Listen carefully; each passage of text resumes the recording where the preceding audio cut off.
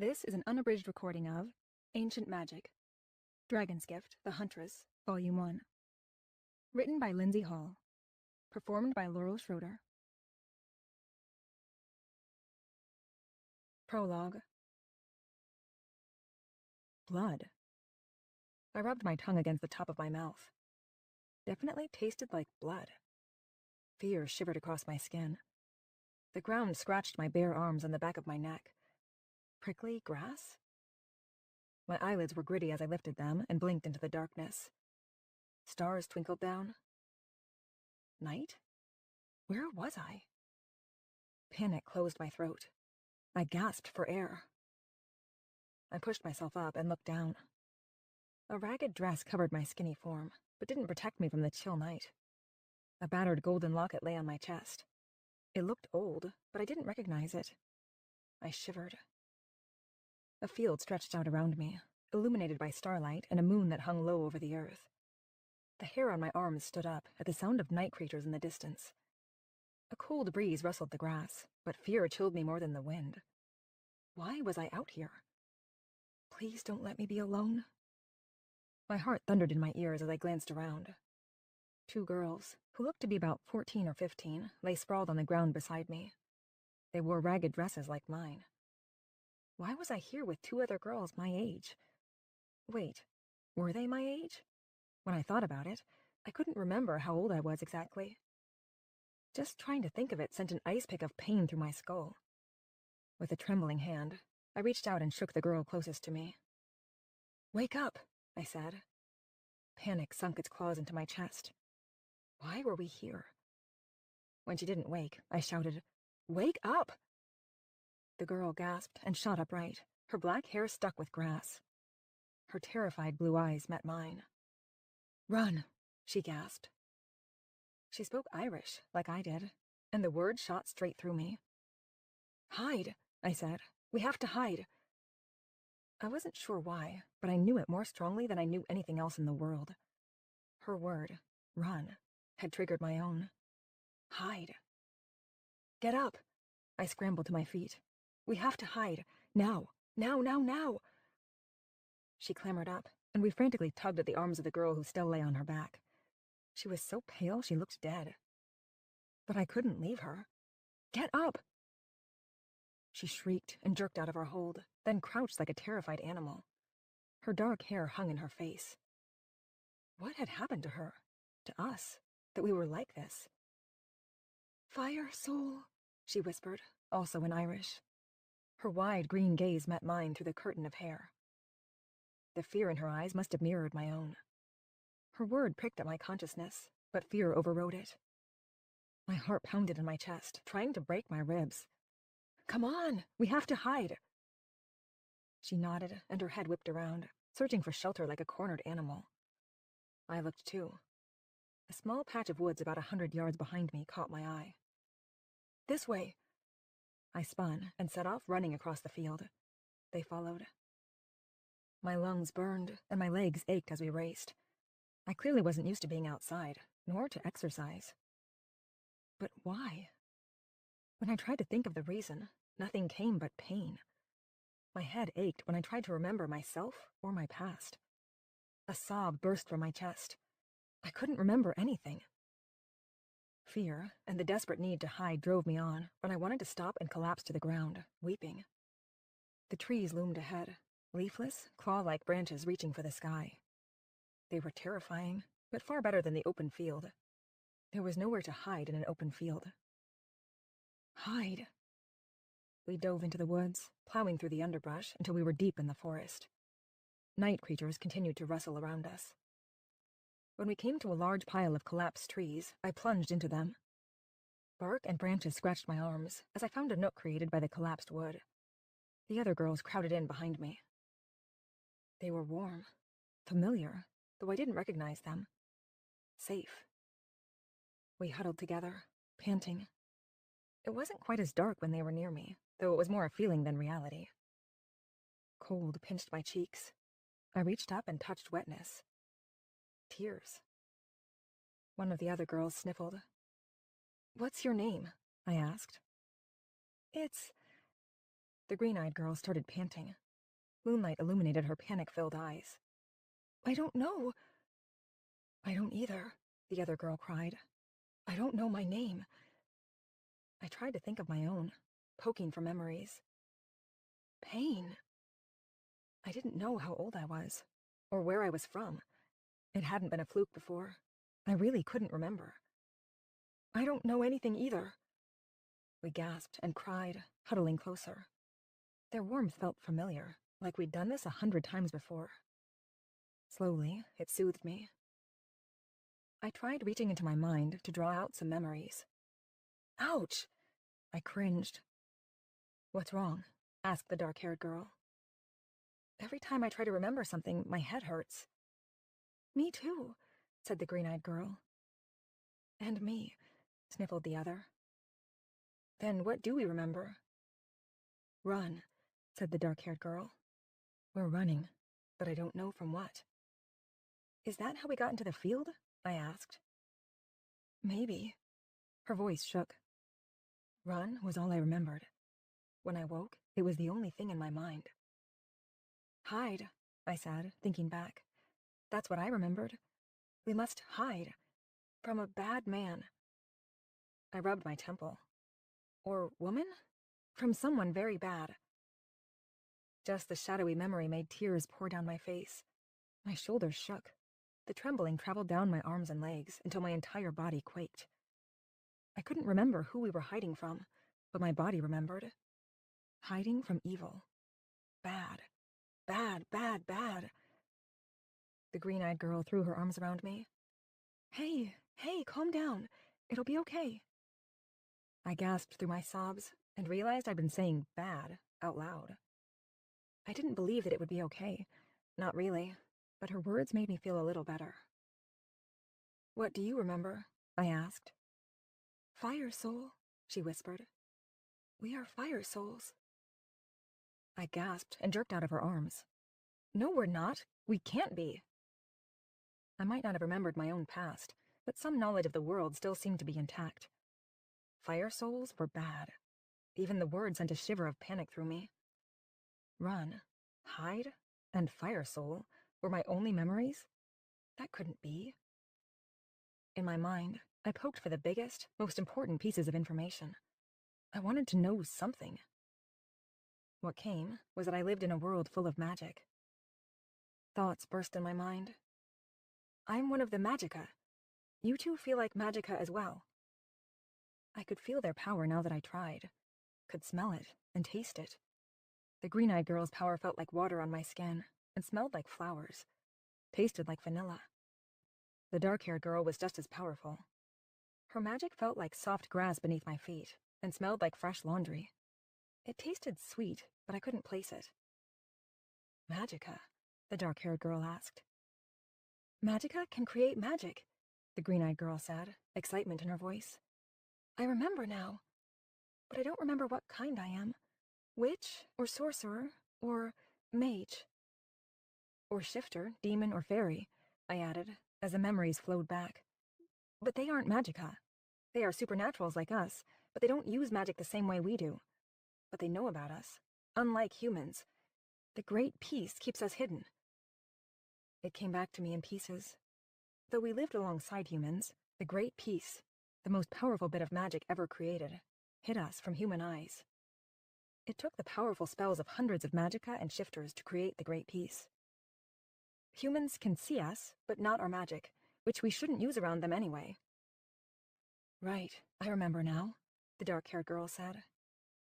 I feel your power too, but you don't feel evil, I said. Not like a fire soul would feel. We're not evil, the green-eyed girl said. We haven't killed, I don't think. But I do remember that we're fire souls. I know it. Everyone hates fire souls, I whispered. They were the bogeyman, because they stole the magical gifts of others by killing the original owner. Was I the bogeyman? Me and these two girls? Had I killed another magica to steal his gift? Wouldn't I remember something as terrible as that? Is that why we're hiding? The dark-haired girl asked. Are we hiding from the Order of the Magica and the Alpha Council? No, I said, though the two supernatural governing organizations would be after us if they knew we were fire souls. We're hiding from someone worse. But if we really are fire souls, we can't tell anyone. They'll throw us in prison. We are fire souls, she said. When I woke, I knew it. It was my memory, as strong as yours. I swallowed hard, remembering how strong that urge to hide had been. I'd woken confused, but when the dark-haired girl had said, "Run," it had burst back into my consciousness. Are we really fire souls? The dark-haired girl asked. I don't feel like a fire soul. I don't feel evil. I didn't either. I felt hungry and cold. My stomach growled and I shivered. If only I had something to eat. If only I was warm. I wanted it so badly. A strange feeling tugged at my metal, as if there were a string tied around my waist that pulled me to the left. A sense of food and warmth flowed from the invisible string. There's food and shelter nearby, I said. I feel it. Treasure, whispered the green-eyed girl. You can sense treasure. Treasure? Of course I could sense food and shelter. I coveted them. They were treasure to me right now. I was a fire soul. That was proof. Fire souls were given that name because they shared a piece of a dragon's soul, though no one knew how it had happened. If dragons still existed, they were hiding. But legend said that all magic descended from dragons. Fire souls somehow shared a part of their soul. That's why we could steal powers and find treasure. Dragons were covetous. They coveted treasure of all varieties, including the powers of others. The greatest treasure of all could only be obtained through death. We can find what we need with our dragon sense, said the green-eyed girl. If we want it badly enough, it becomes treasure. Then we follow our sense to it. Was that how we were supposed to survive? Become hungry enough to find food, and then steal it? I looked down at my ragged dress and skinny body. The only thing I had of value was the necklace, and even that was probably almost worthless. It didn't look like I had a lot of choice right now. If I had parents, I had no idea who they were or how to find them. My throat tightened. Did I have a mom and dad? Where were they? I pushed through the pain in my mind, trying to remember. But nothing came. Just blinding agony. I slumped against the other girls. Are you okay? One asked. Yes. I pushed thoughts of parents away and focused on surviving. If we use our dragon sense, we have to be careful. If we were caught, we would be thrown in the prison for magical miscreants. It was a cold, dark, terrible place. I remembered that. A shiver ran over me. My own personal bogeyman. In the corner of my mind, it felt like someone had once threatened me with that prison. But when I poked at the memory, the blinding pain came again. Why didn't I learn? I needed to quit poking at my personal past. We need names, I said. Yes, I hate not having one, said the dark-haired girl. The green-eyed girl looked up at the sky. I will be Phoenix, after the constellation. Call me Nyx. I liked that. Naming ourselves for something bigger gave me hope. I looked up too. A cluster of bright stars caught my eye. I didn't know what in my past had taught me the constellations, but I was grateful for it. I'll be Cassiopeia. Call me Cass. The green-eyed girl looked up and sighed. You took the best ones. I giggled, the sound surprising me. I'll take Delphinus, she said finally. But it'll be Delphine. And you can call me Del. Okay, Del and Nyx. They both looked so different. Panic gripped my throat as I realized that I didn't know what I looked like. I pulled my hair around. Red. We look nothing alike. I don't think we're related by blood, even though we're all fire souls. They were rare from what I remembered, but I didn't recall the gift being genetic. We're sisters now, Nyx said, because we're all we've got. I don't remember my parents. Me neither. Del sniffed back tears. We'll find them. I closed my eyes and focused on the idea of parents. I wanted them more than anything, so I should be able to find them. But the magical string didn't tie itself around my middle. I thought harder, reaching into my mind, pretending it was a book I could flip through. Agony pierced my skull. I retreated, gasping. I tried to find them, I said. My parents were lost to me. My throat tightened and tears burned. I don't think I know enough about them. I could imagine food and find that. But people are harder, I think. We'll find them somehow, Dell said. I nodded, trying to hope, but finding it hard. We can only use our dragon sense to find food and other things we need, I said. No killing for other powers. I didn't want to be a murderer, no matter how much power it got me. Nix nodded. I don't want to be a monster. Me neither, said Dell. If another supernatural asks us how we can find things, we say we are seekers, I said. The green-eyed girl smiled. That's a good idea. Camouflage ourselves. Exactly. Seekers were a type of supernatural who could find things. As long as we didn't kill and steal powers, we could use our ability to find treasure and just say that we were seekers. Do we have other powers we can use? Dell asked.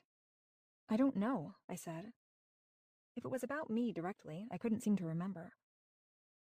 Fire souls can be other types of supernaturals as well. You both feel magical to me.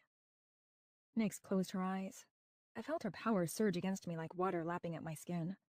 The taste of vanilla burst on my tongue, and her flower scent filled my nose. Her hands began to glow. She cupped them in front of her. Eventually, a small match appeared in her palms. You're a conjurer, I said, as my power swelled within me. Not a very good one, Nyx said. I wanted to conjure a fire for warmth. I listened with half an ear as the power in my chest grew. It felt like it was in response to hers, spurred on by what she had. I embraced it, though I didn't understand it, and held my arms out. The magic pulsed within me, roaring to be released.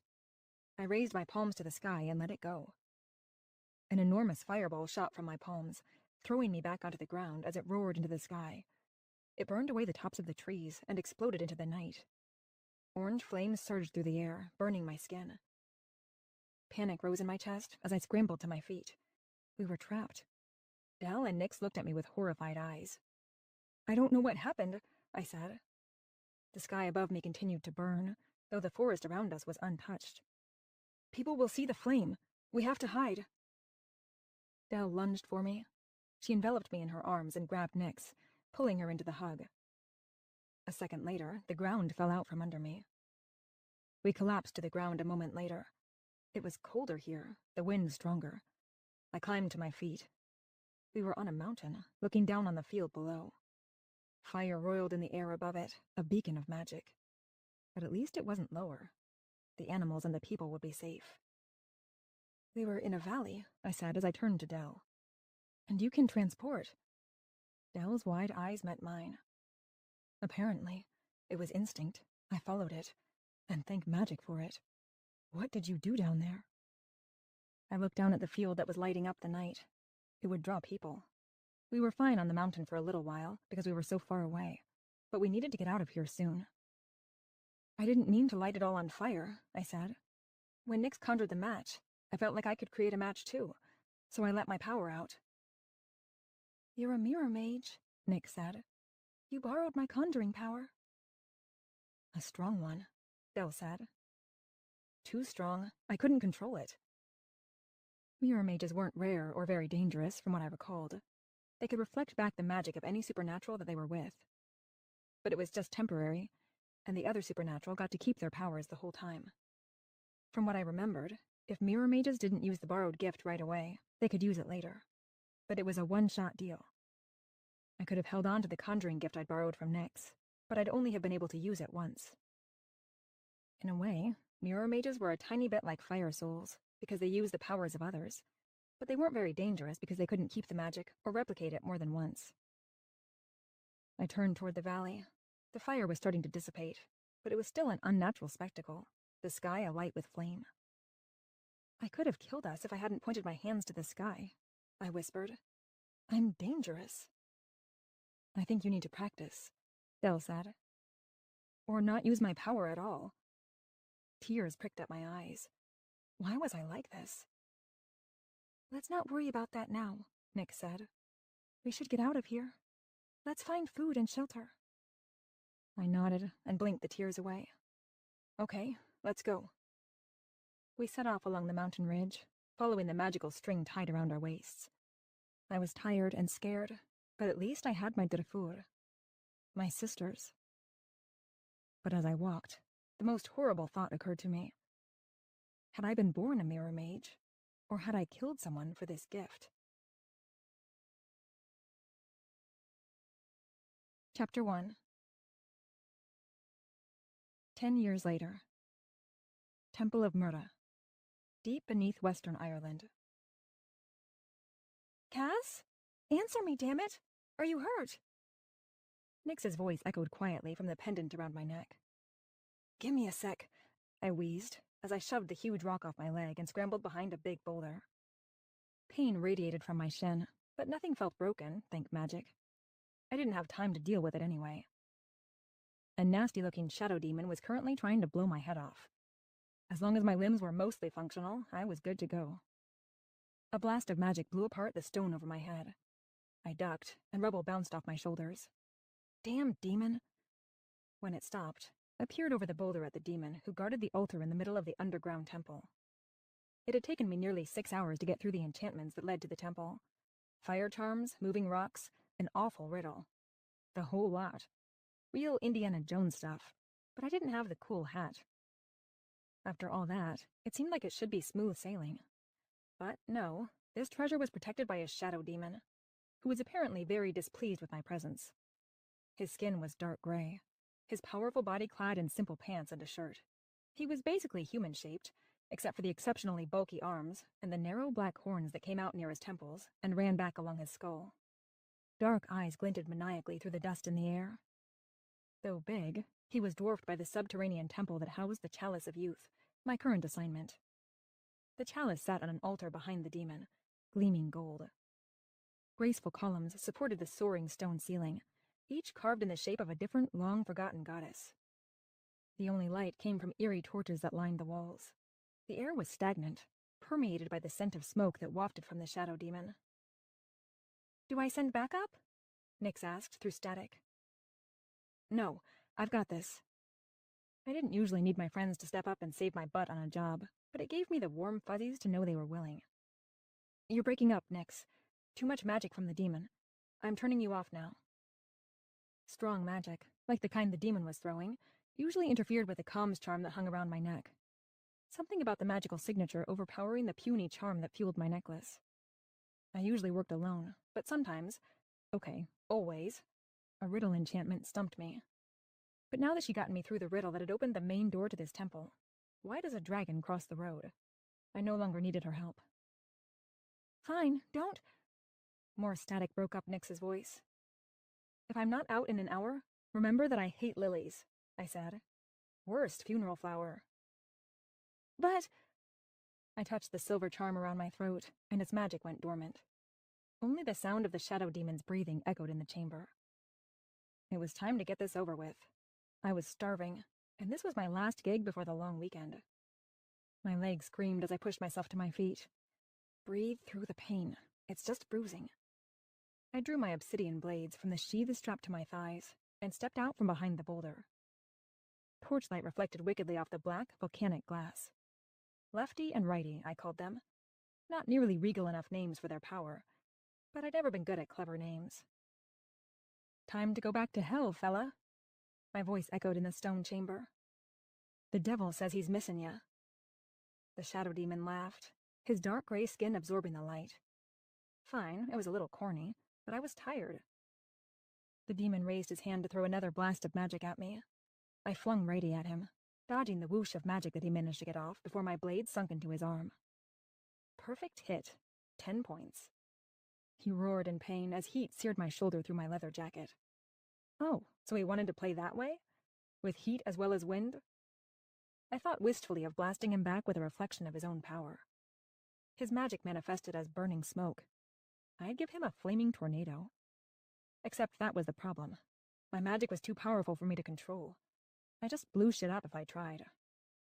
I didn't want to draw attention to myself, so I didn't use my power. But I didn't hide that I was a mirror mage. Strong supernaturals could tell I had magic. If I didn't use it often, my magical signature appeared weak to those strong enough to sense others' powers. So I'd gotten really good with weapons. I pricked the back of my hand with Lefty before immediately throwing the blade at the demon's heart. My blood ignited a spell that would call its twin back to me. As Lefty hurtled toward the demon, Righty pulled itself out of the demon's arm and flew through the air toward me.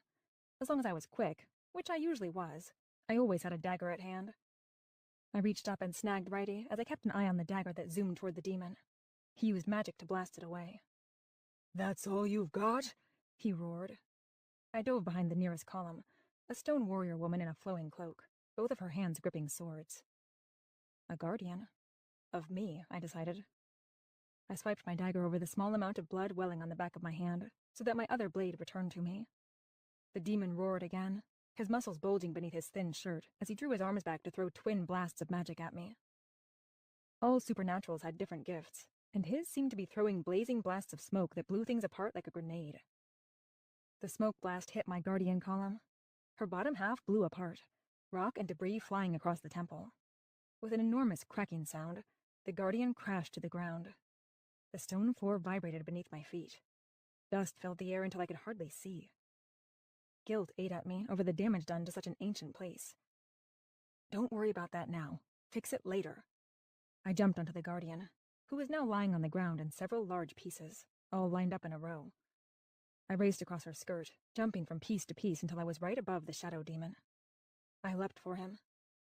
He looked up at the last moment, his eyes widening. He twisted, and Lefty sank into his meaty shoulder. With a roar, he threw me off him. I skidded across the floor, then groped my way behind the top of the fallen column. He was strong, both in magic and form, and his magic smelled ancient, like dust. I'd bet he was an old demon. "Blades?" he yelled. "You come at me with blades? Use your magic and give me a real fight." "What, you bored? Been guarding this tomb a long time, eh?" I said as I flung Righty at him. It sank into his chest, nearly a perfect shot at his heart. Or at least, where I figured a shadow demon's heart might be. He yanked it out and said, "You have no idea." I swallowed hard. Missed his heart, I guess. Quickly, before he could fling the dagger, I called it back to me. Righty pulled itself out of the demon's hand and flew home. The demon didn't startle, nor did he look weakened by the dark blood leaking from the wound in his chest. Old and strong, like I'd thought. Even if I hadn't hit his heart, he should at least be incapacitated. But this one was different. He wasn't even winded from the blade that had sunk 6 inches into his chest. "Well, won't you give me a real fight? You are one of the 3, strong enough to fight, but you don't." My heart tried to climb into my throat. What does that mean? The 3? Did he mean me and my Drafur? How could he know about Del and Nyx? "What do you mean?" I screamed when he didn't answer quickly enough. "You don't use your powers." He threw another blast of magic at me. Blazing smoke blasted away my column barricade, and I scrambled back. He wouldn't use his powers either, if it meant getting locked up in the prison for magical miscreants. As long as I didn't use them, I could pretend that I was nothing but a low-strength mirror mage, and have a lovely life where no one tossed me in prison. The shadow demon threw another blast of fiery smoke. It plowed into the ground in front of me. The stone floor exploded. The blast threw me backwards. Pain streaked through me. My entire front felt singed, pierced by small pieces of shattered stone. A cough tore through my lungs, and I blinked blindly, my throat and eyes burning. I could barely see, and he kept throwing those damned blasts of smoke at me, driving me ever backward. I just had to get him to lay off for a sec. Then I could question him. Through the dust, I could make out his hulking form approaching. It was risky, but I threw each of my blades in quick succession, hoping to incapacitate but not kill. The thud of a body collapsing sounded. The blast of power stopped coming. I climbed to my feet and limped toward the form sprawled on the ground. The stone bit into my knees when I dropped beside him. My blades protruded from his chest, one embedded in each pectoral. His breath strangled in and out of his lungs, but he wasn't dead. I grasped his rough shirt and shook him. "What do you know about me?" I said. "What?" he coughed. "You are." "But—" His lips parted, and I snapped my mouth shut, frantic to hear what he had to say. "Fire soul." I stumbled back, my stomach twisting. Chills raced over me. How could he know that? No one knew that but my Drafur. I'm a mirror mage. My voice came out hardly louder than a whisper. I tried again, louder, fear choking my throat. I'm a mirror mage. Panic welled in me, and I crawled back to him, reaching for his shirt again, desperate to shake answers from him. His eyes were dimming, their gleaming black light turning a dark gray. A great breath shuddered out of his lungs, followed by stillness. The light faded from his eyes, and his body disappeared. My blades, no longer embedded in a chest, clattered to the floor. No! My heart threatened to break my ribs. I hit the ground, frustration and fear beating in my chest. The demon was gone. Not dead. You couldn't really kill a demon. Just send them back to whatever hell they'd originally come from. Normally very neat and tidy. Except this one had information about me, and my blades had been too accurate. The demon had seemed so strong when my first blade had found its mark. I'd wanted to question him more. This was what happened when I freaked out. Like a bull in a china shop. And it was the main reason I could never use my magic. My breath echoed too loudly in my ears. Think. How could the demon have known that I was a fire soul? Was it because this job was in Ireland, my homeland? At least, what I assumed was my homeland, given that I could speak Irish and had red hair. One option was so terrifying, I couldn't even poke it with my mind. It was the bogeyman that lurked at the corner of my memories. Whenever I pressed too hard, it leapt up, bringing with it a splitting headache and adrenaline like nobody would believe. I had to get out of there, talk to Nyx. Quickly, I grabbed my blades, shoved them into their sheaths, then climbed to my feet. I limped to the altar, pain singing up my leg, and grabbed the golden chalice. Its magic sang beneath my palm, an unsteady beat that indicated this was old magic, the perfect age for selling. There were other priceless objects too, no doubt tributes to the gods carved onto the columns. My fingers itched to pocket a couple, namely a golden dagger encrusted with rubies, and a strange hexagonal blade that looked wickedly sharp on all sides. Despite my terror, covetousness surged within me. My hand trembled as I reached toward the golden dagger. Just one touch. I wouldn't take it. No. I sucked in a deep breath and clenched my fist. Not mine. Not mine. Like an addict resisting a fix, I dragged my gaze away from the glitter. With a shaking hand, I pulled a small black rock out of an inner jacket pocket. My last transport charm. Like all magic that wasn't my own, they were expensive and hard to come by. Dell could make them, because she could transport. But her power was limited, and they commanded a lot of it, so she couldn't make them often. I should use the charm only in emergencies. But this sure felt like a heck of an emergency. I threw the stone to the ground. It shattered, and a glittering silver cloud rose in front of me. I stepped into the sparkling stuff and envisioned my home. Magic grabbed me around the waist and threw me through the ether. Chapter 2. By the time the portal spat me out in my little shop, some of my freak out over the demon had faded. Which was a good thing, because all hell had broken loose inside ancient magic, the entrepreneurial enterprise that kept our collective ship afloat. Dell and Nyx had been my besties since we'd woken in the field 10 years ago. My Drafur. Nothing's ever simple, is it? I muttered. Two men with stupid black stockings over their heads were grappling with Nyx in front of the counter. Looked like her afternoon had been just as adventurous as mine. Despite their silly disguises, they were both huge, with hulking shoulders and ham-like fists. They'd each grabbed one of Nyx's arms. Probably wanted to tie her up and rob the place. That was the usual deal. I crossed my arms and leaned against the wall to watch.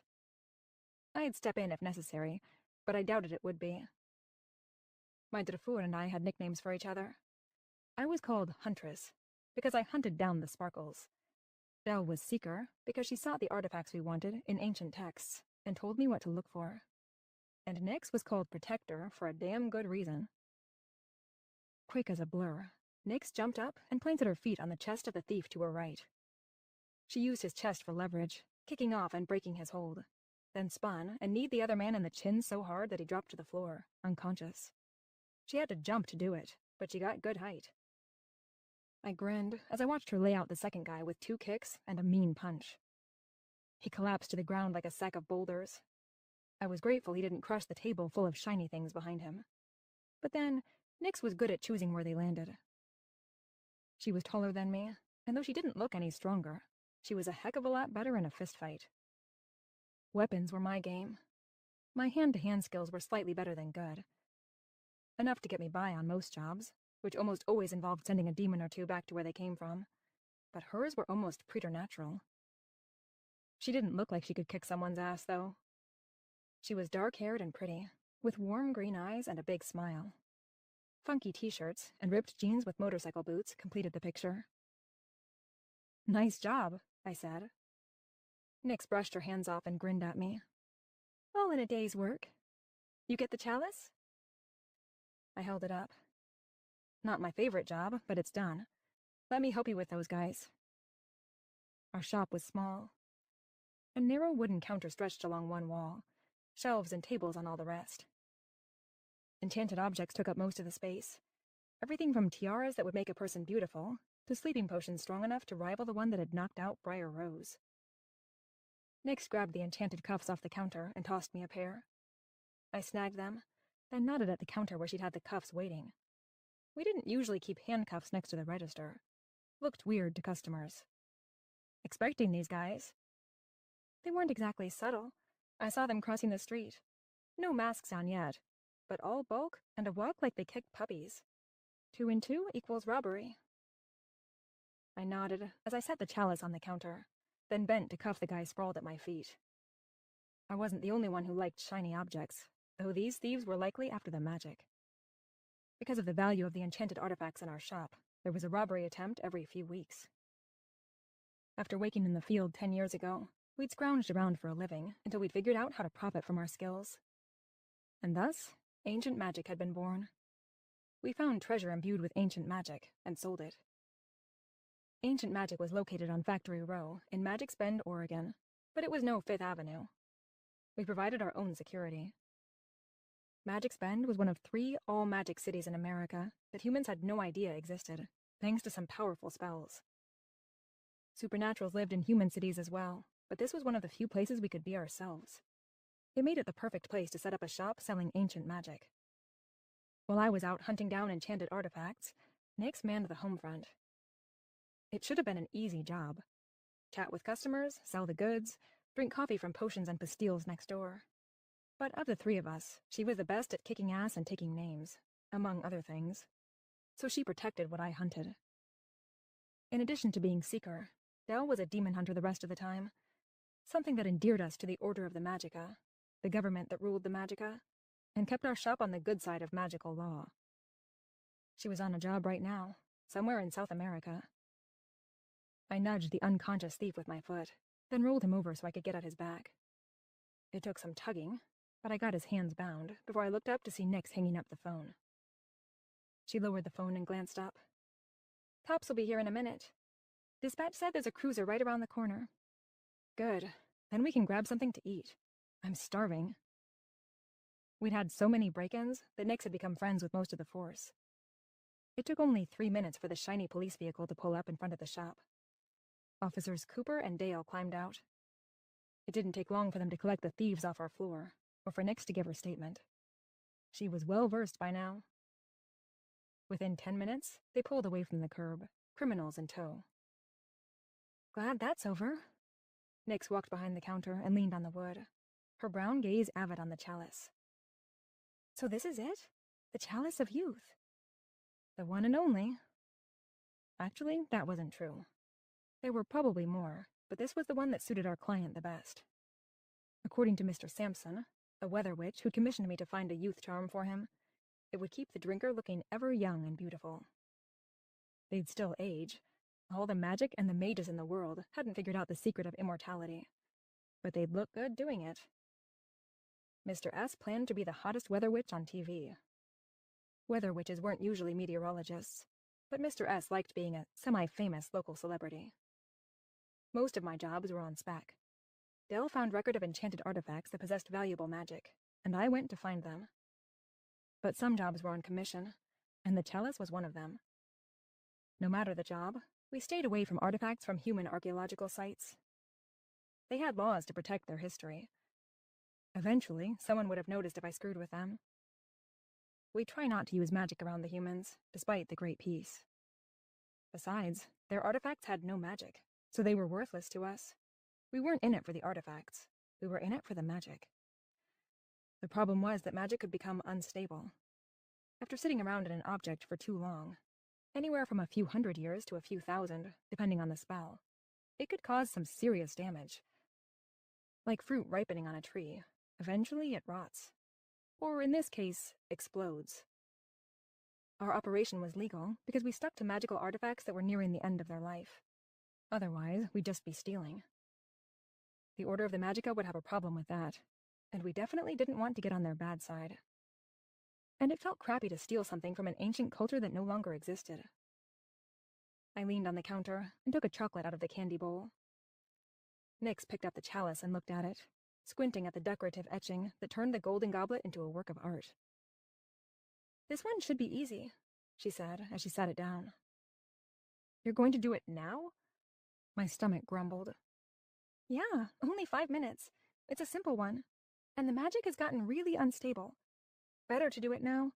Then we're done for the night, and it's off my plate." Fine. But she was right. We tried not to leave the unstable magic sitting around in the shop. Last thing we needed was a spell going wild in here. My stomach growled again, and I grabbed another chocolate, unwrapping it as Nyx touched the goblet with her right hand, then hovered her palm over the counter. She closed her eyes, and the hum of magic took shape around her, complex and delicate. Unlike me, Nyx could use her magic, as long as she did it in small amounts. She practiced her magic more because it didn't result in explosions. She was so good at it that I could now barely sense her magic when she used it.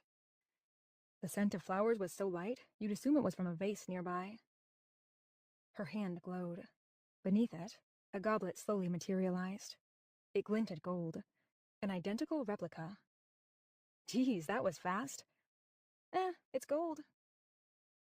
Nyx had a knack for replicating gold, even though what she created wasn't technically the same stuff, just yellow metal. If we could have replicated gold, we probably wouldn't have been in the treasure hunting business in the first place.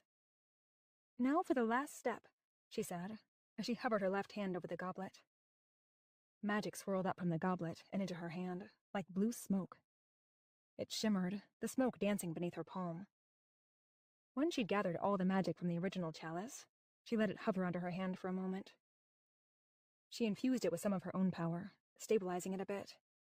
Once the shimmering faded, she transferred the now stabilized magic to her forged chalice by hovering her hand over it and forcing the blue smoke into the metal. Nyx wasn't able to give the magic its original lifespan, but it'd last long enough that the buyer could use the magic they'd purchased. And it likely wouldn't blow up our shop. There. Ready for old Mr. Sampson. Hottest weather guy on TV for the last 60 years. I grinned. When we'd set up our shop, Nyx had learned how to magically forge the artifacts I found, so that we could put the originals back in their tombs or temples. It was part of our deal with the Magica. Take just the magic. Only the oldest magic, since it was ready to expire anyway. Initially, we'd put the enchantments in regular old pieces of polished glass. But then we'd figured out we'd get more if we sold the magic encased in a replica. Sure, our buyers would like to own an original piece of ancient magical history to put on their mantle, but I wasn't willing to give them that. Not only was it illegal, I didn't like the idea of selling off pieces of history. The memory of the shattered column sent a shiver through me. I hated when I caused damage like that. But worse, I hated the memory of that demon. "Hey, you okay?" Nyx asked. I glanced up at her. "You look a little rough," she said. I glanced down at my dirty black tank top and the honey-colored leather jacket that was now blackened with smoke. I got a whiff of my hair, which was even worse, and when I pulled a strand out of my ponytail, I saw that the red was almost completely gray from temple dust. Ugh. I dropped my hair. "Not your hair, though you could use a shower." Nyx brushed some dust off the shoulder of my jacket. "Looks ruined. Good thing you got 100 more of these. But I'm not talking about how you look. You just seem off." I sighed. "Yeah. There was a demon in the temple. So? There's always a demon, she shrugged. Almost always. Yeah. Demons were frequently called upon to guard tombs and temples, because they made excellent henchmen if you were willing to spring them from their hell. But they really shouldn't be on Earth. Getting rid of them was a big part of my job. You sent him back to hell, right? It's not like one got away. I almost huffed a laugh, but didn't have it in me. Nix knew how I liked to leave clean jobs behind. All demons sent back to hell. So far, my record was spotless. Though I wished I'd left that demon alive long enough to get more info out of him.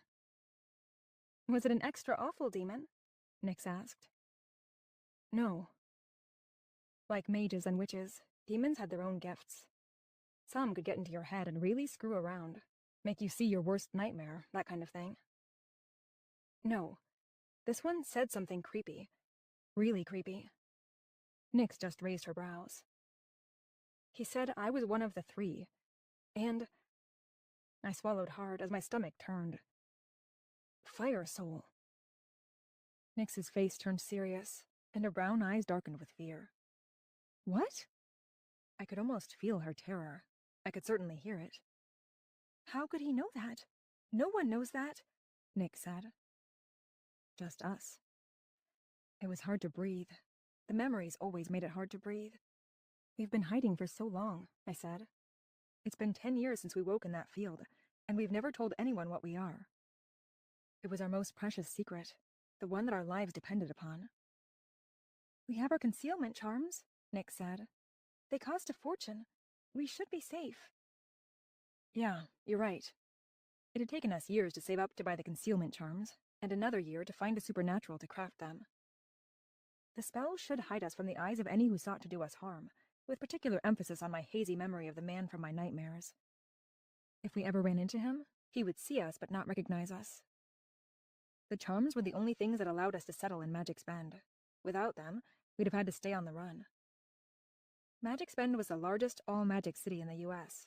It wasn't huge, no skyscrapers or anything, but we had a population of over 60,000. We'd moved here when we were 20, right after buying our charms, thinking it'd be the best place to set up ancient magic. We'd been right. I scrubbed a hand over my face, all the worry of the afternoon suddenly unbearably heavy on my shoulders. I'm not going to worry about it for now. You're right, we have the concealment charms. I sent that demon back to his hell. He was an old demon, really strong.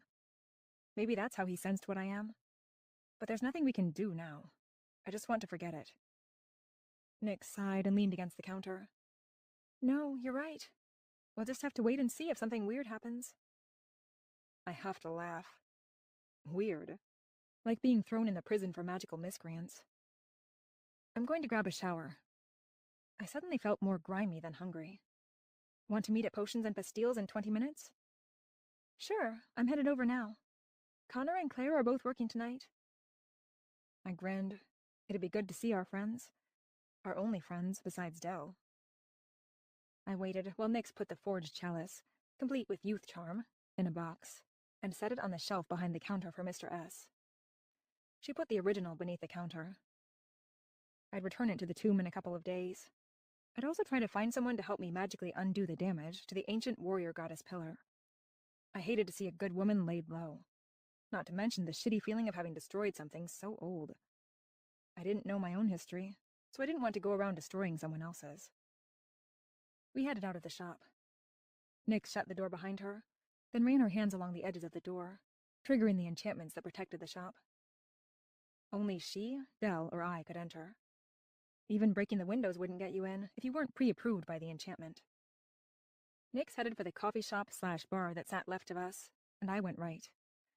I lived in the converted factory above Ancient Magic. Nix and Dell also had apartments there, since we owned everything over the first floor, but the entrance was outside the shop.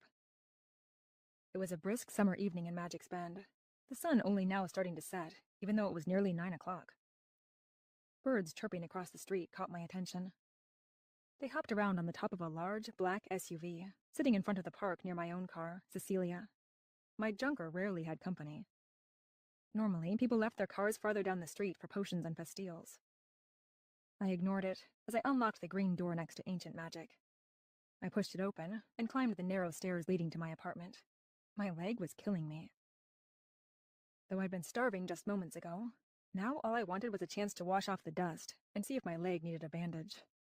If I could wash away some of the crappy feelings from earlier today, all the better. Ever since Dell, Nix, and I had woken up in that field, all we'd wanted was to keep our secret and learn about our pasts. We still didn't know what had happened to us or our parents, and it drove me nuts.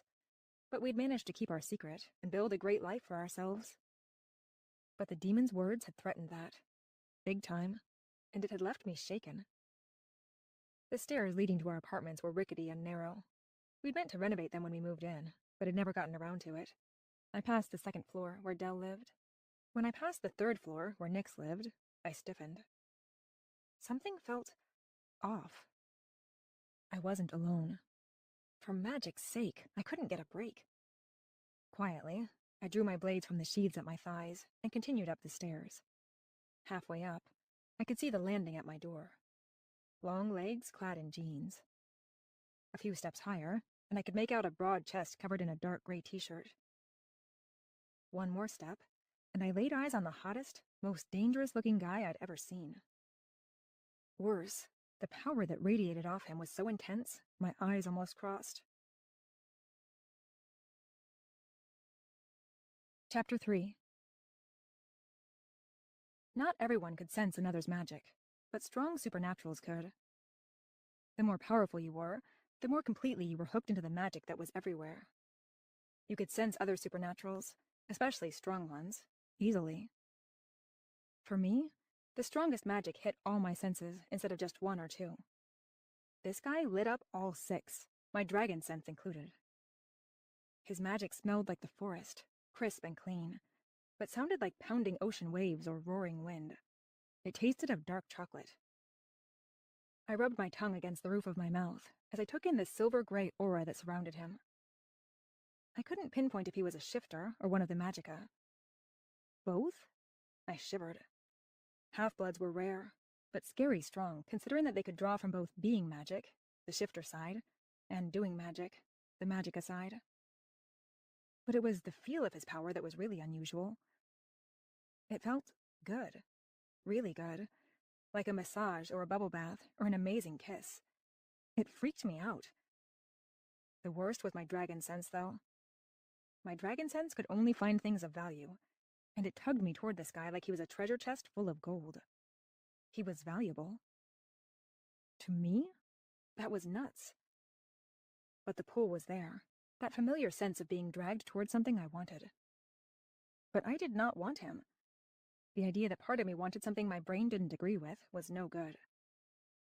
I'd only felt power that strong once, from the memory of the man we'd run from. And everything about his magic had been dark. It had smelled and tasted like rot, and felt like being stabbed with a thin knife. It wasn't like this guy's magic.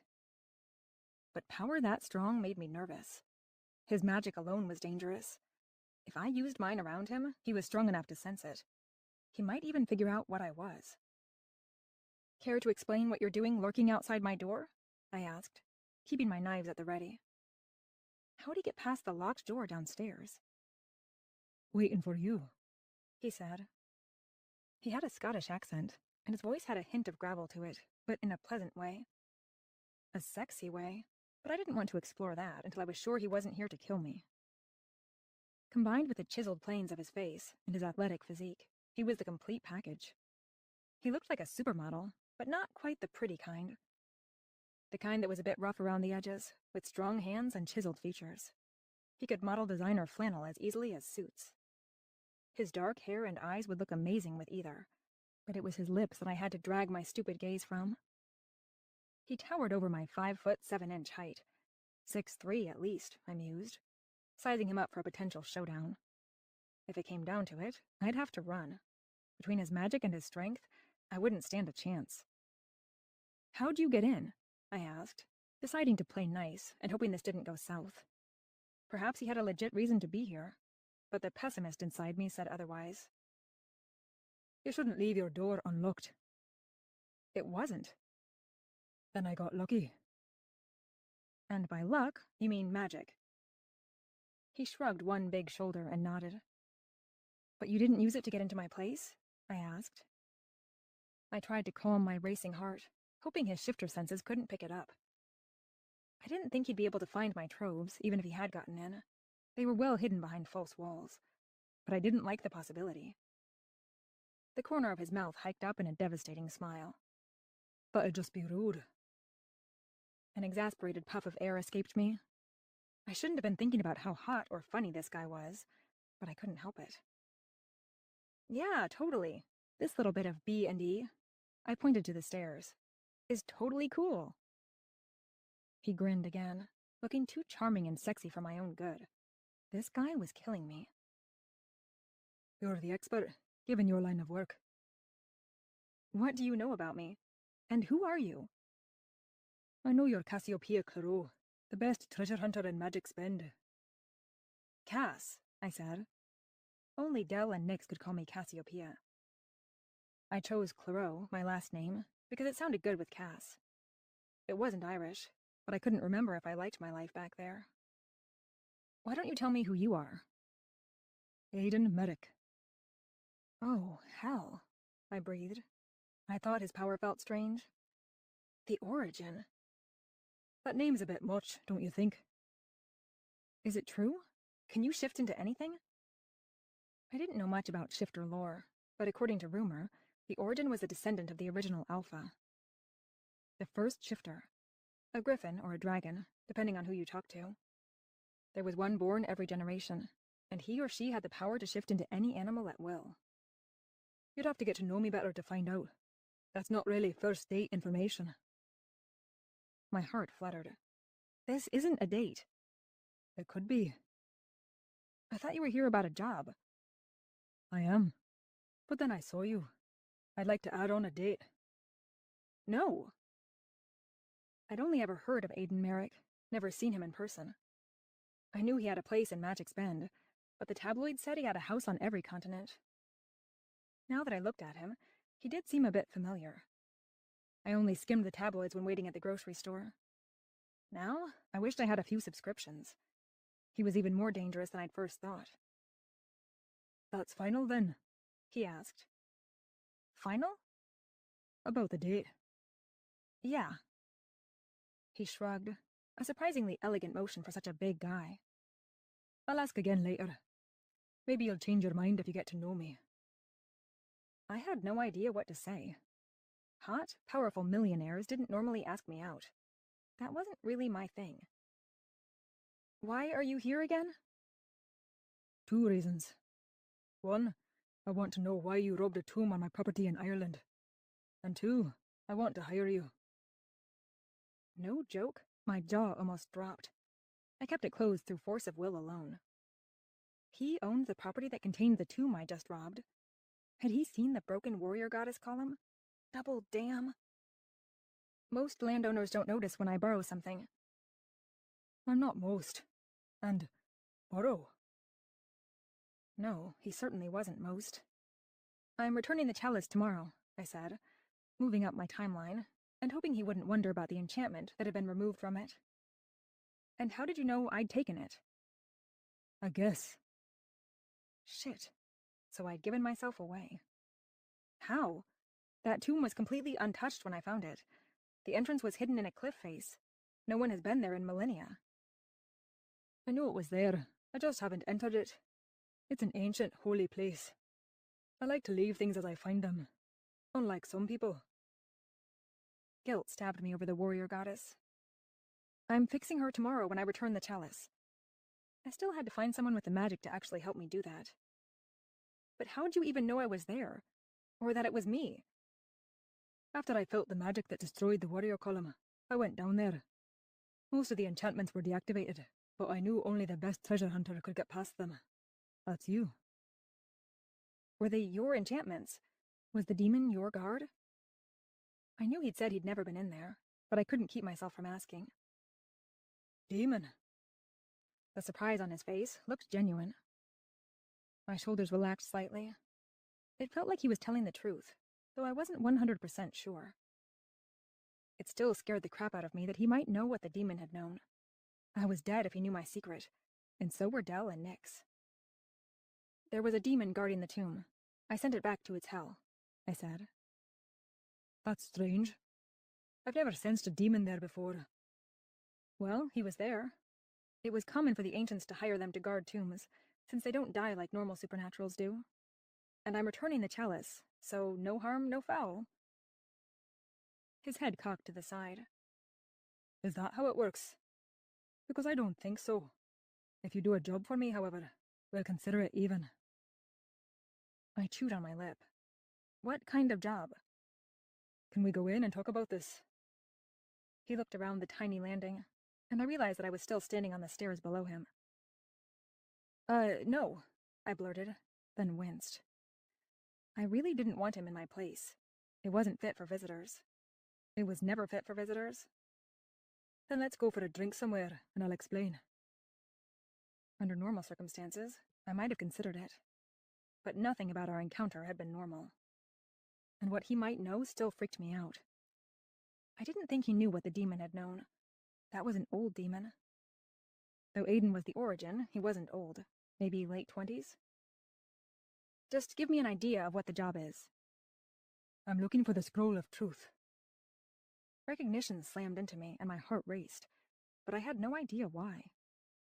I'd never heard that name before, not that I remembered. But then, my brain still started to melt when I tried to remember the first 15 years of my life. Or at least that was what it felt like. But that name sounded so familiar. I strained, trying to pull any details out of my mind that I could. Anything. Why did it sound so familiar? Piercing pain shot through my head. I retreated. What is it? I asked, trying to play it cool, act like I didn't really care. A compendium of knowledge about the strongest magicka and shifters. Oh, hell. I could see why he would want something like that. He was one of the most powerful magical beings out there. Powerful beings didn't like their secrets exposed, not if they could help it. Problem was, I was also a powerful being, even if I didn't use that power. I needed to think about this, but I couldn't focus around him. His power, and face, and body, the whole package, distracted me. Okay, I'll have a drink with you, so we can talk about this. But let me shower first. More than getting clean, I needed a second to myself. There's a place a few doors down the street, a bar called the Flying Wizard. Why don't you meet me there? I'd have preferred to go to Potions and Bastilles, where I could at least get something to eat. But I didn't want him around Nyx, or my two friends who ran P&P, Connor and Claire. He nodded. Fair enough. I'll see you there. His body almost brushed mine as he passed. I held my breath, swearing that the air between us actually sparked, then let myself into my apartment. I leaned against the door and let my head drop back against the wood. Holy cow, it was a lot to absorb. I sucked in some calming breaths, but the sight of my boring little apartment did nothing to put me at ease.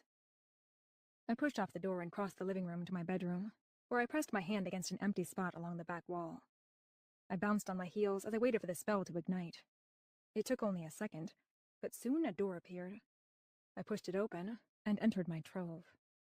Calm immediately enveloped me. My heart slowed, and my mind cleared as I looked around at the neat shelves full of weapons, boots, and leather jackets. Treasure meant different things to different people. Right now, to me, it meant those three things. When I woke in that field with Nyx and Dell 10 years ago, treasure was food and shelter. We followed our senses toward what we wanted most. It was how we survived, though it wasn't easy. While a huge part of me didn't want to believe that I was a fire soul, I had a hidden lair in my house that was filled with treasure. I lived on the top floor of an old factory, easily 4,000 square feet. My apartment took up about a tenth of that. My trove took up the rest. Like Smaug crouching on his piles of gold, I hoarded my valuables. Dell and Nyx had their own troves. We knew it was kind of weird and very dragon-like, but we couldn't help ourselves. I was perpetually broke because of my compulsion to fill this place up. I didn't like to steal anymore, not if I could help it. Though I'd have loved to hang out there longer, I didn't have time to spend siphoning calm from this place. I grabbed a leather jacket off a hanger to replace the one I was wearing. I stank like a campfire. A quick glance at my boots showed they were in fine condition, so I returned to my bedroom and sealed the door behind me. Though I felt a little better, a shower would really put me back on track. I tossed the jacket on the bed and headed to the bathroom. My bathroom was as tiny and cramped as a stairwell. Every fixture was about 60 years old. Basically, it was a nightmare. I should have renovated it, but like I said, perpetually broke from feeding the beast. On autopilot, I showered and dressed. My actual closet was pretty small, since I preferred to stick to my uniform of jeans and tees. Carefully, I strapped my dagger sheaths to my thighs. They were hidden by an enchantment when I was around humans. Why did Aiden want my help specifically? I was a good treasure hunter, the best in the city. Was it just because I'd successfully made it past the enchantments in his tomb? I didn't think he knew what the demon had said about me, but there was no guarantee. His power set my internal alarms blaring. A huge part of me said that helping him was too dangerous. I needed to stay away from him, avoid allowing him to sense what I was. But the lure of the scroll was too much to resist. It could possess information about what I was, about why I'd awoken in a field at 15 with no memories. I really wanted those memories back. And even if it couldn't help me get my memories back, I owed him. I'd broken into the ancient temple on his land. So, my decision to help him had nothing to do with the fact that I couldn't stop thinking about his lips. No way. Idiot, I muttered as I tugged my jacket on. This one was a slightly darker brown leather than my other. Closely fitted to look good, but loose enough that I could fight in it. I might have worn any old tees and jeans, but my boots and jackets were important. I'd been eyeing this one online for months before I had the money for it. I just hoped it lasted longer than the other. I locked up behind me and headed down the stairs, trying not to think of how it had felt when Aiden had almost brushed up against me. I had real problems to worry about, and that wasn't going to be one of them. Night had fallen by the time I got outside. The evening birds had been replaced with crickets, and the lamps in the park across the street now threw their yellow glow over the asphalt. Ancient magic was quiet and dark as I passed it, and my stomach grumbled as I glanced longingly into Potions and Pastilles, which was next door. My friends Connor and Claire, siblings, ran Potions and Pastilles. I spent a lot of my time there when I wasn't on a job, drinking coffee and shopping on the internet for my 3 weaknesses. During the day, P&P was a coffee house with a wide variety of sweets. At night, it turned into a bar that served a small selection of beers and a large selection of whiskey. Very hipster Oregon, but I liked it. There was always food, and it was always good. Inside, dangling mason jar lights glinted warmly off the small, round wooden tables, and original, though of questionable quality, artwork hung on the wall. Connor was behind the small bar, and I assumed Claire was in the kitchen. Nick sat talking to a man, a smile stretched across her face. She hadn't mentioned that she had a date. He was pretty hot from the back. Tall, broad-shouldered, dark-haired. Go Nix. When he turned to look at the wall, I caught sight of his profile. Aiden. Annoyance seethed through me. I'd told him to meet me at the Flying Wizard for this exact freaking reason.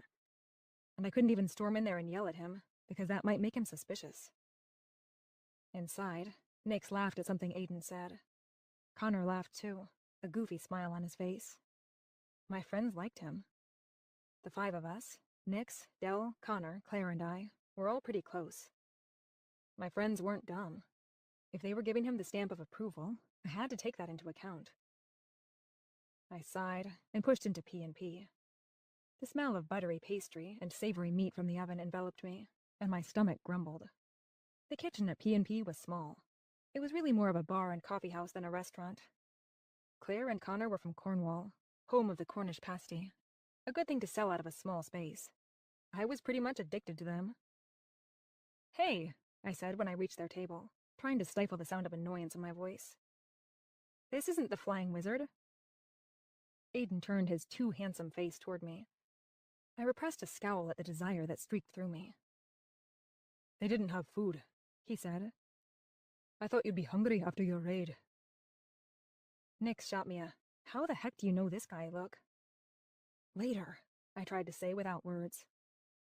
I ordered you 2 steak and Stiltons, he said. At his words, Claire came out of the back with a plate carrying 2 golden brown pasties. My stomach grumbled as the divine scent wrapped around me. I tried to ignore how cool it was that he thought of feeding me.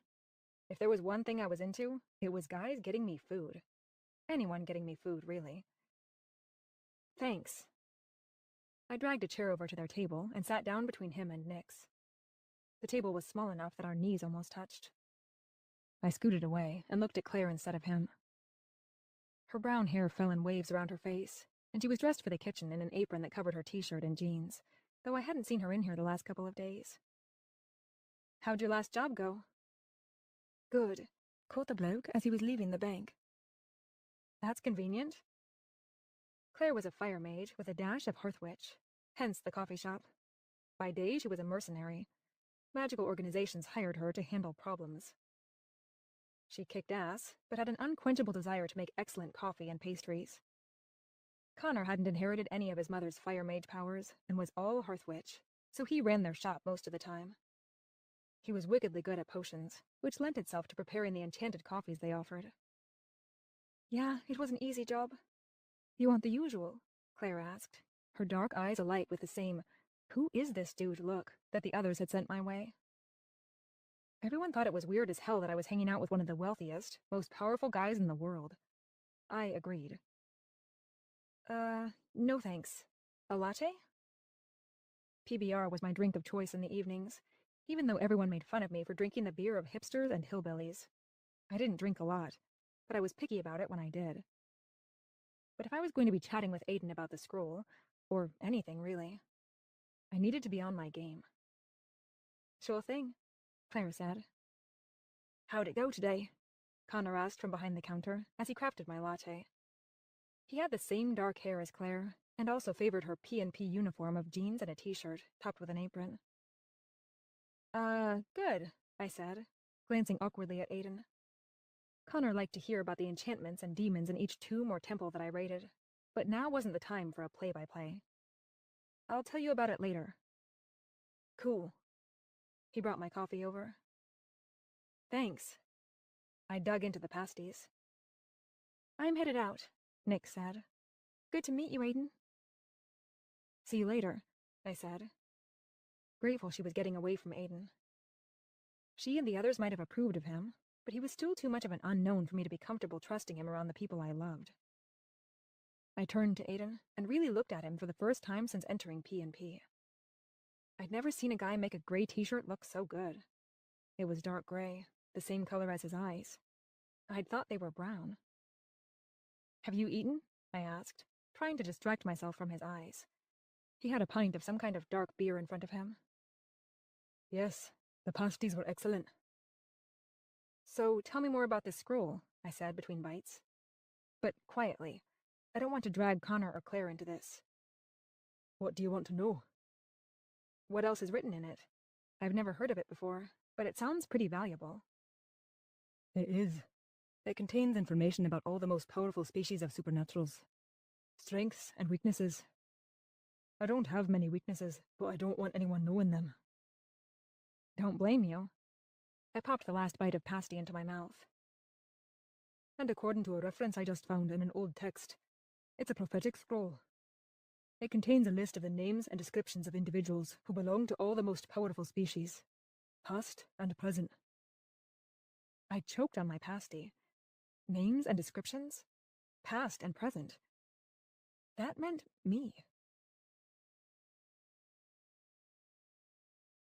Chapter 4. Aiden passed me a glass of water as I coughed, trying to clear the pasty from my throat. Okay, this had suddenly gotten a hell of a lot worse.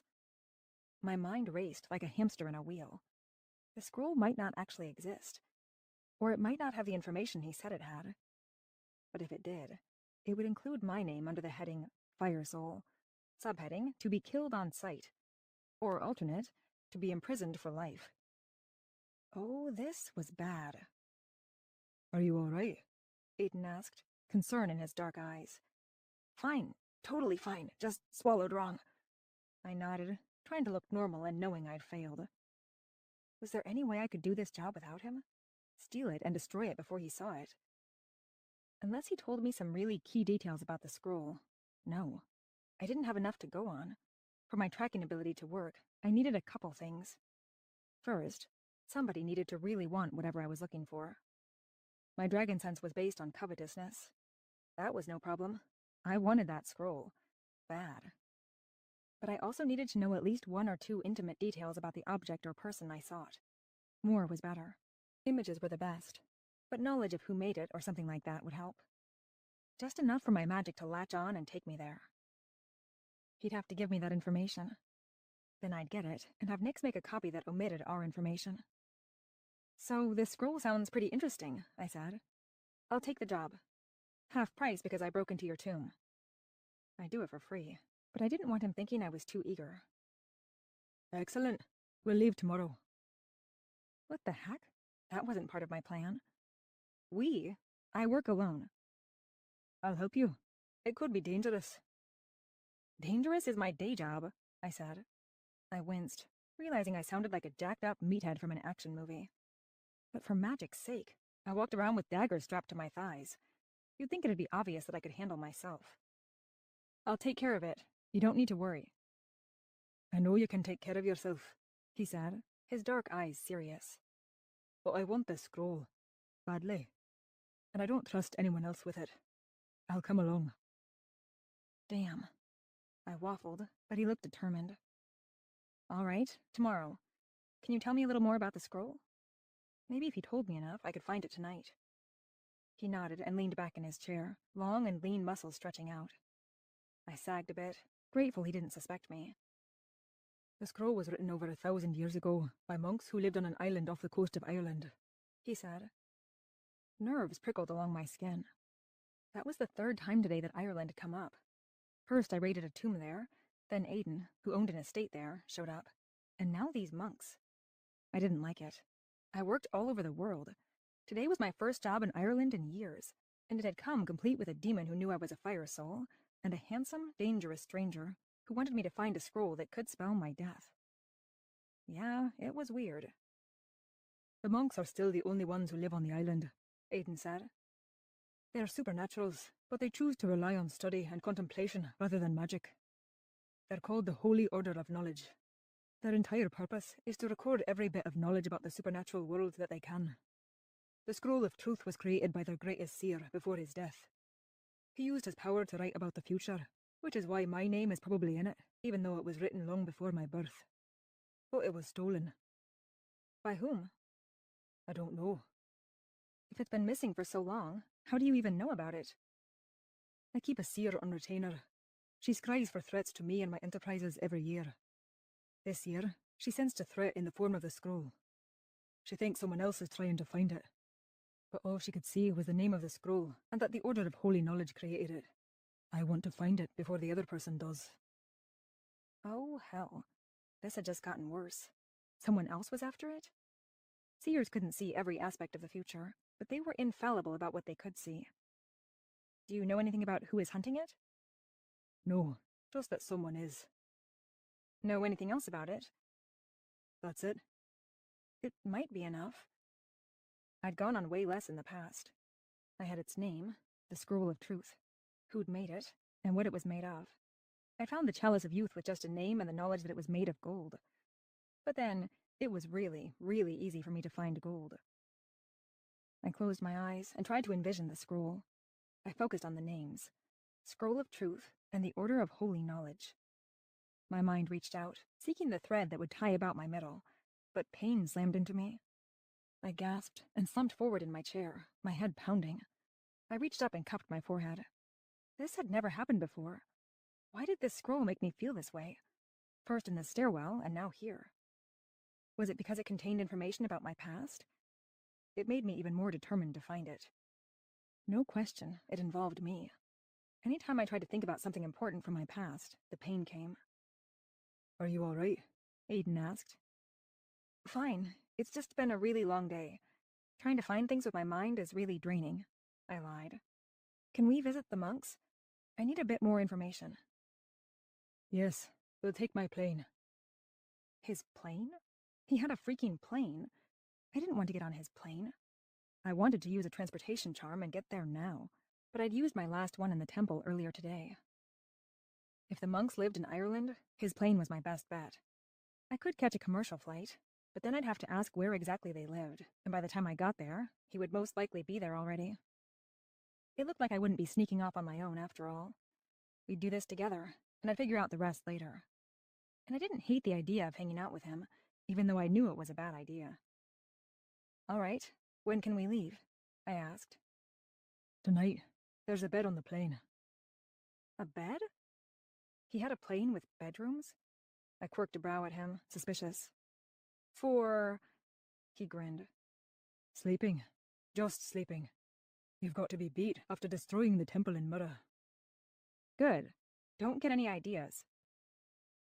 He put up his hands. Wouldn't dream of it. I want that date first. The look he gave me was pretty obvious. He liked what he saw. I blushed. I really wouldn't say no to a cup of coffee with him under different circumstances, even though it was a really dumb idea. If I hung out with him too long and got into a situation where I had to use my power, he was strong enough to suspect what I was. I stood. Business only, pal. But let's get started. Ireland's far away. Aiden paid our bill, which I had no problem with. I was on the clock now. It wasn't a date. He met me by the door, dwarfing me with his size. I'm going to grab a bag, okay? Wait here.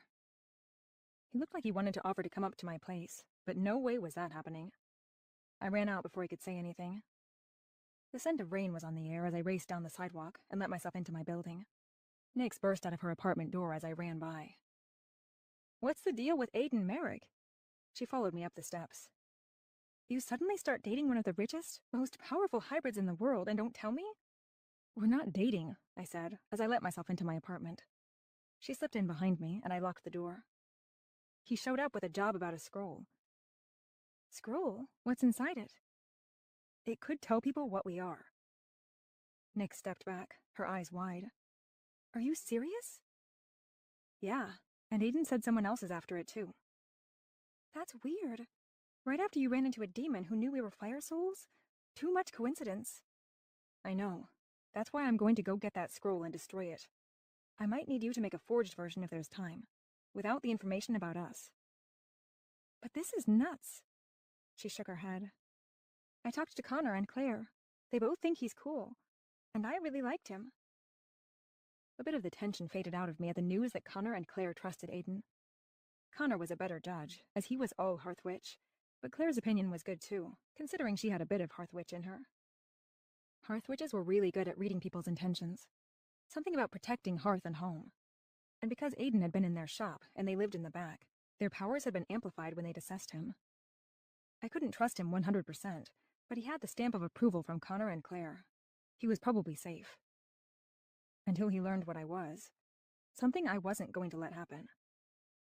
Nyx peppered me with questions as I threw a couple of changes of clothes into a small duffel.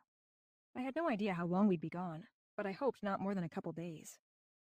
Right, I'm out of here, I said when I was done. We left my apartment and headed down the stairs. You've got your charm if you need me, Nyx said at her door. Yeah, thanks. I hugged her and turned to go, but a thought popped into my head. I spun around. Hey, will you go ask Dr. Garriso about the scroll, and call me if you learn anything? Dr. Garriso was our contact at the local museum, and a scholar of all things magical history. We usually consulted him with questions about the artifacts we found. I loved his book-filled office, but didn't have time to go see him now, and he really preferred to speak in person. Yeah, good idea. Thanks. I turned and took the stairs 2 at a time, hurrying to meet Aiden. As excited as I was to see him, which was so dumb, I knew it was, I still patted the dagger on my right leg. Old habits and all. Aiden stood across the street, leaning against the big SUV I'd noticed earlier. Most of his body was in shadow, but it was hard not to notice his height or the breadth of his shoulders. How was it fair that one of the strongest supernaturals in the world was also built like a world-class athlete and looked like a model? I scowled. It was unnatural and dangerous for my sanity. Ready? He asked. Yep, let's get a move on. I climbed into his car. It was nondescript, but way nicer than my junker. Cars were not one of the things I considered to be treasure. Thus, Cecilia was an old broad on her last legs. Is your plane at the Fairfield airport? Yes, he said as he pulled out onto the street. I've told them to expect us. His phone rang. He picked it up. Merrick.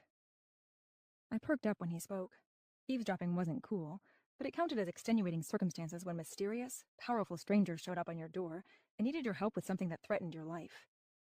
But his words were in another language. Not Irish or English, so I was out of luck. I gave up listening as we drove through the quiet streets of Magic's Bend. It had started raining, and the streets were empty. By the time Aiden hung up the phone, we were pulling up to the small airport at the edge of town. Magic's Bend sat on the Pacific, with a deep water port that wasn't used very often. There wasn't much in the way of suburbs, except on the south side of town where the rich people lived, so the rest of the city backed up to the forest and mountains. The airport was positioned right at the edge of town. Aiden drove completely around the main terminal to the back. Sitting apart from the small fleet of commercial jets was a sleek private plane, far bigger than I'd expected. Aiden stopped the car beside the stairs that led up to the plane. I hopped out. "I'll take that for you." A bright-eyed flight attendant, a guy only a couple years younger than me, held out his hand for my bag. I'm fine." I smiled, then headed up the stairs. I whistled when I stepped into the plane. His car might have been nondescript, but his plane was anything but. Creamy leather and sleek wood decorated the space. The seats looked huge and comfortable, and there was even a couch in the back. I stepped in and turned to him. I was about to ask him how he afforded such a ridiculous plane when a thought occurred to me. "How come your plane is here if you were in Ireland earlier today? You didn't have time to fly here." "Magic's Bend is my home base," he said as he stepped into the plane. "I was just at my place in Ireland for the week. I took a portal charm to get here." "But wouldn't that leave your plane back in Ireland?" "I flew commercial," he said, as he walked to the small kitchen in the front. A curtain was pulled back, but when closed, it would conceal the small space. He grabbed 2 bottles of water from the fridge and handed me one. "If it's just me, I feel like a jerk taking this thing. It burns a lot of fuel to carry just one person." "So you're an environmentalist?" "Not a good one." He held up the plastic bottle in his hand and nodded to it. "But I try to do okay about the obvious stuff. Taking this jet for just me is one of those things." "But you'll take it tonight?" He shrugged. "You need to sleep, and this one has a bed." Huh. That was nice of him. I'd never had a guy be thoughtful enough to offer me a plane before. Then again, I'd never known a guy with a plane before. Who did? "Thanks," I said. The captain came out of the cockpit. "If you'll take your seats, we're about to take off." "Thanks, Tom," Aiden said. I found a seat in the middle and sank into it. I stifled a moan. It was so dang comfortable. After fighting the demon and then immediately dealing with Aiden, I'd been too distracted to realize how much my whole body hurt, especially my leg. "You all right?" Aiden asked, as he took the seat next to me. The plane rumbled as it taxied down the runway. He was close enough to me that I could smell the fresh forest scent of him. Most shifters had a slightly musky scent. Not bad, just animalistic. But he didn't. Because he was the origin, maybe. "I'm fine," I said. "Just bruised up my leg pretty bad in the temple. I heal quickly, though." "I've got some healing ability if you want me to give it some help." I glanced up into his dark gaze. My breath caught. Healing meant touching. Not a lot, but any kind of touching with a guy like Aiden? Wow, I was great with words. Chapter 5. "It's no problem," he said. "It'll only take a moment." It was a bad idea, but I couldn't help myself. The plane was now ascending into the sky, and it felt like I was leaving the real world behind. "Okay, it's my leg. Left shin." I held my breath as he laid his big palm against my leg. Even through my tall boots, I could feel the heat of him. Worse, I could feel his magic. I thought just standing near him was sensory overload. Though his hand stayed still, his magic caressed me, starting at my leg and working its way up. It felt amazing, comforting and tingly at the same time. About the best thing I'd ever felt. I closed my eyes and tried to control my breathing. I did not want him to know how much I liked this. If he moved his hand up my leg, I wasn't entirely certain I would stop him. Normally I was great at shutting down guys who got handsy, but Aiden was different. I liked him. I even liked that he was a little bit dangerous. Which definitely meant I needed to set up an appointment with a shrink. But for now, trapped in this plane, I just wanted to focus on how good this felt. Too soon, he removed his hand. Disappointment surged through me. But as my mind cleared, relief came. Touching Aiden had been a bad idea. Something so little had clouded my mind. That was way too risky. I needed to stay sharp, keep my guard up. I tried to shake the memory of his touch away and moved my leg. Good as new. Thanks, I said. That was my cue. I liked him. Too much, and I had to get out of here. I'm going to hit the hay. I stood and eyed the couch at the back of the plane. It looked divine, squishy and soft. Is there a blanket for that couch? Take the bed, he said. The door in the back leads to a bedroom. Is there only one bedroom? Yes, but I'll take the couch. I eyed his tall frame. You're not exactly going to fit on it. I'll manage. Take the bed. I was so tired, and I really wanted some space to myself. A door between me and Aiden would help me get my head on straight. Okay, thanks. I grabbed my bag and headed to the back. The gleaming wooden door opened to reveal a luxurious bedroom suite. It was modern and sleek, but the bed looked like heaven. I passed out in seconds. The last thought in my head was of Aiden's hand on my leg. I got lucky. If I dreamed of Aiden, I didn't remember it by the time I woke. The jolt of the plane touching down on the runway jerked me from sleep. I scrambled out of bed and threw on fresh clothes. Just a change of underwear and shirt. My jeans were fine. I usually wore them till they were destroyed anyway. Laundry was lame. When I entered the main cabin, the exterior door was open, and a fresh breeze blew inside. Morning, sleepyhead, Aiden said. He stood in the small kitchenette, looking refreshed and way too handsome after sleeping on that tiny couch all night. I made some coffee to go. Want some? Sure. A lot of cream, right? How'd you know?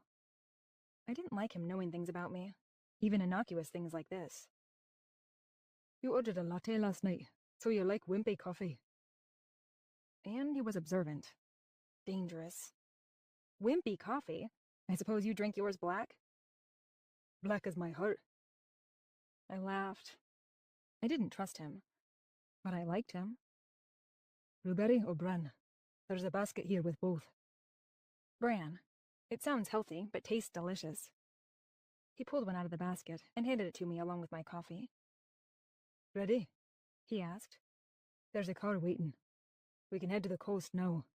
I've got a boat on standby. Is there a type of transportation you can't access immediately? This guy had everything. No. Spaceship? My company, Origin Enterprises, is in the final testing phase of a shuttle that's meant to carry valuables to a safe deposit bank on the moon. If you can wait a year or so, until we're sure it won't blow up, I can even get you a seat on that. The moon? I'd really thought I'd stump him with the spaceship thing. Safest place for valuables. Even you can't break in there. I frowned. Huh, that would really kill my business model. No doubt. He nodded to the stairs. Ready? Yeah. I made my way down the stairs to a white Range Rover. The rolling green of the Irish countryside spread out before me. The scent of grass and the lingering bite of jet fuel mingled in the cool air. I climbed down the rickety stairs, hoping I wouldn't fall on my face. These little landing stairs were always the worst. On the ground, a red-haired man greeted us. He was in his 40s, with freckles and a friendly smile. Welcome back, sir. He handed Aiden a set of keys. Thank you, Patrick, Aiden said. Not a problem. I hope you have a fine visit. Give my best to your wife. She'll be delighted to hear it. Patrick nodded goodbye and walked toward the terminal. Where are we? I asked. I'd only ever been through the Dublin airport. Secret location. Aiden held the passenger side door open for me, and I climbed in, balancing my coffee in my bag. Seriously, though, where are we? I asked, before I sipped my coffee. Not bad. Private airstrip in the southwest. We're headed to the coast now. It took us about an hour to get to the little port. I was silent most of the drive. Though Ireland was beautiful, being here put me on edge, like I was walking along the cliffs of Moher in a strong easterly wind. If I was Irish, I hated that I couldn't say for certain because I didn't remember. This might be the place that we'd fled. The person we ran from might still live here. When Nix, Dell, and I had awoken in the field, we'd quickly figured out that we were in America. But Irish had been far easier for us to speak. We still didn't know why, but maybe we'd run from here. I was relieved when we finally arrived in the little port. I wanted to get off land. A grizzled old man with white hair and a fisherman's cap waited for us on the single dock. A pipe puffed at his mouth. "Aidan, my lad, good to see you," he said. "Visiting the monks?" "Yes," Aidan said. "Thanks for lending us your boat." "Well, you're paying me a pretty penny now, so it's no hardship." The man handed over a key and nodded to the rickety fishing boat that bobbed at the dock. It was red, though the paint peeled, and was a distinctly charming sight in its sunny setting. "Thank you, Mac," Aidan said. "I'll bring her back in one piece." I climbed aboard, and we set off. "Not the quickest boat," I said as we bounced over the waves, "but it has charm." "The faster boats are in the bigger tourist towns. Better to stay under the radar." That I could agree with. Though this was just recon, it was good practice to avoid humans when doing something that could go magically south. "Is that it?"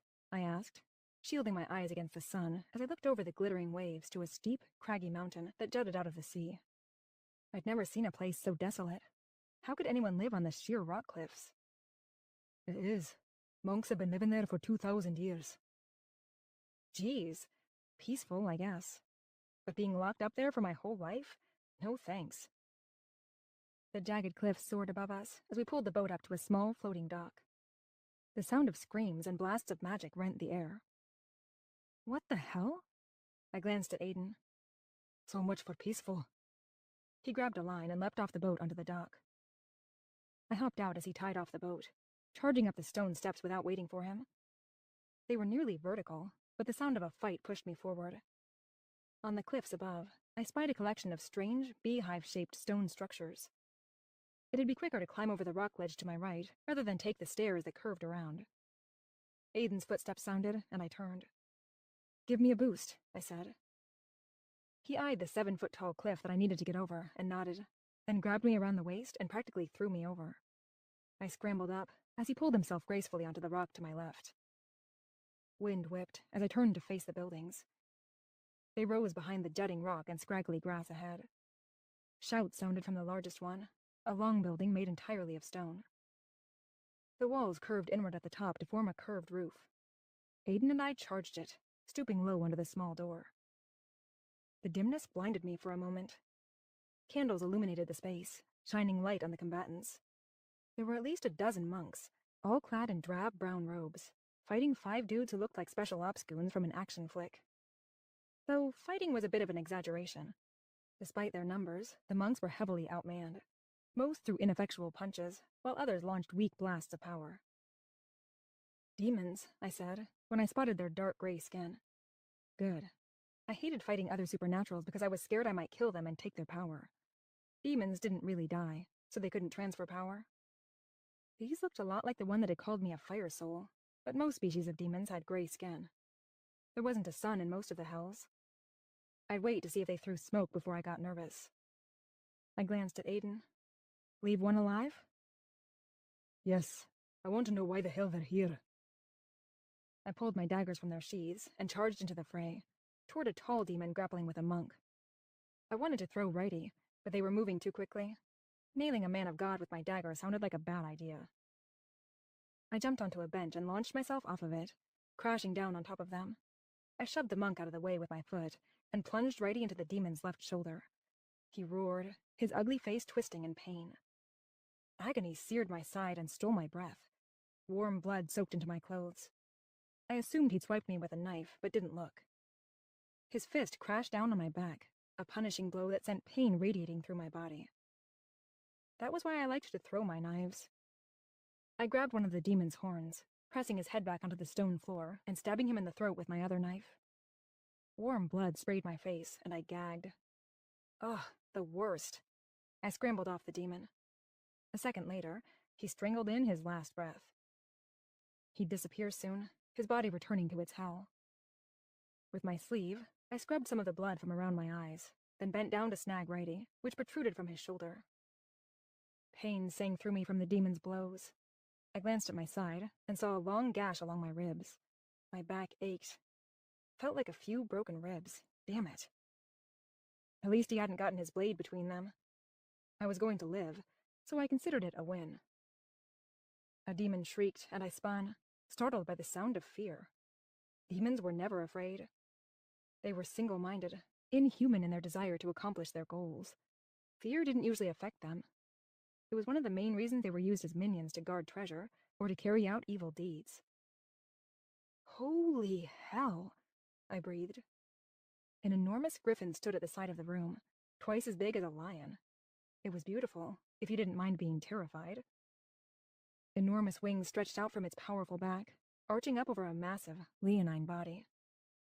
Its head was almost bird-like, but that was no delicate beak. It could pick up cows with that thing. Where the hell had it come from? I glanced around. Aiden was gone. Oh, hell no. But, of course, that was Aiden. My sidekick was a freaking griffin. Though if he was a griffin, I was probably the sidekick in this situation. Beast Aiden launched himself off the floor and leapt upon two demons, grabbing each in a powerful front claw and smashing them against the ground. Since it seemed Aiden had that side of the room well taken care of, I spun and eyed the other side. A demon was shaking a monk by his robe, demanding, "Where is it?" The monk babbled in Irish, seeming unable to understand English. Rage seethed in my chest. I didn't like bullies. This was the demon I'd saved for questioning. I couldn't be sure the griffin would keep any alive. I pushed aside the pain that throbbed at my back and side, and charged the demon, flinging Righty as I ran. It sank into his arm. The demon grunted and looked up at me, then glanced around at the carnage Aiden and I had wrought. Only one of its brethren remained. Nope, none. Aiden had ripped its head off with his beak. The head bounced across the stone before finally disappearing. I swallowed bile and looked at the remaining demon. His eyes widened. I lunged at him, tackling him to the ground. He was enormous and sweaty beneath me. When I opened my mouth to demand why he was there, something huge and golden flew in front of my face and slammed into the demon's head. I surged backwards as blood sprayed. Panting, I looked up at the monk who slammed an enormous ornamental candlestick onto the demon's skull. The monk grinned proudly at me and said in Irish, "I saved you, lass. Sent that demon straight back to hell." Damn it, that was the last one we could have questioned. Thank you, I said in Irish. I didn't want to piss off the monk who could give me answers about the scroll, and he was so proud of himself that I didn't have the heart. Strong arms pulled me up. Shock sent my heart slamming into my ribs. Was there another demon still alive? I lashed out with Righty. Aiden caught my arm, the blade an inch from his face. I stepped back, breathing hard. He was human again, dressed in the same clothes. Are they all dead? I sheathed Righty and Lefty. The adrenaline of the fight faded, and pain seared through me again. I pressed my arm to the wound in my side, wincing. Yes. Aiden glanced at my arm. Are you all right? I'm okay. At least, I thought I was. Mostly I'm pissed we didn't keep one alive. I want to know why they were here. Me too, though if I had to guess, it might have been for the scroll. He touched my arm, the one that was covering my wound. Let me see that. Later, I said, as I turned back to the monk who'd crushed the last demon's skull. 3 other monks approached us. All were breathing heavily, fear in their eyes. Around us, the rest climbed to their feet. The interior of their cathedral was a mess. Turned over tables and shattered chairs littered the ground. At least none of the torches had started a fire. Thank you, the tallest monk said in Irish. We were overwhelmed. Our warrior brother is away on a pilgrimage. We were not prepared for an attack. Normally, he would protect us. Though we are supernaturals, we do not practice our skills. It was our pleasure, Aiden said, his voice smooth. Our pleasure? It was hard to reconcile that this was the same guy who torn off a demon's head with his beak. Either way, I'd want him at my back in any fight.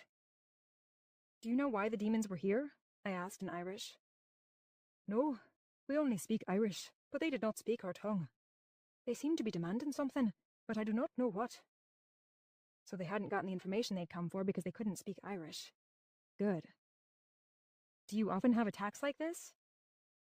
The monk nodded.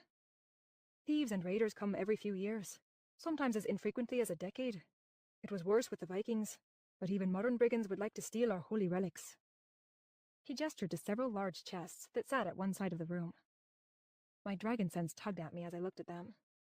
Logic said they were full of golden goodies. My sense for treasure confirmed it. Oh, how I'd love to poke around in those chests. Though my personal brand of treasure ran along the lines of quality leather goods and sharp, pointy things, I couldn't help but get a tingly sense of desire whenever I saw gold.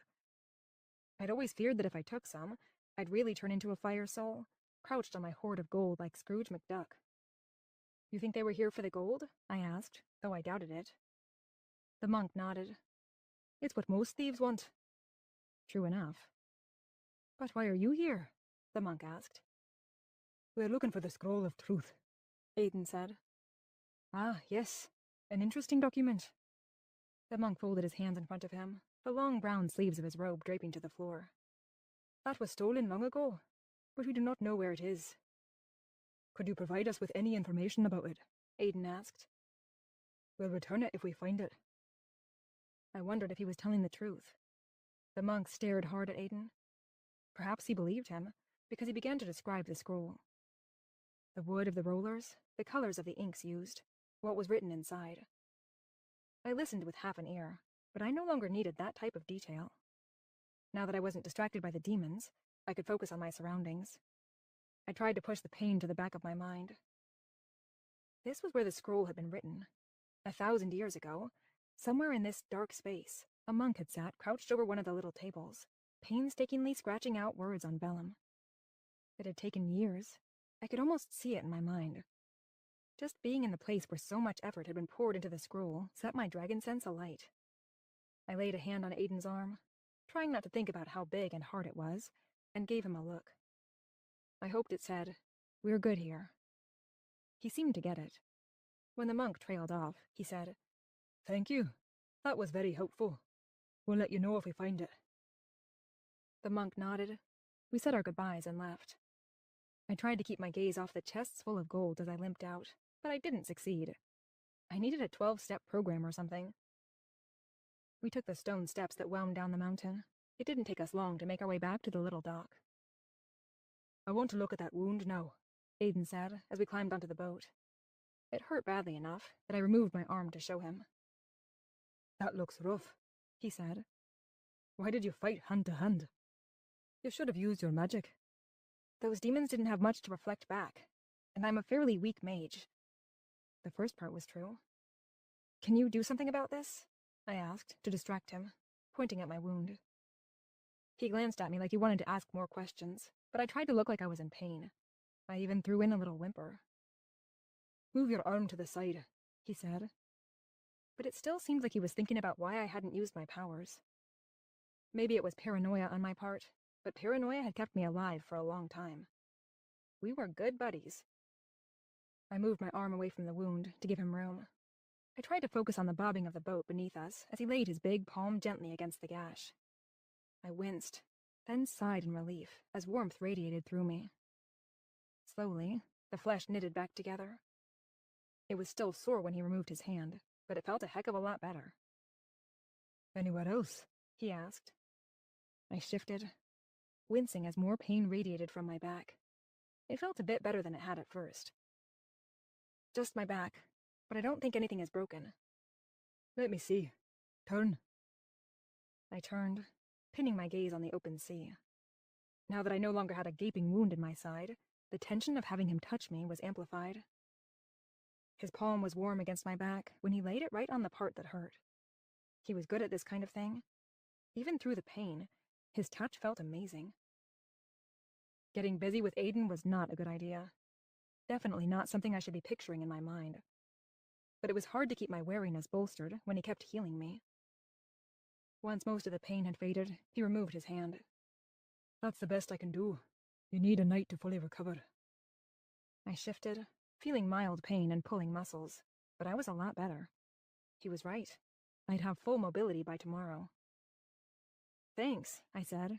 You'd be handy to have on my normal jobs. He grinned. What you do is the opposite of my usual thing. But think of how good you'd be at it. All that experience protecting valuables, you'd have no problem breaking in to get them. I'll think about it. He grinned, but I knew he was full of it. Where to next? East, I said. To Norway. The scroll didn't go far. East it is. The wind cut off our words on the ride back, so we didn't talk. Aiden confidently piloted the boat through the waves and pulled alongside the little dock. I hopped off, and he tossed me the rope. I tied the boat off to the cleat, while he hid the key beneath the pilot's seat.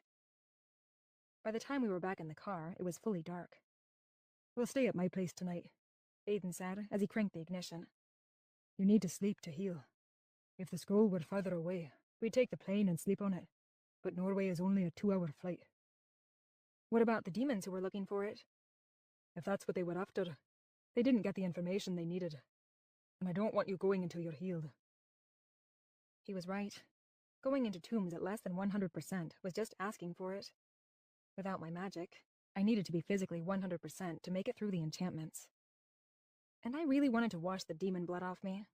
I was starting to smell weird, and it was grossly sticky. Your place is near here? Though I wanted to look at him, I wanted to do that way too often lately. I kept my gaze on the moonlit countryside. Hills rolled in the distance, dotted with sheep whose white wool glinted in the moonlight. I knew we were probably pretty close to where he lived. I didn't have a great idea of the geography of Ireland, but I knew we were in the south, and when I'd raided the temple on his property yesterday, I'd been in the south. Yes. He turned onto a narrow lane that climbed upward. The car bumped over potholes and rocks. Just down this road. That's another reason I chose to borrow Mac's boat. Conveniently located. We pulled up to the house a moment later. I see you like the simple things, I said, as I gazed at the enormous structure. It was all sleek glass and stone, modern, yet it blended with the landscape beautifully. It's all right, Aiden said as he climbed out. He opened my door before I'd even touched it, because I was too busy staring at the house. When I climbed out, my dragon sense tingled. Somewhere far underground, there were treasures. The ones that I'd left behind during my temple raid yesterday. Is your house on a cliff? Yes. Made sense. I'd entered the temple through a gap in a cliff. That's why it had been so easy for him to feel the magical disturbance when the demon had gone nuts on me. He'd been right on top of me. I needed to be better about my recon, it seemed. Come on, he said. Let's get some dinner. Yes, please. This guy knew the way to my heart. I followed him into the foyer. Lights turned on as soon as he walked in the front door, illuminating a simple but beautiful foyer. The ceiling soared overhead, and a modern glass chandelier shed gleaming light on the wood floor. Maybe if I didn't put all my money into the holy trinity of boots, jackets, and weapons, I could live in a place a bit closer to this. Nah, I liked my setup. Pick any bedroom upstairs and get cleaned up. I'll get dinner on. I waved a hand down my bloody front. Most of it wasn't even mine. What, you don't like me like this? His gaze met mine, and there was more than humor in his eyes. Heat. I'll take you however I can get you. I swallowed hard. Oh man, he was bringing out the big guns. Desire coiled within me. Though it was stupid, I wanted to take him up on it. I'm going to get that shower. I turned and ran up the stairs. His low laugh echoed from below. It pissed me off and turned me on at the same time. Idiot.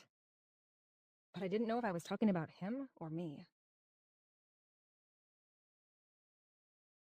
Chapter 6.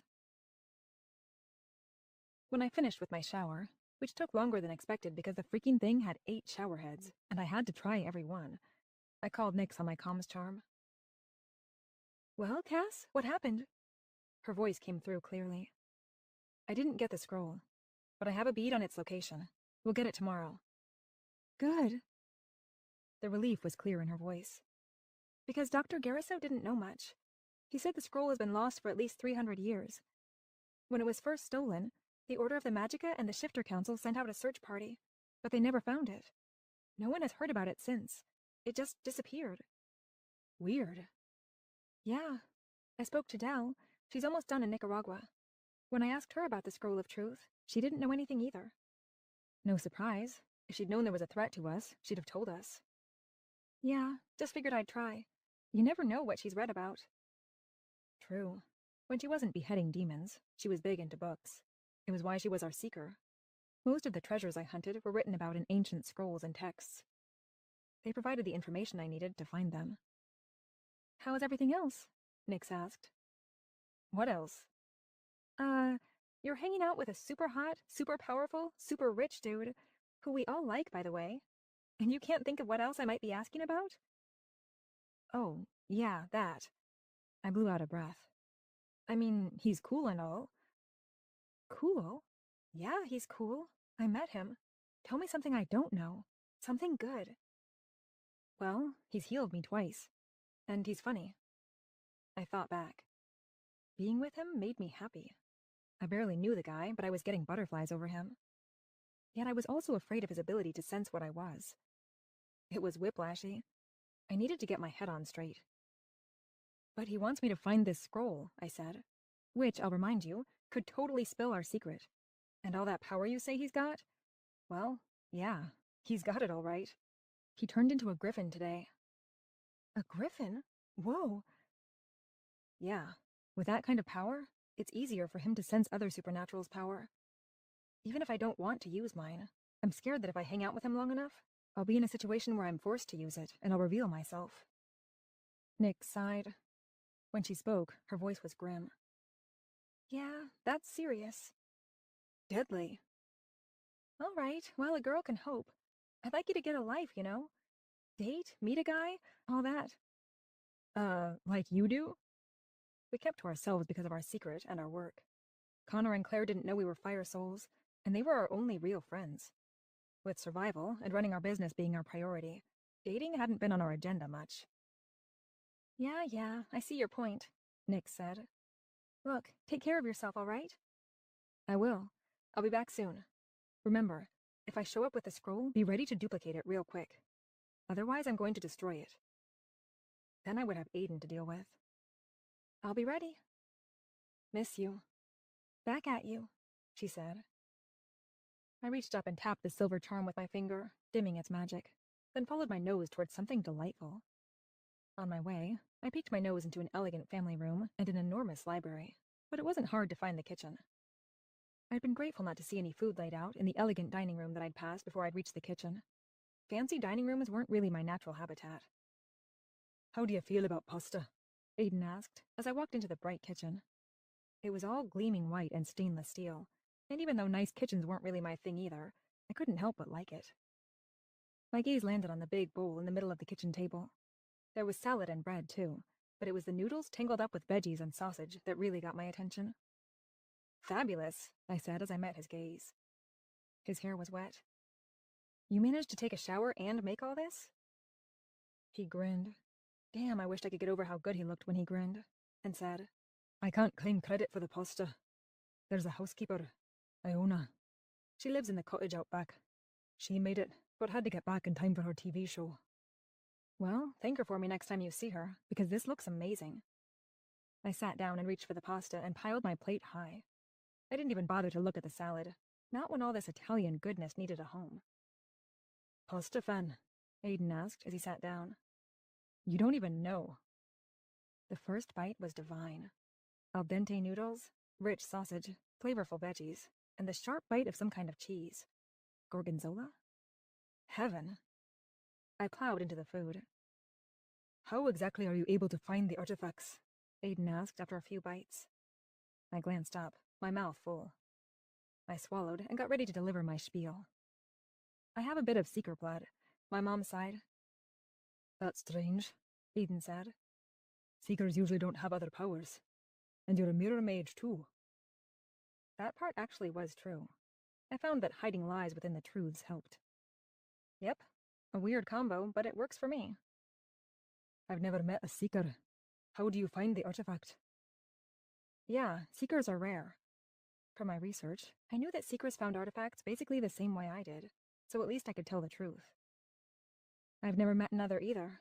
For me, when an artifact is far away, I get a feeling for its general location, like I have a map inside me. It's kinda hard to explain. Try. All right. Once I have a general idea, like Norway, I go there. When I'm closer to the artifact, I get a better idea. I keep narrowing it down. Eventually, it's like having a string tied around my waist that pulls me there. I shut my mouth abruptly. I'd never shared that much detail with anyone before. Glossing over was more my style. What was it about him? What about you? I asked, hoping to distract him. You turned into a freaking griffin today, but you're more than just a shifter. Just a shifter? I'm the shifter. I grinned. Oh, so now you're cocky about it? He grinned, not embarrassed. It's the truth. It's hardly bragging if it's true. And I want you to like me. I did not know how to deal with flirty Aiden. So you're the shifter, and you have powers you're hiding. Big powers. Even a weak mage like me can feel them. What are you exactly? That's a bit forward. He smiled. I shrugged. It was a slightly rude question, but I didn't care. There wasn't a whole lot of outright fighting or warfare anymore. It was the modern age, after all. But supernaturals had a long history of duking it out with their magic. In any kind of fight, you had an advantage if no one knew your gifts or weaknesses. Hence, everyone's silence on the matter, and Aiden's interest in getting the scroll of truth. Come on, impress me, I said. He already had, though. He was a griffin for magic's sake, and he'd more than proven himself in the fight today. Shifter and Magica, he said. So it was true. A hybrid. The first I'd ever met. And you're the origin, I said. He shrugged. The real origin died millennia ago. She was my great-grandmother about 600 times back. She was the real first shifter. I have her gifts, but I'm not the actual origin. But you still go by the name? It's good for business. Which is? Security. Origin Enterprises guards things that people want guarded. There's also an imports and exports division, specializing in things of value. And bodyguards. So you protect things, and I steal them. You're the shifty one in this pair. He indicated both of us. Hey, my operation is legal. Primarily because I stayed away from human artifacts and put back the magical ones that I found. You really want to go on a date with me? I figured you'd want to stay away from slumming with the likes of me. You're interesting, he said. I'd heard of you before. Anyone in the security business keeps up with the people who are experts at breaking and entering. But it wasn't until I met you that I realized there's something different about you. So, you're a mirror mage. Yep. I tried to keep my face expressionless. He didn't need to know the extent of my power, or what I was. So that's how you get past the enchantments that protect the tombs.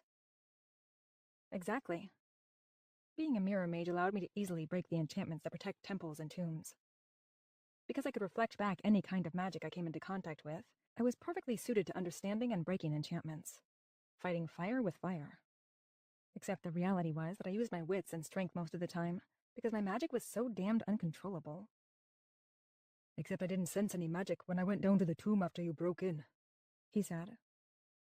I'm not a very powerful mage, so I don't leave a lot of trace. And I don't use it often. It's more fun to go all Lara Croft on a place. Lara Croft? Tomb Raider? Badass chick who's strong and smart and gets by on her wits? He grinned. Yeah, I see it. I relaxed a bit, hoping I'd thrown him off the scent. What kind of magicka are you? Weather witch? Transport mage? I asked to distract him. And I wanted to know. He shot me a suspicious look, as if he knew I was trying to change the subject. Okay, so I wasn't going to get off that easy with him. Distraction was my chosen method of keeping people from asking questions, but Aiden struck me as the still waters run deep kind of guy. Which was a good thing if you were looking for a date, but not if you were trying to keep a secret. He might act like nothing was up and he wasn't suspicious, but the look in his eyes made goosebumps pop up on my skin. I couldn't identify it. Finally, he answered my question. A variety. My lips parted in surprise. More than one? That was rare. Most magicka were born with one root gift. He was the origin, and a multi-gift magicka? That was off the charts. Yes, he said. Go on a real date with me, and I'll tell you what they are. I leaned back. I can figure them out for myself, thanks. I'll just let you take on the baddies in whatever temple or tomb this scroll is hidden in. Then I'll see what you've got. Maybe it'll work. Don't count on it, though. He grinned, and it made those damned butterflies start flapping around in my stomach again. Being around him was getting to be too much. He was too much. Too hot. Too powerful. Too wealthy. Worse, he was too much in the ways that mattered. He was nice, smart, and funny. And he seemed to actually like me. Nope, I could not handle this. It was way outside my pay grade. I shoved the last bite of pasta into my mouth and pushed away from the table. I've got to hit the hay. I'm exhausted. We'll leave early tomorrow? He nodded. 6 a.m. Great. I headed back to the room I was borrowing and collapsed into bed. As I fell asleep, I realized that the expression I hadn't at first recognized on his face was one that should have made me nervous. It was patience. As if he knew I had a secret and would wait to figure it out. Or like he wanted to get to know me. There was no way I could let that happen. The helicopter hovered over the glittering water of the fjord, its rotors beating in the wind. The noise roared in my ears as the bright sun shone through the glass windows. We'd flown to Bergen, on Norway's west coast, this morning, and picked up a helicopter at the same airport. I had to admit, my job was a lot easier when the way was paved by Aiden's influence and money. Norway's green mountains and glittering fjords spread out beneath us. I'd used my dragon sense to lead us here, following the pull of treasure at the other end of the line. Our pilot, Nielsen, had followed my ambiguous directions to a T. She was in her 60s and had chin-length brown hair, cool sunglasses, and nothing fazed her. In short, she was the perfect helicopter pilot. Aiden and I were strapped into the back. I squinted down at the forest below. It sat in the middle of a valley that ran perpendicular to the fjord, feeding the massive body of water between the cliffs. The familiar, strong tug of recognition pulled at my middle, directing me toward the valley. There, I pointed below. We need to land there. There's nothing down there, shouted Nielsen over the rotors. Just put us down, Aiden said. You'll have to use the ropes, Nielsen said. Nowhere decent to land. Not a problem, I said. On the plane ride over, Aiden and I had discussed the possibility. Because of Norway's steep terrain, helicopter was the best way to scout for the site. But since landing a helicopter on a mountain wasn't always possible, we'd planned on a mid-air descent. Aiden had offered to jump out of the plane first and turn into a griffin so that I could jump onto his back. While it sounded totally badass, and I'd almost taken him up on it, it also sounded way too intimate. No way was I riding on his back. So we were going the old-fashioned way. Nielsen hovered the helicopter over the trees about 40 feet from the ground. Once it was stable, relatively, she shouted, "Whenever you're ready." Aiden and I glanced at each other and nodded, then turned to our separate doors on either side of the chopper. I pulled mine open and braced myself against the wind that whipped at my hair. My eyes watered. With my heart in my throat, I looked down. 40 feet. Not so bad. Enough to splat, but that was unlikely. At least that's what I had to tell myself. I grabbed the hook and cable near the door and latched it to the harness I was wearing. Ready? Aiden shouted against the wind. I met his gaze. Yeah. Watch out for the trolls, Nielsen added.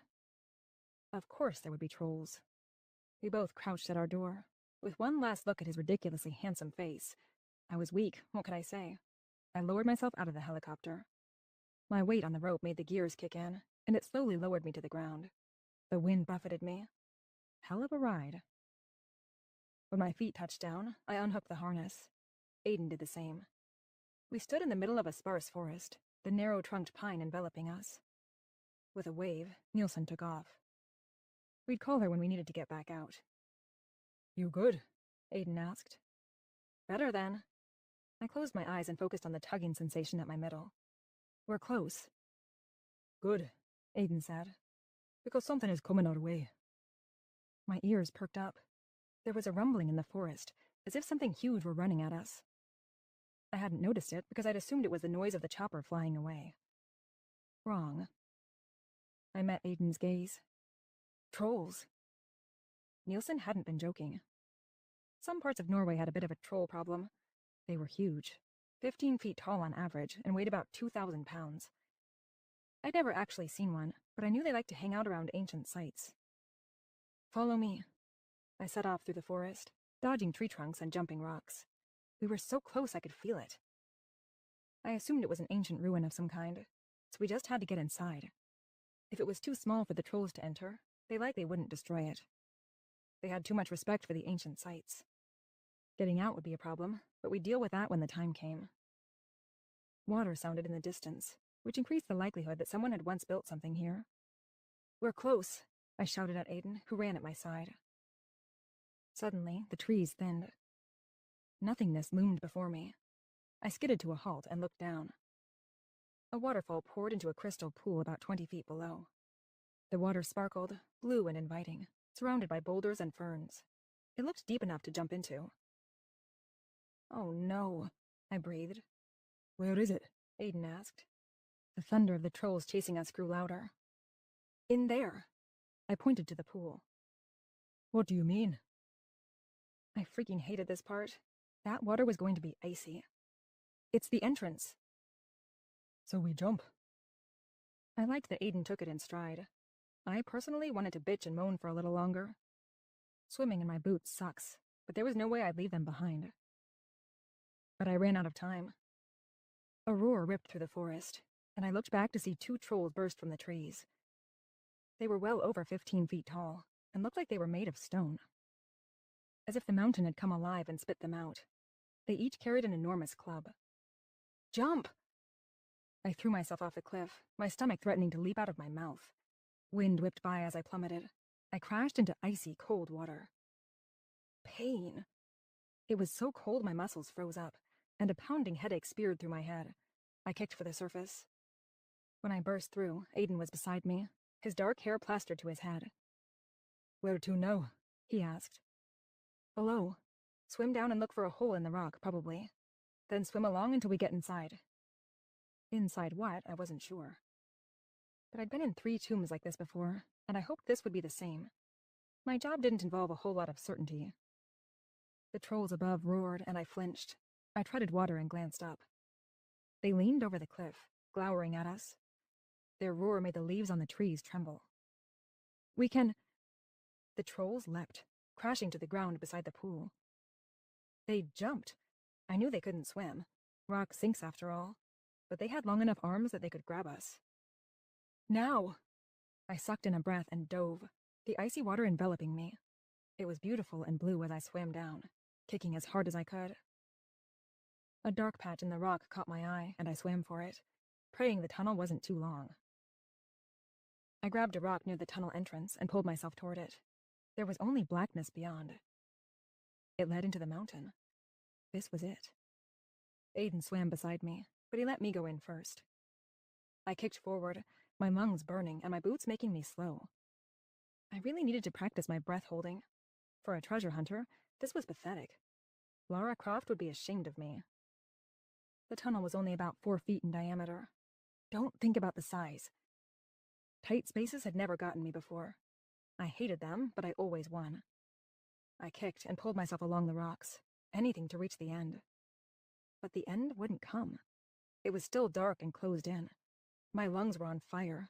If I wasn't halfway there by now, I was dead. I scrambled around, ready to retreat. My #1 rule in cave swimming: if you have only half your breath left but can't see the end, abort. It's your only chance at living. I pushed at Aiden, expecting him to turn and swim back out. He didn't move. Fear surged in my chest. I wanted to scream at him. Though I knew I could make him hear me through the water, I couldn't let go of my air like that. I kicked myself forward, pushing. I couldn't get around him. There wasn't enough space. Didn't he know my lungs were smaller than his? Suddenly, he pushed me forward. Panic clawed at me. I fought him, but he pushed me faster. I was flying through the water, completely disoriented. Was I going up? What was... I broke the surface and sucked air into my burning lungs. It was dark all around me. My heartbeat thundered in my ears, deafening in the dark. Where was Aiden? I fumbled in an inner pocket of my jacket and pulled out a charmed lightstone. I shoved the ring onto my finger. It was too clunky to wear as jewelry, but the addition of the ring band made it easy to carry in situations like this. I relied a lot on charmed objects like these. When I held it up, its glow illuminated the giant cave. An underground lake with a domed ceiling of stone soared above. I spun, then jerked back, splashing. A creature with a smooth head and narrow snout looked at me. Holy crap, a sea lion. A haze of gray light obscured the sea lion's head. When it faded, Aiden treaded water in its place. Seriously? A sea lion? My voice echoed in the cavern. I don't like becoming a fish, he shuddered. The gills. For magic's sake, I shouted. You weirdo! You scared the crap out of me. We didn't exactly have a chance to talk about our plan back there. Yeah, I thought I was going to drown. I splashed him, then kicked off to the ledge of rock at one side of the pool. There were trolls at the other end. I'd rather fight a couple trolls than drown, I wheezed, as I pulled myself out of the water. Then I could have gone and rented scuba tanks like a normal person. How did you even know there was an exit? Once I changed, I could sense it. He heaved himself gracefully out of the water and stood beside me. I ignored him as I stumped my feet and shook myself off. I patted the knives at my thighs, grateful to find them still there. Though I collected loads of weapons, these were my favorites. The others were more like art to me. These were my workhorses. I'm sorry I scared you, he said. I scowled at him, but he did look genuinely contrite, and we had made it down here. Fine. Just next time you're going to push me deeper into an underwater cave, warn me first. I shivered. Freaking freezing in here. I know how to warm you up, he said. His gaze was hot enough to heat me to my core. If you're going to say body heat, don't even think it. But he'd made me think it. The offer's there. Yes.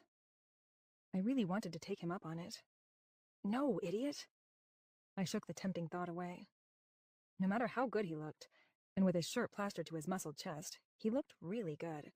That was a bad idea. He was a powerful mage. He was the freaking Origin. If he hung out with me too long, he'd eventually sense what I was.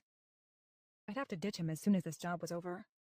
More than likely, I'd have to destroy the scroll as well. How I was going to do that without him noticing, I wasn't sure, but I'd figure it out when I got to it. I dragged my mind away from that miserable thought and looked around the cavernous space. Shivers racked me, but as with everything that scared me, I tried to ignore it. If you're not going to take advantage of my kind offer of body heat, let me at least dry you off the boring way, Aiden said. My gaze darted to his. The boring way?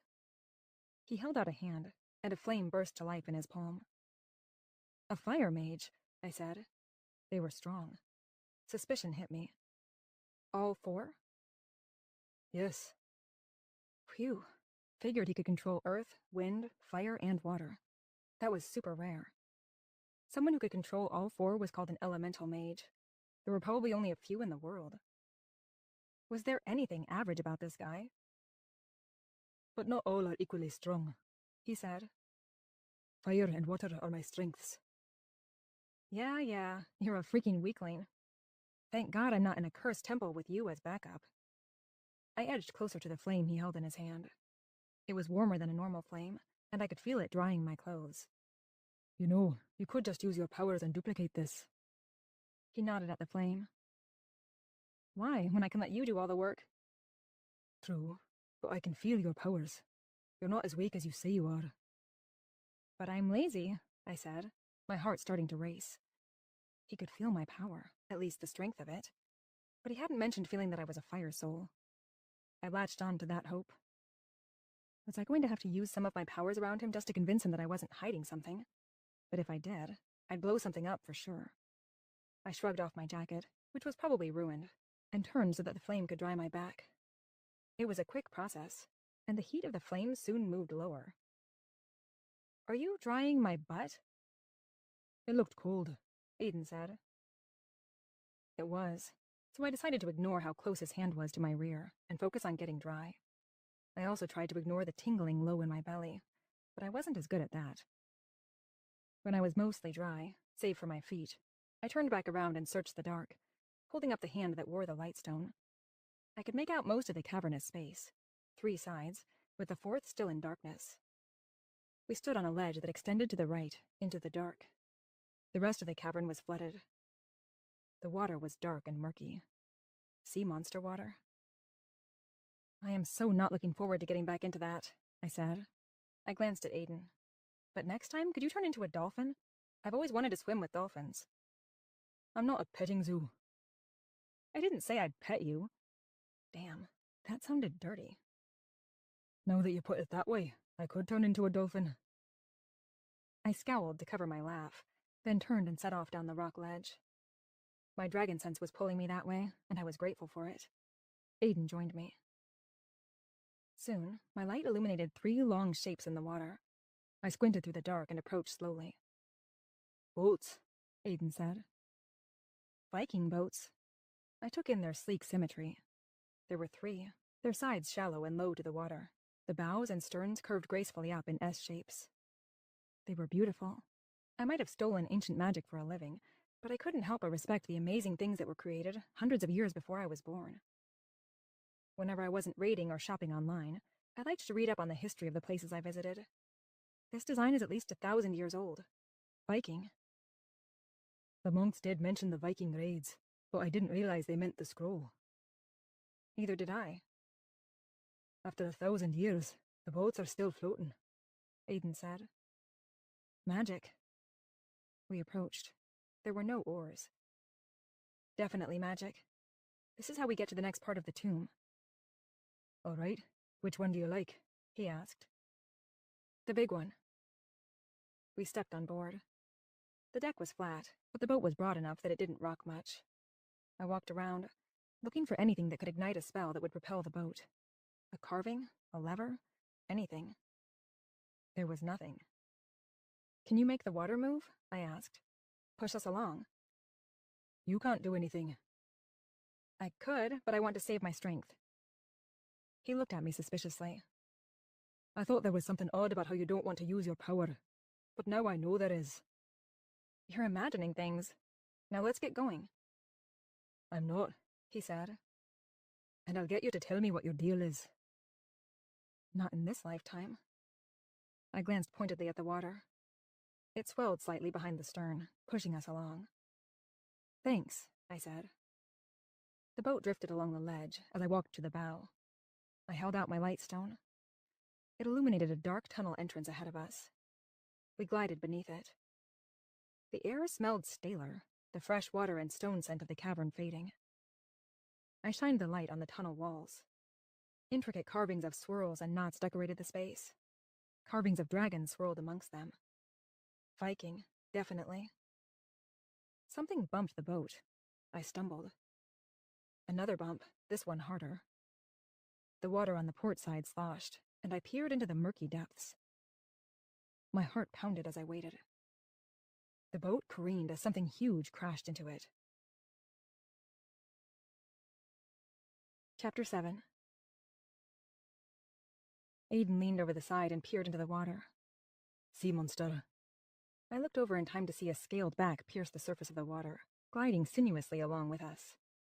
Shiny silver scales glinted in the dim light. Do you think they're... 2 hard bumps threw me to the deck. The bow swerved right. One of Aiden's waves rose up and pushed us back on course before we crashed into the stone wall. Icy water splashed me from above, and the scent of rotten fish made me gag. I tilted my head back. A gaping mouth filled with dagger teeth was crashing down upon me. I rolled, scrambling along the deck. The sea monster's upper half hit the deck and slithered back into the water, bringing with it a chunk of the cap rail. So they were going for blood. I climbed to my feet. My magic woke them, Aiden said. Yeah. A huge head broke the water, razor-sharp teeth flashing and blind eyes seeking. The monster plowed into the bow. Wood splintered and cracked. I pulled my knives from their sheaths. The grotesque head surged along with the boat, teeing up for another headbutt. I flung righty at the sea monster's blind eyes. The obsidian drove deep into one milky orb. The creature thrashed and hissed, falling back into the water and sending up a wave that rocked the boat and splashed me with icy water. Quickly, I nicked the back of my hand with lefty. A second later, righty flew out of the water, and I snagged it out of the air.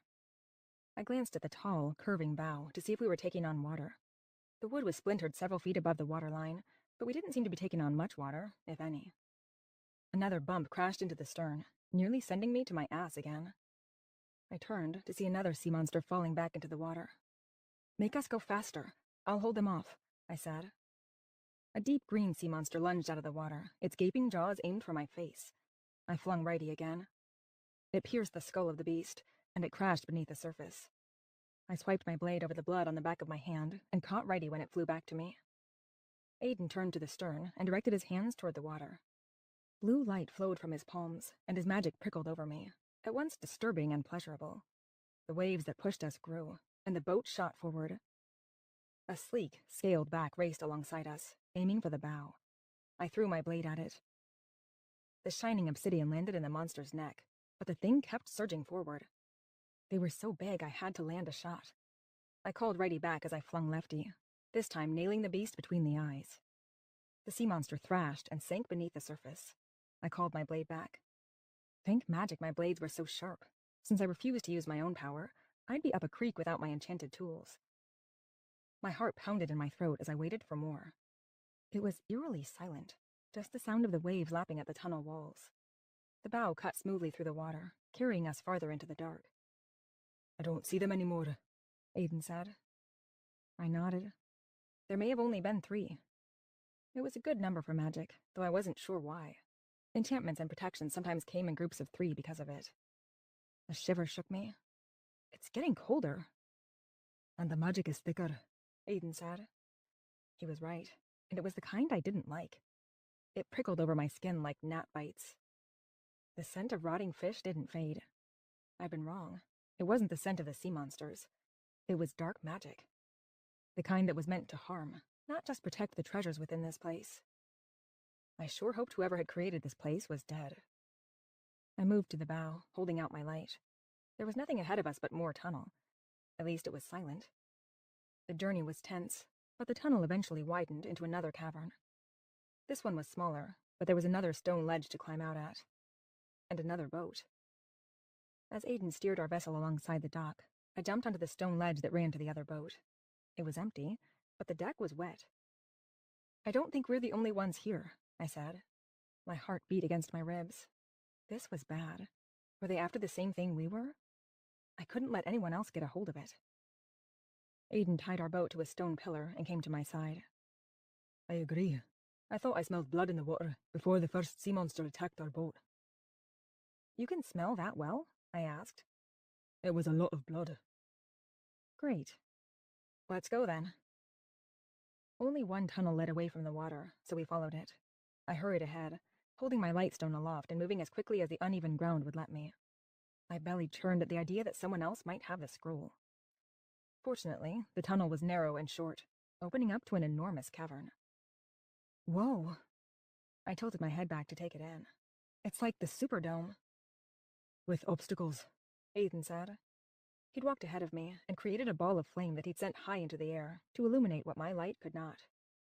I joined him. The ground dropped away in front of us. Oh, crap! An enormous pit stretched out ahead, piles of stone dotting it all the way to the other side, where it rose up to a cliff that was the same level as ours. The eerie orange light of Aiden's flame set the rocks aglow. "I've seen this before," I said. "In Myanmar. The piles of rock down there used to be towers. You jump across them, but if you don't know the pattern, they collapse." I squinted down into the pit. I don't see any bodies. Maybe they were demons. Or they made it across. I hoped they hadn't. Aiden rubbed a hand over his chin. "I'll take us across." "You? As in Griffin you? I thought shifters didn't like carrying people." "Normally, we don't." His gaze met mine. "But you're an exception." There was something in his gaze that made me nervous. In a good way. More anticipation than nerves. It was heat, I realized. And I liked it. I swallowed hard, then glanced down at the pit. It was a bad idea to ride on Aiden's back. I knew it was. It wasn't like I had a thing for griffins or anything. That'd be way weird. But I was starting to accept that I had a thing for Aiden. It wasn't the physical part of riding a shifter that was intimate. It was the connection. They were willingly letting you into their magic sphere. It was intangible, but you got to know them better. Like a window into their magic and their mind. But we didn't have time to climb down. We had to reach whoever was ahead of us before they got the scroll. Unless you want to use your gifts and shift with me, he asked. Oh, crap. If I did that, I'd probably turn into the biggest, most powerful griffin ever. Then fall out of the air because I couldn't use my wings. Not good. I'm too weak to shift. I can mirror other magic, but not shifting. At least it was true that shifting was harder. I tried to turn into a house cat once. It hadn't been pretty. I pasted a smile onto my face. I'll take you up on that ride. We need to catch up to whoever is here. His dark gaze snared mine. I forced myself not to look away. I don't think I believe you, he said. But that's for another day. I tried to control the shuddery breath of nervous relief that escaped me. Okay, let's do this. In a flash of silvery gray light, Aiden transformed into an enormous griffin. His coat shined gold in the light of the flame overhead. It glinted off his enormous, powerful wings. I bet it took a lot of magic to keep a flame going while not in human form. My fingers itched to touch the silken feathers that covered his wings, and I clenched my fists. I met his black gaze, trying to figure out if I could see Aiden inside him. His great beak sent a shiver of fear through me. It could crush my chest like a twig. So could his claws, which were huge and spiked. I'd once thought dragons had to be the scariest mythical creature. I'd been wrong. It was griffins. And I was damn glad this one was on my side. For now, at least. Griffin Aiden knelt before me so I could climb onto his back. His fur was soft and warm, hot almost, and I scrambled up on top of him. A sense of power rushed over me, as if I were being enveloped in his magical strength. It felt like my memories of using my own power. I'd cut myself off from that for so long that I'd forgotten how good it felt the few times I'd used it. Like I was in control of my life and could do anything. Life right now was all about rolling with the punches, many of which landed. If I had my own power, I could control my destiny. I could take what I wanted, be what I wanted. But this was just a connection with his power. It wasn't my own. It could be, though. I could unleash what was within me and mirror what he had. I could also have this strength. I had more than enough inherent power to mirror his magical gifts. More, if the legends about fire souls are true. With practice, fire souls could manipulate the gifts we stole, becoming the strongest of that gift. An archmage or arch-sorcerer of that gift. Oh, that would feel good. But I hadn't ever practiced my magic. The few times it had blasted out of me, I'd caused some serious damage. I couldn't do that again, nor could I be caught. I'd put my Dufour at risk. And myself. So I embraced the feeling of being connected to Aiden. I breathed in the forest scent of his magic as he pushed off from the ground and swept up into the air. The ground fell away beneath us as his powerful wings carried us toward the center of the cavern. The wind tore at my hair and clothes. Exhilarating. But the best part was Aiden. It was like I could feel inside his mind. Not read his thoughts, but his feelings, his intentions, his aura. I was enveloped in a sense of commitment, loyalty, and honor. All the good things people say when they talk about a hero. But it was more complex than that. He was more complex, but I couldn't put my finger on how. I was too distracted by the feeling of his power embracing me. I tried to focus on my surroundings, on the eerie orange rocks flying by beneath me, instead of how good it felt to be with Aiden like this. It was hard not to focus on his power and strength. I wanted to study it, absorb it. When he touched down on the other side, I scrambled off as fast as I could. I could hardly catch my breath and stumbled. Damn! I wasn't normally so clumsy. Being sure on my feet was key to surviving my job. A strong hand caught my shoulder and steadied me. I turned. Aiden was already human again, a testament to his strength. So were the clothes. He never appeared naked like some shifters. Are you all right? His deep voice washed over me like a warm ocean wave. His dark eyes met mine. Yeah, just the flying. Liar. He pulled me closer, and my skin sparked. But it wasn't his magic. It was just him making me lose my mind. It was becoming hard to breathe. Are you sure? His voice was low, his gaze hot. He loomed over me. I nodded, but couldn't speak. His gaze dropped to my lips. Oh no, was he going to kiss me? His lips looked so good, full and warm. Do it. His forest scent wrapped around me, drawing me closer. His magic caressed me, stroking over my skin like silk. When his big hand squeezed my shoulder lightly, I leaned into it, relishing his strength. His power surged, as if he liked me leaning on him. He was a predator. Of course he liked it when his prey gave in. The thought shocked me into action. I pulled away. Not only was this a bad idea, we weren't the only ones here. "Let's go," I said. "Whoever came before us is probably already in the tomb." He pulled me to him. You wanted that too. The desire surged again, making my breath come short. "I don't know what you're talking about." A kiss. His husky voice sent a shiver across my skin. "I didn't." He grinned. He was so handsome I almost hated him. How was I supposed to resist that? Especially after everything I'd felt while we were flying. "Liar," he said. "But you're right. Now isn't the time." "Never is the time." I spun and raced toward the exit, eyeing the ground in front of me for anything suspicious. Normally I didn't run through enchanted places like this unless I had to, but whoever came before us would have probably tripped any enchantments, so I took the risk. Once again, the tunnel was an exit. I hoped like hell that the next cavern was our destination. Aiden was close behind me, but even his forest-fresh scent couldn't drown out the smell of rotten fish in the air. It was getting stronger. The lightstone illuminated carvings on the tunnel walls, even more than before. We were getting closer. I couldn't look carefully as I ran, but I could make out writing, maps, images. Weird. A chill in the air washed over me, more than the normal cold. The smell of ice and snow froze my nose. "You feel that?" Aiden asked. "Yeah." And it was disturbingly familiar. Fear hit me, acid and sharp. "Phantoms." Silvery light drifted out from the walls, coalescing into the ghostly forms of men draped in cloaks. More monks? They shimmered so that it was hard to make out their features, but that didn't matter. You didn't need to see them. They only needed to see you. "Try to protect your mind," I said as I ran faster. "You can't fight phantoms. They create nightmares inside your head." Second to being tossed in the prison for magical miscreants, I was most afraid of phantoms. I tried to build a steel cage around my mind as I ran, but I knew it wouldn't work. There were too many. They stood along the tunnel walls on either side, stretching as far as my eye could see. "Intruders," they whispered. "Thieves," they hissed. "Fire soul." They reached out with silvery hands, clawing for me, but not leaving their place at the wall. Phantoms couldn't touch you, but they didn't need to. The pain hit me as they went for my mind.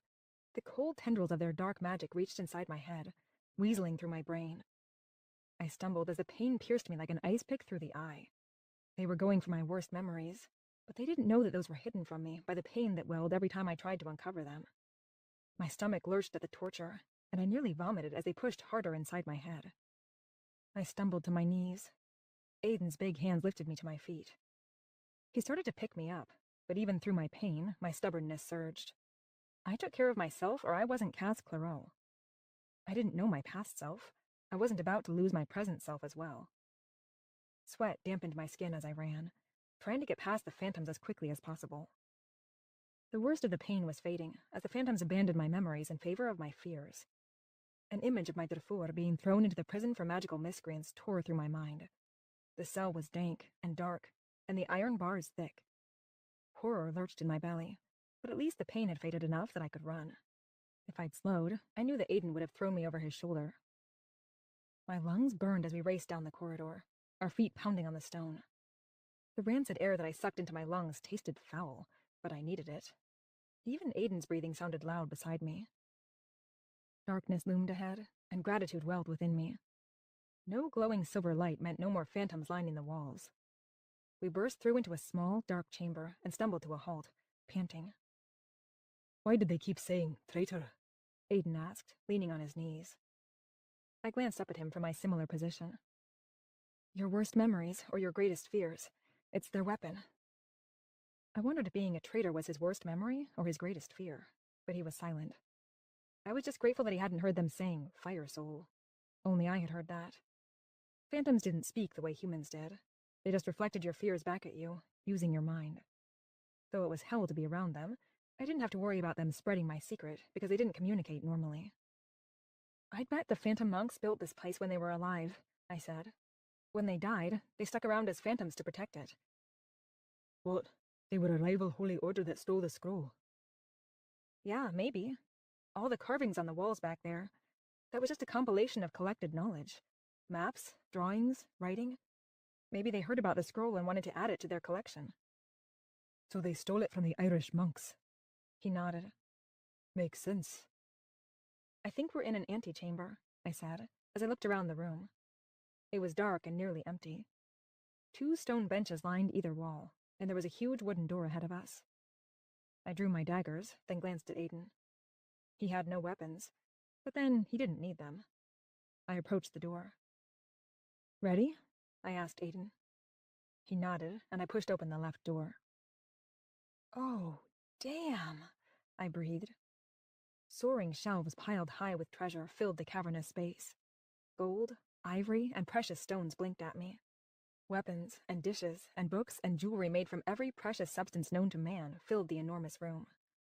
Covetousness surged within me. These weren't my usual treasures, but I could make space in my trove. I could clear out the leather jackets and books and fill it with everything that sparkled in this wonderland. A terrifying roar startled me out of my stupor. I jumped. Beside me, Aiden had changed into a griffin, his wings and fur as golden as the treasures around me. When I looked back at the room, I saw the demons for the first time. I'd missed them because of the gold.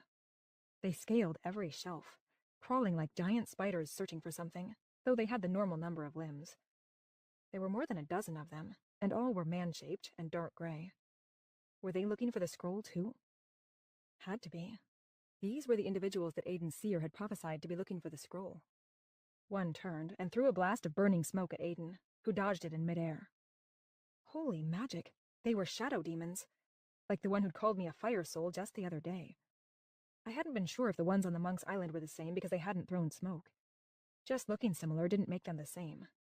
But the smoke throwing sure as heck did. Coincidence? No way. I'd gone my whole life without someone calling me out on what I was. Now I'd seen them 3 times. Too many times to ignore. They all had to die. I charged into the room as Aiden launched himself into the air. His wings beat powerfully as he soared to the tops of the shelves and pulled the demons off with his front claws. He tore them apart, a gruesome but efficient job. The thud of bodies sounded around me. There were 3 demons on the ground, and they all turned to me. Mine. I flung righty at one. It sunk deep into his neck. I called the blade back as the demon fell, then turned to another. Just in time to see him pick up a golden orb that sat alone on a majestic pedestal in the middle of the room. It was the only piece of treasure not on a shelf. He lifted it and aimed at Aiden. No! I shouted. The number 1 rule in tomb raiding. Never, ever pick up something that sits alone on a pedestal. It always sets off a booby trap, and it's almost always of the giant rock variety. Hadn't he seen Indiana Jones? Of course not. He was a demon. And now we were screwed. A crack streaked across the ceiling like lightning. Aiden hovered in the air beneath, going for a demon that clung to one of the tall shelves. A second later, a boulder fell from the ceiling, then another, straight onto Aiden. It hit him in the shoulder, knocking him out of the air. His huge form plummeted, thudding to the ground. Rocks crashed around him. He didn't get up. No! He was going to be crushed to death. My magic flared to life. Blindly, I reached for his gift, terrified. I was risking my life for his, but I couldn't stop myself. If I didn't bring this whole place down with my uncontrollable power, he could figure out what I was. I opened myself up to his magic, not even trying, and it crashed into me. Like the waves I'd heard when I'd first met him, it swamped me. Power flooded my senses, making my skin tingle and my head buzz. I grasped with my mind, trying to sort through the myriad of gifts that were now at my disposal.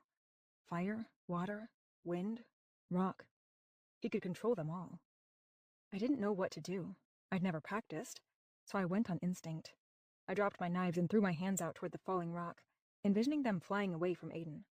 I poured everything into it, my will and hope and determination. The rocks hurtled horizontally through the air, diverting themselves from the griffin. Boulders plowed into the walls, causing even more damage than they would have if they'd fallen, but at least Aiden was alive. Sweat poured down my face as I kept up the stream of power. Breath burned in my lungs. Finally, the rocks stopped falling. I dropped my hands and bent over, panting. Fortunately, we were inside a mountain, so the battered walls would still hold. I destroyed some of the bookshelves and hoped the scroll had been on one. I only had a second to recover. It wasn't enough. Using that much magic was draining. I'd forgotten about the surviving demons. One plowed into my middle, throwing me to the ground. Though I tried to fight back, I was weak from using my power. Out of the corner of my eye, I saw Aiden rise to his feet. He launched into the air again, swooping down to pull the demon off me. I scrambled up, more awkward than I'd ever been, and grabbed my blades.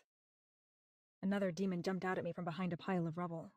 Startled, I flung righty at him. My arm was so weak that my aim was way off. It sunk into his shoulder, and he crashed to his back. I limped to him and straddled him, then grabbed the dagger plunged into his shoulder and twisted. "What do you know?" I panted. His black eyes met mine, and he just stared at me, as if the pain didn't affect him at all. A blast of burning smoke slammed into me. I crashed to the ground beside the demon. He pulled my dagger from his chest, then scrambled up and toward the figure who'd blasted me. I grabbed my blade and flung it at him. He collapsed. I staggered to my feet. Fates, I was so weak. Out of the corner of my eye, I caught sight of Aiden tearing apart the demon who'd blasted Smoke. Good. I swiped lefty across the cut on the back of my hand, and righty yanked itself out of the demon's chest, returning to me. I spun, looking for more prey. The last demon stood in front of the soaring bookshelves. I blinked. It wasn't a demon. It was a man. A magicka of some kind. I hadn't noticed him earlier, but he was definitely not a demon. I threw righty at him. It sank into his shoulder. Damn it! I was so tired I couldn't even throw straight. I called the blade back to me. As it was pulling itself from his shoulder, he dug something out of his pocket and hurled it to the ground. A puff of glittering silver smoke wafted up, and he stepped into it. As he disappeared, I saw the big ivory scroll gripped in his hand. No!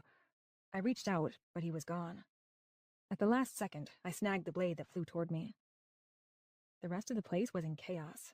Rocks everywhere, golden objects glinting from every nook and cranny. But there were no more living demons. One lay on the ground, though. Maybe he wasn't dead yet. I stumbled toward him as Griffin Aiden landed and transformed back into a man. The demon was sprawled on his back, his middle looking crushed. His face was a waxy gray. Aiden must have crushed him and dropped him, but he wasn't dead yet if he hadn't disappeared. I smacked his face. Wake up! He lay still. I shook him by the collar. Nothing. All I seemed to be doing these days was shaking demons and trying to get them to talk. Aiden knelt by my side and dug around in the demon's pockets. What are you doing? I asked. He might have a transport charm. His body did. He pulled his hand out and showed me. A small rock. Can you track him? I closed my eyes and reached out for the man who disappeared, even though I knew it was likely hopeless. I kept my hand on the unconscious demon's chest, but felt nothing. No, I said. I thought Seekers could track people. They could, but Seeker was just my cover story. I could only find people or things of value. The demon at my feet didn't value his comrades, so there was no link for me. I valued finding the man I'd just seen, but I didn't know enough about him to track him. Or he was protected. Either way, I was getting nothing. I can't feel where he went. I don't know why, I said. My shoulders sagged. What a crap day. Black glass flashed in the light at the demon's side. My blades. I reached for one, then remembered. Blood. I threw my blade at the man who disappeared. I called it back to me before he left. We can use the blood on the blade to fuel a tracking spell. That should be enough to find him. I was pretty fastidious about washing the blood off my beloved blades, but I could wait if it meant finding the man who'd taken the scroll. Do you know where to buy a spell like that? He asked. It wasn't easy to buy magic that wasn't your own. It's why my business did so well. A lot of demand, little supply. I don't, but I think my friends would. They know a lot of people. They've hooked me up with charmed objects in the past. Good. Let's go then. He stood. I rose, swaying on my feet. Fates, using magic was hard. I was so out of shape. Are you all right? Aiden steadied me. Had he been conscious when I'd moved the rocks? Yeah, just beat up. And it would take me a while to get over the shock of using that much power. You look like you're a bit more than beat up. Nah, I'm fine. I totally... Wooziness hit me hard. I swayed on my feet. Right as I tipped over to go hang out with the floor, Aiden swept me up into his arms. Wow, that was nice. Not only did I not have to support my own weight, but he was also warm and strong, and his arms felt heavenly.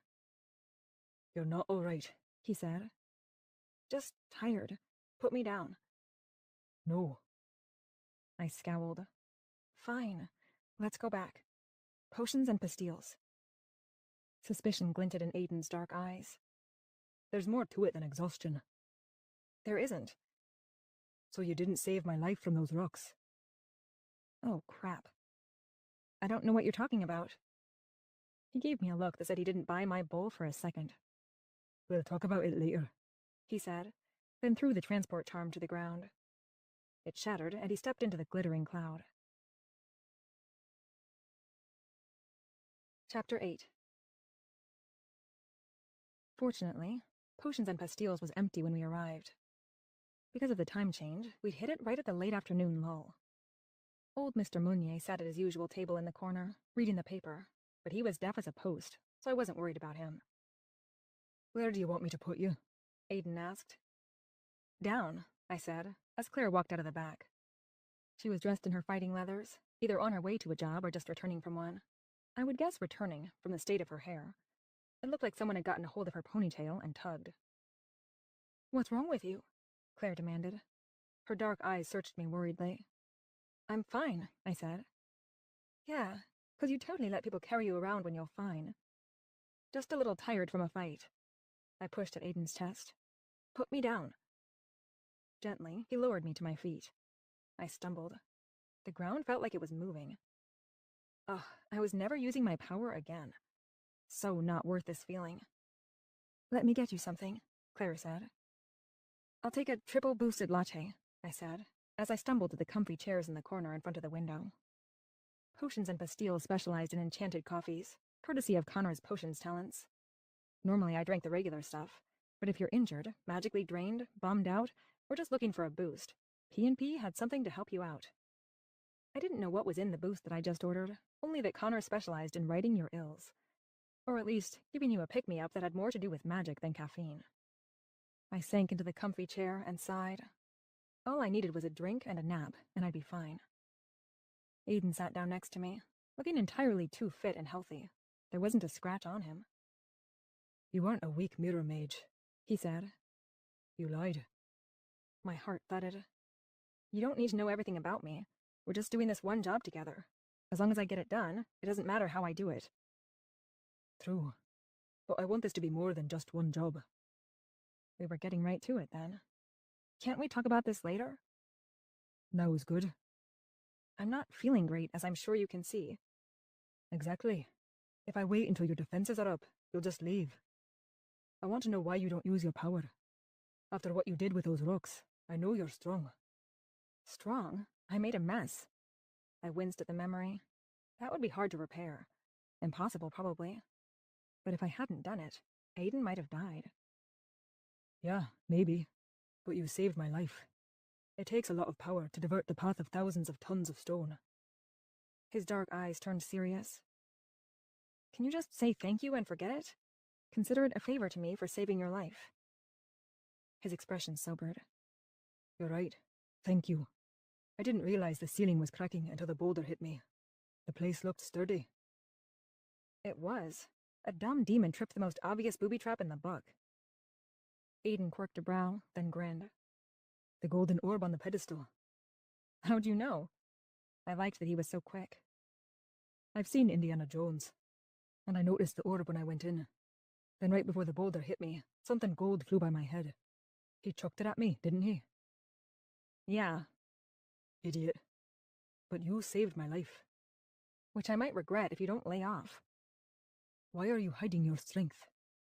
His gaze searched my face. I thought you said that I was right, and that you were going to lay off. "No, I said you were right that I owed you my gratitude. But I still want to know why you're hiding how strong you are. You're not a weak mirror mage." I was just never good with my magic, okay? I said. That's basically the same thing as being a weak mirror mage. I'm too weak to control it, so I don't like to use it. "So practice." That's a little difficult when one destroys everything around them when they try. And I didn't want to be good with my magic. At least not as much as I wanted other things. Other supernaturals were always interested in knowing who was the best at what. I just wanted to have my nice little life, full of adventure and my friends. I didn't need to be super powerful to have that. Didn't your parents train you? The question hit me like a blow between the eyes. I opened my mouth to answer, but nothing came out. Hey, I didn't mean... Triple boosted latte, piping hot, Claire said as she came out of the kitchen. Connor followed her with a plate and another cup. I glared at Aiden, though my heart was pounding. I didn't want to talk about my parents. Hell, I didn't even know how to talk about my parents. Aiden closed his mouth, but the look on his face was clear. This discussion wasn't over. He looked like he was sorry he'd brought up a subject that clearly made me uncomfortable, but also like he wasn't going to let go of it. Just what I needed, on top of feeling like I'd been run over by a truck. Thank you. Gratefully, I took the steaming cup from Claire and sipped it. Warmth and strength flowed into me. Not enough to repair me fully, but I felt a bit better. Brought you one of the same, Connor said as he handed a cup to Aiden. You don't look as beat as Cass, but you could probably use it. Thanks, Aiden said. And some pasties. Connor put the plate of savory treats on the little table in front of our chairs. His apron was dusty with flour, but the rest of his clothes, jeans, a t-shirt, and Converse, were spotless. You're the best. I grabbed one, not caring that it was hot, and bit into it. My stomach was suddenly cavernous. I vaguely remembered being famished after I'd used my magic in the past. The pasty was so good I almost groaned. What's got you looking like you were dragged through a hobby nest? Claire asked. Job gone wrong, I said around a bite of pasty. We're looking for a tracking spell now. You can't get a read on something? Connor asked. I swallowed hard, the pasty suddenly a lump in my throat. Time to lie. They also thought I was a seeker. I hated lying to my friends, but it protected them. They could get in trouble for knowingly harboring a fire soul. If I were an actual good person, I'd probably stay away from them. But I was weak. I liked my friends. And as long as I was careful, I could keep my secret and keep them safe. Yeah, this one is tough, I said. Don't know why. Maybe the guy is using a concealment charm. Do you know anyone strong enough to make a tracking charm off a bit of blood? Connor and Claire looked at each other. They both had different contacts, given that Connor stuck to potions and baking for a living, and Claire hunted bad guys and only occasionally helped out at P&P, but their circle of friends was wide. What about Mordecai? Connor asked. She's a seeker, right? The one you have the hots for? Claire asked. That's the one. Connor grinned. She's scary, but yeah, she could probably do it. Claire met my gaze. I've got one friend I can call. Give me a sec. She got up and moved to the window, then pulled out her phone. Mordecai? I asked Connor as Claire made the call. Yeah, sexy blood sorceress with some seeker talent like you.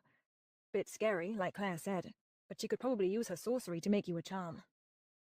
Sounds perfect. Claire returned a second later. All right, she's in LA tonight, but she'll be back by morning. She said she should be able to make you a charm, but it'll cost you. I glanced at Aiden, but I figured he was good for it. He nodded once. Thank you.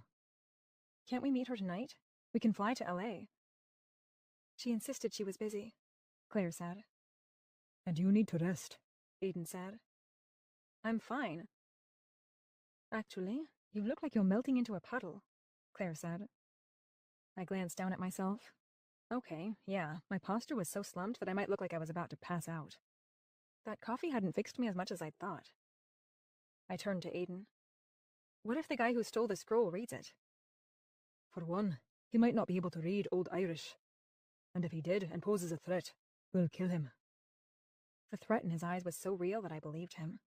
And he was right. I could barely walk. Without sleep, I'd be worthless. Fine, we'll wait. Why are you so interested? He asked. You seem to be taking this more personally than a normal job. My heart jumped into my throat. He couldn't be onto me. I take all my jobs personally. That's why I'm the best. Uh-huh, Aiden said, suspicion still in his eyes. He turned to Claire. When do we meet Mordecai? She said to meet her at 8 at the Apothecary's Jungle in Dock Lane. Claire glanced at her cell phone. I've got to run. A client is waiting on me. I thought you just finished a job, I asked, glancing at her hair. Yep. Nasty sorebug infestation at a rich guy's house over in Enchanta's Bluff. Ew. Sorebugs were gross. They were the size of ponies, hence the reason for hiring a mercenary instead of an exterminator, and had giant pinchers. Even the nicest neighborhood in town wasn't immune to their gross invasions. Fortunately, they stuck to magical cities, or else humans would think aliens had invaded. Yeah, this job should be better. Protection detail for a visiting aristocrat, she said. Protection from what? That's the thing. I'm not sure. And I don't like that. It was that wariness that kept my friend alive. Claire was one of the best mercs in Magic's Bend. Mercenaries were hired for all kinds of jobs, not just killing. Though she did that too, as long as she thought the client deserved it. No kids or innocents. Our world was full of all kinds of dangerous jobs you could hire a mercenary for. It was Claire's selectiveness that kept her alive. Be safe, I said. Always. She grinned, then headed out the door, straightening her ponytail as she went. A pair of pink-haired old ladies walked in after she left, no doubt out for a day of antiquing at the shops down the street from my own. Those antiques had no magical charms, however. Good luck with your tracking spell, Connor said as he went to help the women with their order. I turned to Aiden. I'm beat. I'm going to go get cleaned up and hit the hay. I'll see you tomorrow morning? We have more to talk about. His voice was commanding. Not now, we don't. I stood, trying my damnedest not to sway. The last thing I needed was him carrying me down the street. Aiden surged to his feet and put a steadying hand on my shoulder. Fine, not now. Go rest. I'll see you later. Pick me up at 7. Though I wanted to try to beat him to Mordecai, it was highly unlikely that I could afford her fee. We parted ways outside P&P. I had to insist that he not carry me back to my apartment, but by the time I walked in front of Ancient Magic, I was about ready to fall over. The door weighed 100 pounds as I pushed inside. Nix looked up from behind the counter. Whoa, you look rough. I leaned against the door. I feel it. Will you help me up to my place? Yeah, it's almost 5. I'll just close up. It only took her a second to grab her phone and her book. Then she was at my side, her arm wrapped around my ribs. No luck with the scroll? She asked as she locked the door. I leaned against the wall as she ran her hands around the edge, triggering the enchantment that would protect the shop from thieves while we were away. Not yet. I'll tell you about it up at my place. The walk up the 3 flights of stairs felt like climbing the Monk's Island mountain again. By the time I got to the top, my lungs burned and my thighs ached. What the heck is wrong with you? Nix asked as she dumped me on the sofa. You've never been this weak. Did you get hit by something? No spells, unless you count my own. What do you mean? Her eyes widened. I used my magic. What? She gasped. You're joking. Did Aiden see you? Yeah. I buried my head in my hand. I was an idiot. Nix paced my small living room. No, you weren't. You haven't used your magic in 10 years. You're careful. You must have had a good reason. Her support warmed me. I thought Aiden was going to die. That's a pretty good reason. Was he? Yeah, maybe a 60-70% chance, though it felt like more at the time. I freaked out. The memory of the rock hurtling toward him still gave me the shakes. You like him? There was no question in her voice. To protect my Dufour's secret, I would let someone I didn't care for die. I'd kill to protect their secret. It was my secret too, but like with most things that involve a threat to oneself, it didn't feel quite as real. But the threat to them felt very real. Apparently, I cared enough for Aiden to try to save his life, even though it meant possibly revealing what we hid. I'm sorry, I said. My throat tightened with tears. I never cried. Not much was worse than waking up in a field as a kid with no memories and no parents. After that, tears seemed a bit silly. Don't be. We can take care of ourselves. And I have a good feeling about Aiden. Really? Because I don't. Yeah, you do. Nix looked at me like I was an idiot. You saved him. You obviously have a good feeling about him. I did, but he knows something's up with me. He's suspicious of why I don't use my powers. And when I finally did use them, I overdid it. He knows I'm powerful. I'm afraid he's going to keep digging until he figures things out. He might, yeah. Just keep your guard up. Easy for her to say. She wasn't faced with hanging out with him all the time. She didn't have to watch him fight or resist his kisses. I did, and it was hard to remember why I shouldn't like him. Especially since I didn't want to live a life of secrets and lies. For once, I'd like to be honest with someone besides my Darfur. I loved them, but it wasn't the same. So you didn't find the scroll? Nyx's words jerked me to attention. No, and it's worse than that. Demons took it. The same kind of demon who called me a fire soul the other day. Nyx abruptly stopped pacing. What? Did they say anything else? No. I tackled one and demanded that he tell me what he knew, but he just looked at me. There might not be a link. Just because they're the same species doesn't mean they all know about us. That other demon might have known because he was ancient and could sense it. Yeah, maybe, I said. But we haven't stayed alive this long by assuming things are coincidences. True. There was also a man there, a Magica. But he didn't give a crap about me. Grabbed the scroll and left. Well, that's good. Yeah, but we have our concealment charms, so maybe that's why. At least they're still working. They'd better be, I said. They cost a freaking fortune. But we need to call Dell. Warn her to keep her guard up, just in case. I'll do it. You need to rest. Yeah. I think I might go talk to Dr. Garriso. He could know more about that kind of demon. There were hundreds of kinds. I didn't know them all, or even most of them. Half the time I made up names for them based on what they looked like. I called these ones shadow demons because they were gray. Not very clever. I can do it. You really do look like you're about to pass out. No, I want to. I can describe them best. I'll do it after I take a nap. Fine. And tomorrow you'll find the scroll and destroy it. We'll deal with your nightmare man when the time comes. We've always known we were on the run. Eventually we'll get caught. Then we fight. If we have to, yes. But how do we do that without magic?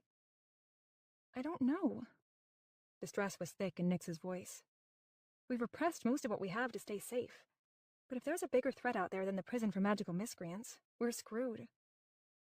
Then you think we should practice our magic? Practicing would mean I wouldn't feel like hell after using it, but that wouldn't do me any good if I got caught. I don't know. Is this scroll, and whoever is looking for us, a bigger threat than being thrown in prison? We're digging into our past with this scroll. Maybe this whole thing will lead us to our parents. Hope flared in my chest, though I knew it was stupid. They were probably dead. Or they were the ones we were running from. I hated not knowing. I don't want to hope for that, Nyx said. We've made a good life for ourselves here. I want to look to the future. I nodded. Though I'd love to find my parents, I agreed. Our first 5 years on the run had been horrible.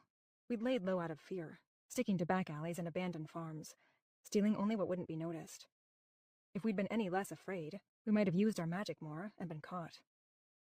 As it was, we'd gotten ourselves tangled up in some ugly messes. But we'd made it out. We'd survived and learned about the world, found our way to Magic's Bend and built our shop. I had to find this scroll and destroy it. We couldn't lose the life we'd worked so hard for. Nyx rubbed my shoulder and got to her feet. Get some rest. I'm going to call Dell. Thanks, I said as she left. When the door shut behind her, I flopped back onto the couch and stared at the ceiling. Sweat and dust covered my skin. It itched. I should get up and shower. Instead, I slowly careened over onto the couch. Some time later, hours or minutes, I had no idea, the sound of rain on the windows woke me. I scrubbed my eyes with the heel of my hand and squinted into the dark night. The clock by the door indicated that it was past 9. My mouth tasted like a rodent had died in it, and I was still as gross as ever. Excellent. But when I stood, I felt better. Like I just recovered from a bad case of the flu, but at least I could walk to the shower. Careful not to rub any of the dried blood off my daggers, I took them into the bedroom. Normally I stored them on my bedside table, but the blood on Righty was the only link to the Magica who'd stolen the scroll.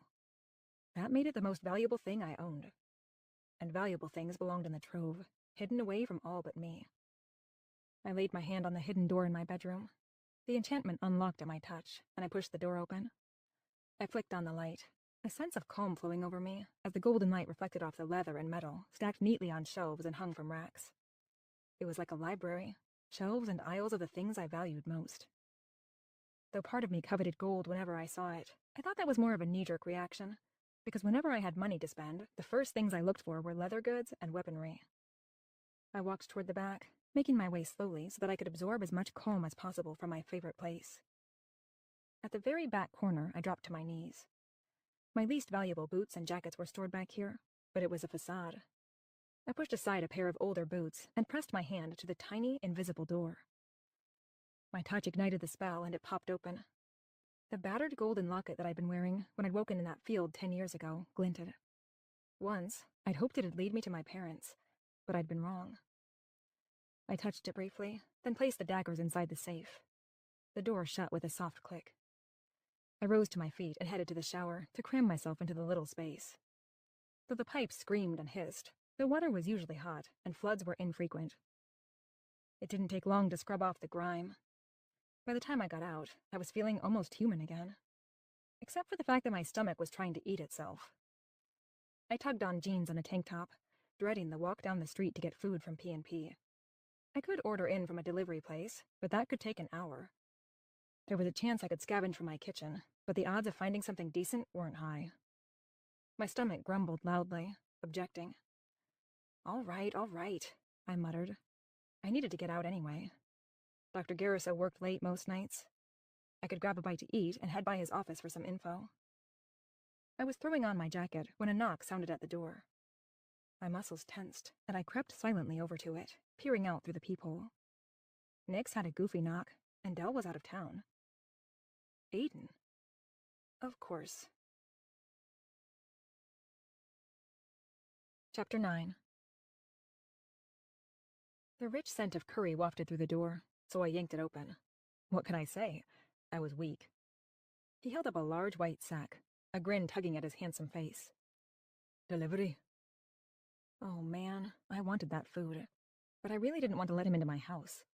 He probably wouldn't figure out that I had a trove behind the walls, but I hated to risk it. Why are you here? I asked. I thought you'd be hungry. You want to interrogate me? Nah, I just thought you'd be hungry. Sincerity shone in his eyes. Butterflies set up a cacophonous racket in my stomach, which wasn't hard considering how empty it was. I glared at Aiden, knowing that I looked unwelcoming, but having a hard time wrapping my head around him. Confusion pissed me off. What's your deal? I asked. I bet you live over in Enchanter's Bluff. There was no way a guy as wealthy as him didn't live in the rich section of town. It's got to be a 30-minute drive over here, just to bring me food? It was worth the drive. Why? To see you. Okay, this was so outside of my pay grade. Killing demons and stealing treasure. That was about all I was qualified for. Hot dudes trying to woo me? Not so much. At least, I assumed this was wooing. Bringing a girl food sure sounded like wooing to me. This isn't a date, I said. No, he agreed. Definitely not a date. You'll know when it's a date. This is just me bringing you food, because I knew you'd be beat when you woke up. I tried not to let the sentiment get to me, but it poked me in the heart all the same. Not only did I want to devour whatever was in the white takeout bag, I wanted to hang out with Aiden, even though I knew it was a bad idea. I weighed suggesting eating in the shop below versus letting him in. A sigh heaved out of me. Come on in. Letting him in was less suspicious, and he didn't need any more reasons to think I was hiding something. Thanks. He stepped inside, and I shifted so that he wouldn't go toward my bedroom. It meant that I had to stand nearer to him, which just made my heart start to pound faster. Kitchen's that way. I tilted my head toward the doorway on the other side of the room, and stifled a small sigh of relief when he walked toward it. You got any beer? He asked as he entered the kitchen. I followed him in, helplessly sniffing the scented air he left in his wake. In the fridge. Help yourself. My kitchen was tiny and almost completely non-functional. All the appliances were ancient. Not retro in a cool way, just ancient. With P&P down the street, there was no reason to cook, and all my money was tied up in the trove. I was probably a hoarder, but at least it was all packed away neatly in a secret closet. I grabbed some paper plates and plastic utensils from the cupboard. PBR? Aiden asked. I turned to see him standing in front of the fridge, holding 2 cans. Yeah? Got a problem with that? Never pegged you for a hipster beer kind of girl. That's hillbilly beer, thank you very much, I said as I grabbed one. And hipsters drink microbrew too, you know. I bet you drink microbrew. He raised his hands. so I like a decent beer every now and again. This is a decent beer. I held it out in front of his face. Look, right there on the label. It says Blue Ribbon. That means it's good. Blue ribbons are for winners. He grinned. He was screwing with me. Just bring the food, I said, as I headed to the living room. Though there was a little round table pushed in front of the window on the other side of the room, I preferred to eat on the couch whenever possible. Since I still wasn't feeling 100%, I veered toward the couch. I plopped down and put the plates on the table, then opened my icy beer and took a swig. So what if it doesn't have much taste? I said. It's refreshing and delightful. PBR delivers. Aiden gave me a skeptical look as he sat next to me and popped his can. I'll try to reapproach it with an open mind. I watched him drink, trying to keep my eyes off the motion of his strong throat as he swallowed. Okay, I was clearly going nuts if I was looking at a guy's throat and getting the hots for him. But I couldn't help it. All of him was hot, from his model face to his sculpted muscles. Why couldn't he look like a normal dude? That wouldn't make my mind get all fuzzy. When Aiden lowered his can, he caught me staring at him. I almost slumped with relief when he said, "Not too bad," instead of calling me out for staring. Yeah, it's pretty good, right? And cheap. There's loads to love about it. Don't know if I'd say love. Just get the food out, Mr. Critic. He pulled several cartons out of the bag, along with a paper-wrapped parcel of naan-bread. I made grabby hands, and he passed me a carton that smelled like curry. Okay, I said as I swallowed a bite that I'd scooped up with the bread. I'm officially thanking you for bringing this over. It's amazing. No problem. We ate in companionable silence for a few minutes. Once the beast was sated, I asked, So you've got some healing ability and you're a full elemental mage. What else can you do? Turn into any creature, real or mythical, he said. You know, nothing interesting. Just griffins and dragons, that sort of thing. Cocky? I punched him in the shoulder. Anything else? You'll just have to get to know me better. That wasn't going to happen. Have you ever heard of another Shifter Magica hybrid? He shook his head. I was an only child. My father was the origin before me, and my mother was Magica. I don't know why it passed down to me, but I've never met another. I scowled into my now empty carton. I liked Aiden. For his sake, it was great he was powerful. Like, ridiculously powerful. But no one was throwing him in prison. Just my kind. Self-disgust washed over me. I needed to quit moping. Just because this threat was looming over our heads didn't mean I wouldn't get us out of it. And people had an actual good reason to fear fire souls. If we were power-hungry monsters, we'd have a good reason to go on a killing, power-collecting rampage. You okay? Aiden asked. Yeah, just tired. A food coma was coming on. My eyelids felt like they weighed 10 pounds each. You need to practice your magic, Aiden said. If you did, you wouldn't be so exhausted after using it. Sounds like a me problem, not a you problem. It's a me problem if you're working for me. I scowled at him. I'm not working for you for long, so don't worry about it. Then it's a problem because I like you, he added. His words hit me right between the eyes. This is why relationships were dangerous. People worried about you and poked into your personal stuff. And my personal stuff was enough to get me locked up in hell. I needed to forget how freaking hot he was and move on. It's time for me to hit the hay. Thanks for bringing dinner. Fine. We'll table this for now, but it's not done. It's not safe for you to do your job if you can't control your powers. You're unique. You need to be able to control that. Let me worry about that. For now. He put his hand on my shoulder. Hang on. Yeah? He didn't say anything, but his healing warmth soaked into my shoulder. I barely resisted leaning into him, but it felt so good. Once he removed his hand, I felt amazingly better. Not 100% perfect, but definitely able to leave the house. I'll see you tomorrow morning at 7, he said as he got up. All right, let's meet at Potions and Pastilles. I can't function at that hour without coffee. And I didn't need him coming back to my place again. Okay. He let himself out. His footsteps were silent on the stairs as I walked to the window. I watched him cross the street to his car and pull away. Then I tugged on my jacket. It was past 10, but there was a good chance Dr. Garriso was still at work. He preferred the night hours. On my way out, I went to my trove and quickly chose another pair of daggers. They weren't enchanted to return to me, but they were wickedly sharp, and the shiny copper hilt looked badass. I crept down the stairs past Nix's door and out into the street. Clouds rolled in front of the moon, casting the night in shadows. Cecilia, old faithful herself, sat at the curb, looking out of place on the trendy street. Her black paint was chipped and the bumper needed some work, but she still got me where I needed to be, so I was keeping her. The streets of Magic's Bend were quiet as I drove through town. Things were only hopping on the weekends, and usually that activity was centered around the historic district where most of the bars were. The Museum of Magical History, where Dr. Garriso worked, was only a few miles from my apartment. I pulled into the quiet parking lot. Rain started to fall as I hurried around the side of the building. Dr. Garriso's office was on the bottom floor at the back. The boring part, he said, where the visitors didn't want to go. When I reached his little window, I tapped on it.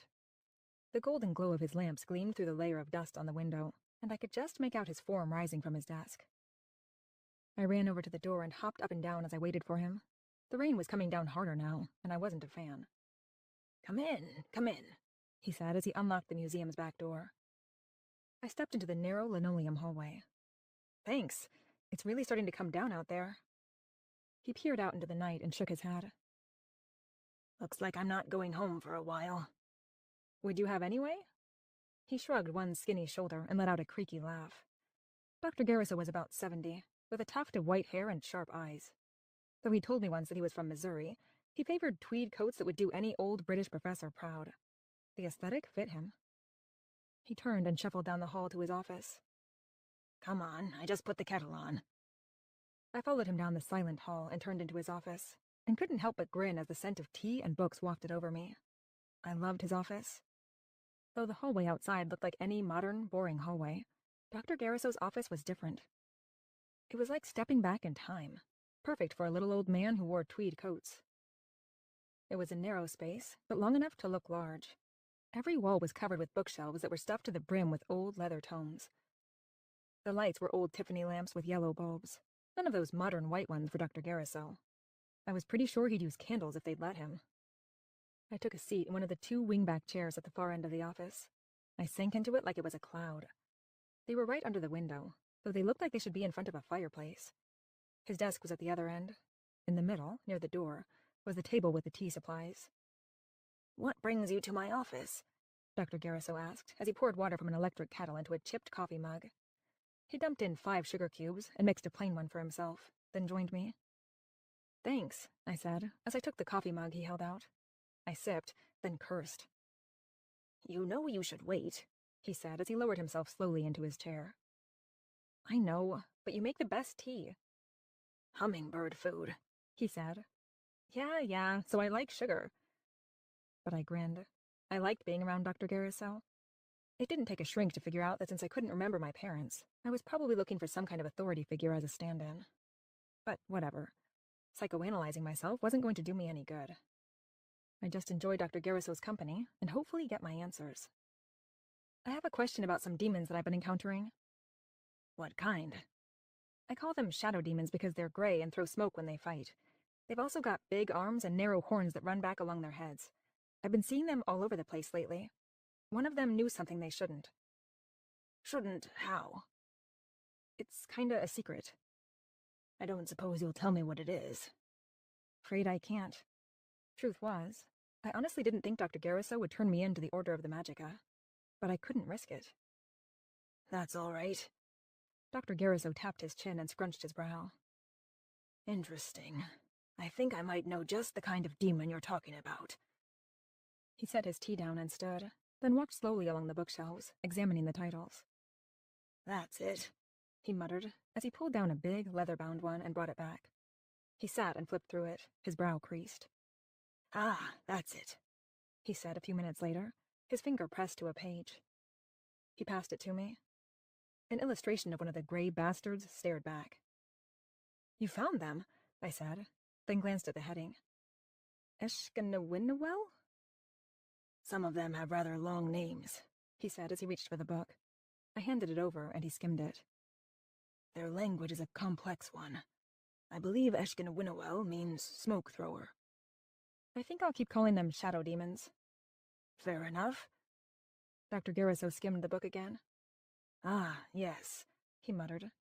As I thought, they look very similar to karst demons, gray-skinned demons and fallow demons. It is the smoke throwing that is one of their primary distinguishing factors. I felt a little better about not freaking out earlier about these demons. They hadn't thrown smoke at the Monk's Island, after all, so they could have been any number of demons.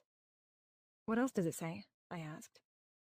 Well, like most demons, they frequently act on behalf of whoever will get them out of their hells. Mercenaries. They're very low-level demons. Not very intelligent, but very loyal. They often work in large numbers for whoever frees them and gives them reason to fight. I suppose that's a good quality in a minion. Yes. These demons are frequently used by people who cannot sway anyone rational to their cause. Bad people. Does every single demon in the species work for one person? The same bad person? Dr. Garriso glanced down at the book, his eyes darting across the page. He looked back up at me. No, they come from a large hell, very old. I would imagine that there are several unsavory types hiring Eshkin and Winnowell demons. A tiny sigh of relief escaped me. And old hell equaled old demons. And if there were so many, it was likely that the demon who'd guarded the Chalice of Youth had nothing to do with the other demons. I'd still stay on my guard, but there was no reason to freak out just yet. Does that help? Dr. Garriso asked. Yes, thank you, Dr. Garriso. It's no problem at all. Is there anything else I can do for you? I shook my head. No, but thank you. I need to get going. He stood and walked me out. Good luck with whatever it is you are facing. Thank you. I thought I might need it. I fell into bed when I got home. My mind raced a mile a minute even after I closed my eyes and tried to sleep, so when the dream started, I didn't even realize it was a dream. Everything was black under my eyelids, as if I were still awake and thinking. But the smell was different from my bedroom. Dank, like water dripping down stone. There was more stone beneath me as well, and at my back. I crouched in the corner, pressing myself against a wall as if trying to disappear. I felt like I could drown in fear. It filled my lungs, making it hard to breathe. Nearby, someone wept softly. 2 people, I realized. I squinted into the dark, trying to see them, but all I saw was darkness. The sound of skittering feet came from behind me. Rats. I couldn't see them, but I knew. My heart pounded, the sound thunderous in my ears. But the footsteps were louder than even my heart. Terror streaked through me, and I sobbed. The footsteps were coming closer. Coming for me? I squeezed myself into a ball, trying to disappear into the stone. If I could just make myself small enough, he wouldn't find me. But if he didn't find me, he'd take the other girls instead. Protectiveness welled in me. I could jump on him, fight him. Then we'd run. The door crashed open, and the light blinded me. It pounded into my head like flame. I jerked up in bed, gasping. Shuddering, I fumbled for the bedside light. It clicked on, glowing softly. My bedroom. Sweat covered my skin, and my lungs heaved as I sucked in air. Felt like I'd run miles. I looked around my room, at my hands, at anything that would place me in the real world and not the dream world. I was in my bedroom. I was okay. I was safe in Magic's Bend. I buried my face in my hands as my shoulders shook. I wasn't back there. I wasn't back there. I wasn't back there. I'd never had that dream before. Was that my past? Had Dell and Nix and I been locked up somewhere? Chapter 10. By the time I blearily stumbled into potions and pastilles the next morning, I was desperate for a coffee. Though the sleep had done me good, I wouldn't be functional without some caffeine. P&P was empty that early, thank magic. Waiting in line would have been a bitch. Whoa, the dead walks, Connor said as I entered. He glanced at the clock behind the counter. 6:45. I don't think I've ever seen you prior to 9. Har har, I said. But he was right. I'd never been a morning person. I prayed to magic that Aiden wouldn't be early. I dragged myself out of bed just so I could have 15 minutes with a coffee to get my mind ready to deal with him. The usual? Connor asked as he turned to the espresso machine. Please. I climbed onto one of the 3 bar stools at the small counter and peered into the glass display case next to me. Connor had only put out the cinnamon buns, but they looked delicious.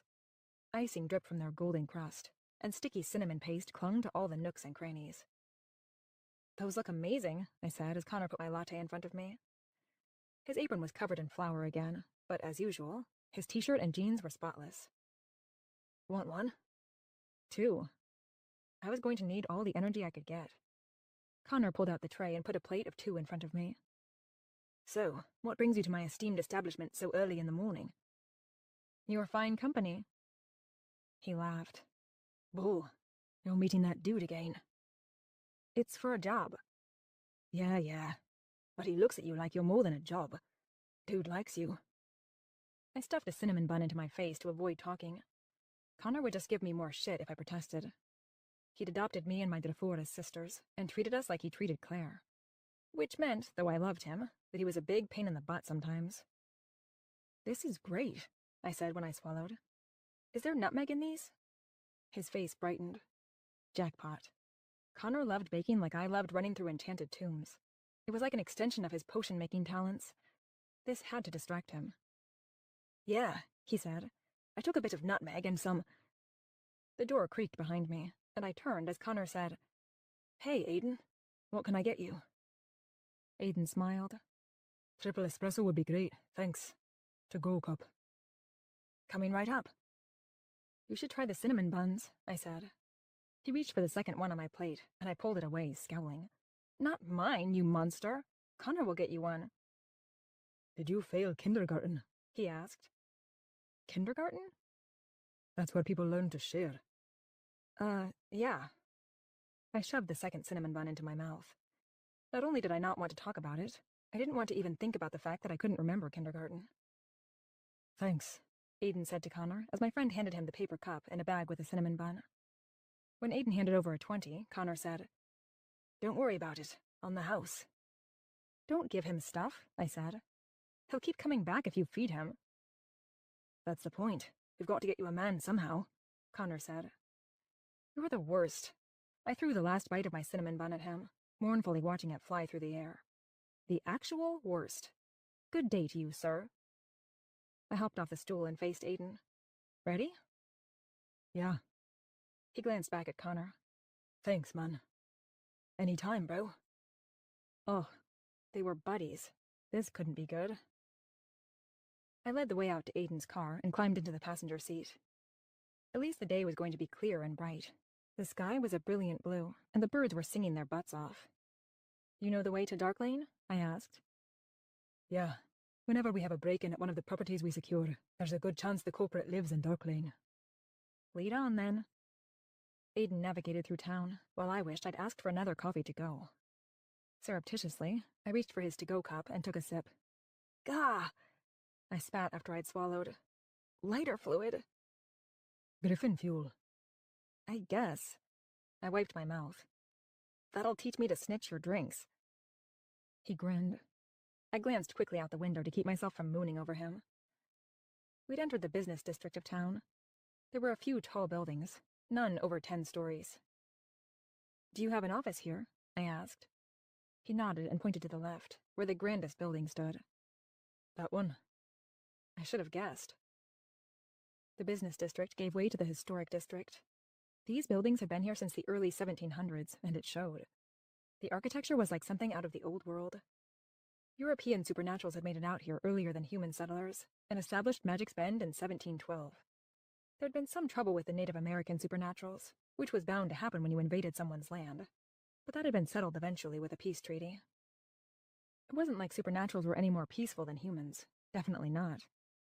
There'd been an ugly war leading up to the peace treaty, but the result had been a stable alliance that had allowed Magic's Bend to grow into the largest magical city in America. Do you ever come down here? Aiden asked, as we drove through the bustling streets of the historic district. There was a lot more foot traffic here, drawn by the shops and restaurants that made up the bottom floors of the old buildings. Though almost everyone looked human, I spotted a few fae with their wings out, and one huge dude who looked like he was half giant. Though many supernaturals went out amongst humans, and even lived amongst them, non-human-looking supernaturals were required by law to stay in holy magical cities like Magic's Bend. I come down here occasionally, I said, but I mostly hang out on Factory Row. My neighborhood had been revitalized in the 1990s, when the abandoned factories from the 19th and early 20th centuries had been turned into apartments and shops, mostly antique places. P&P and the Flying Wizard were the only 2 bars on that side of town, but they worked fine for my socializing needs. It didn't have quite the same charm as the historic district, but it suited me. And it was the only place we could afford apartments big enough to stash our hoards. "Do you come down here a lot?" I asked, as we finally passed out of the historic district and into Dark Lane. Dark Lane? No. Only when work brings me here, Aiden said. But yes, to the historic side of town. They've got some good restaurants. We'll have to try one when this job is over. We'll see. I turned my attention to the buildings that passed slowly by the car. Dark Lane was on the other side of the historic district, and it suited its name. The buildings were all 3 stories tall here, though they somehow managed to block out a lot of the sun. They were as old as the buildings we just left behind, but these really showed their age. Not only was the architecture ancient, but so was the layer of grime that covered the brick and wood. Contrary to what one might think, this wasn't the poor side of town. It was where you lived if you worked with magic's darker side, the kind that harmed as well as accomplished goals. But just because it harmed didn't make it bad. It was all up to interpretation. While a lot of these supernaturals were occasionally on the wrong side of the law, they weren't outright lawbreakers. The Magica would crack down on that. They walked the line with things like blood magic. Illegal if you do it without the consent of the donor, but otherwise acceptable. Their magic cast a shadow over the buildings. It was hard not to make the comparison of dark versus light magic, though it wasn't that simple. Aiden slowed the car to a crawl as we neared the address. We rolled by the narrow buildings. If I squinted, I could make out the color underneath the grime. The buildings had once been brightly painted. "There it is." I pointed to a building that had once been purple. The windows were dark, the stairs leading up to the stoop narrow and rickety. A sign hung over the door that read, "Apothecary's Jungle." Aiden pulled the car over and parked in front of Mordecai's home. He moved in front of me as we climbed the creaking stairs. He was trying to block me from danger. While part of me was annoyed by it, the smart part of me thought, let him. A brass lion door knocker scowled at us from the dark purple door. Aiden knocked it, and the lion roared. I grinned. I kinda liked Mordecai already. But it wasn't Mordecai who answered. A hulking, shirtless man with wild golden hair pulled open the door. His scowl turned into widened eyes. He stepped back and bowed. Origin. His deep voice was laced with respect. Whoa, so shifters took this origin thing seriously. I assumed he was a shifter. His magic smelled animalistic, with a hint of something else. Something dry, like the desert. Maybe the plains of Africa? I'd never been, but I guess that might be what I was smelling. With his crazy golden hair streaked through with hundreds of shades, I'd bet lion. Lion, Aiden greeted. I am Matthias, the lion said as he stepped back. Welcome. Just who are you letting into my house at this ungodly hour? An annoyed female voice asked from within. Matthias stepped back, pulling the door farther open. Though the foyer was dim, I could make out the stairs leading upward. The woman who descended looked like Elvira's cousin. No joke. Bouffant black hair, a slinky, plunging dress of the same shade, and so much eye makeup she looked like she was wearing a Zorro mask. It was only 7:30, and she was more put together than I ever was. Her magic rolled over me in waves. She was strong. Not nearly as strong as Aiden, but very powerful. Her magic prickled at my skin, kind of like rolling a hairbrush over my arm. The only other sense I got off of her was the taste of whiskey. I never understood why people's magic tasted the way it did, but I assumed it meant that her magic burned going down. This is the origin, Matthias said. My friend Claire called about us yesterday, I said. We need help with a tracking spell. Oh, yes, I remember, Mordecai said. We've just returned from LA, and I was about to head to bed. So this was evening for her. That explained why she was so done up at such an early hour, when she really didn't look like a morning person. In my head, morning people were always wearing workout clothes and perky smiles. The only thing perky about Mordecai was her tits. Come in, she said, gesturing with a hand that looked like it was tipped with black claws. They were just nails filed to a point, but the effect did the trick. She looked exactly like I'd expect a blood sorceress to look. This was the chick that Connor had the hots for? Wow, kid. I followed Aiden into the dark foyer, trying not to wrinkle my nose at the overpowering incense that wafted from a back room. You can go upstairs, pet. Mordecai patted the lion's bare chest, and he growled, but he did as she said. Come with me. We followed her to the door at the back of the foyer. The black and white tiled floor and the ornately carved ceiling were cleaner than I'd expected. The dark and the smell made me think there'd be a thick layer of cobwebs, but I could see none. The foyer led to a cluttered back room. Shelves of jars and crystals covered the walls, and a big wooden table stood in the middle. A workshop. A hearth burned in the corner, and herbs hung from the ceiling. "Do you sell a lot of charms?" I asked. Mordecai rounded the table to stand across from us. "Not many. They're difficult to make, and not many people are willing to pay what I ask." Her gaze met Aiden's. "But the Origin will have no problem with that." Aiden nodded as I looked around covetously. I itched to explore the shelves and see what magic bits and bobs she had lying around. Because I didn't use my own power, I relied heavily on charms like my comms necklace and my daggers. But like Mordecai had said, enchanting objects was difficult, so there weren't many lying around, and they were damned pricey when you could get your hands on them. Magic had a hard time surviving away from its master. It was one of the reasons my business dealing in ancient enchanted artifacts did so well. If I were willing to use my magic, I could borrow Mordecai's power and enchant my own objects. But that wasn't worth the risk. "What can I do for you?" Mordecai asked. Carefully, I drew Righty from its sheath and held it out. I'd wrapped the blade in plastic wrap to protect the blood, and it glinted in the low light. "There is blood on this blade. I want to track whoever it belongs to." Mordecai reached out with her black claws and took the blade. She wrinkled her nose as she unwrapped the plastic. "Shifter, Magica, or human?" "Magica, but I don't know what kind." "All right." She laid it gently on the wooden table. "I'm going to need to get my sister to help me with this. It will cost more. Wait here one moment." She laughed through a side door, and I glanced at Aiden. "Creepy in here, huh?" "Not my preferred brand of magic, no," he said. Footsteps sounded a moment later. Another woman followed Mordecai into the room. Though she looked like Mordecai, she was pale where her sister was dark. She wore a white robe that covered her to her neck, and she yawned as she took up a spot next to Mordecai. "I am Erdica." Her voice was sweeter, without the raspy undertones that Mordecai's voice carried, but it resonated with power all the same. I couldn't taste her magic like I could with Mordecai, but the sound of chirping birds accompanied her, along with the feeling of a light breeze. She practiced blood magic like her sister, but I couldn't pinpoint why she felt so different. Like a white witch to Mordecai's dark witch. Two sides of a coin? "Morning," I said, once I realized I'd been feeling out her magic for too long. I needed to not do that. People got weird when you stared at them for so long. "Yes, early, isn't it?" She looked like she liked mornings as much as I did. She must have kept a schedule that was the opposite of Mordecai's. This wasn't her evening. It was her coffee hour, and we were interrupting. Mordecai looked at me. "I'm going to need some things from you to enhance the spell." Suspicion loomed. "What kind of things?" "You really want to find him, right? That desire will help fuel the spell. So, a drop of your blood." She turned to Aiden. "From you as well." No surprise. She wasn't called a blood sorceress for nothing. When she gestured with her claws, I held out my hand. She nicked my finger with a small silver blade, and I let my blood drip into the small bowl she held out.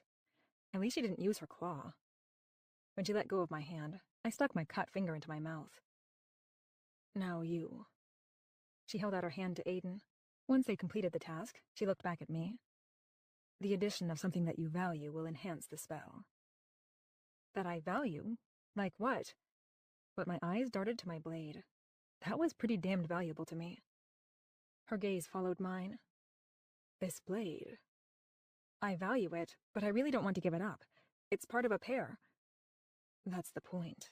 The spell might work without it, but sacrifice gives it juice." "What about Aiden?" I asked. "Him as well," she said. "I don't have anything with me that I really value," he said. I eyed the fancy watch at his wrist, but for a guy like him, that probably wasn't anything special. Mordecai's gaze searched him, then landed on me.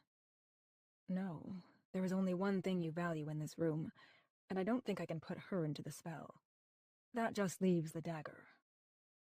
Hello. What? He valued me. I had no idea how to respond to that, so I just said, "Fine." I had brought my copper-hilt daggers as backup, but I hated to give up the obsidian. It was my fave. Mordecai nodded and picked up the glass blade. She held it point down over the bowl, and her hand began to glow. Slowly, the dagger lit from within, a bright purple that burned my eyes. I squinted as the blood on the blade turned black, then dripped off into the bowl. It sizzled, letting off an acrid smoke. The taste of whiskey at the back of my throat grew. I wondered if Aiden got the same sense of Mordecai's power. A second later, my obsidian blade turned to liquid as well, dripping into the bowl. My heart ached at the sight. That dagger had kept me safe for a long time. Mordecai stirred the contents with one black fingernail, then handed the bowl to Erdica. The blonde sorceress lifted it in front of her chest and circled her hand over the bowl. A white light glowed from her palm, extending out to envelop the bowl. The air hummed with her magic, and the wind that accompanied it picked up. It didn't look like my clothes were blowing in it, but it felt like it. The dark liquid in the bowl began to spin, rising up like a little tornado until it formed a ball.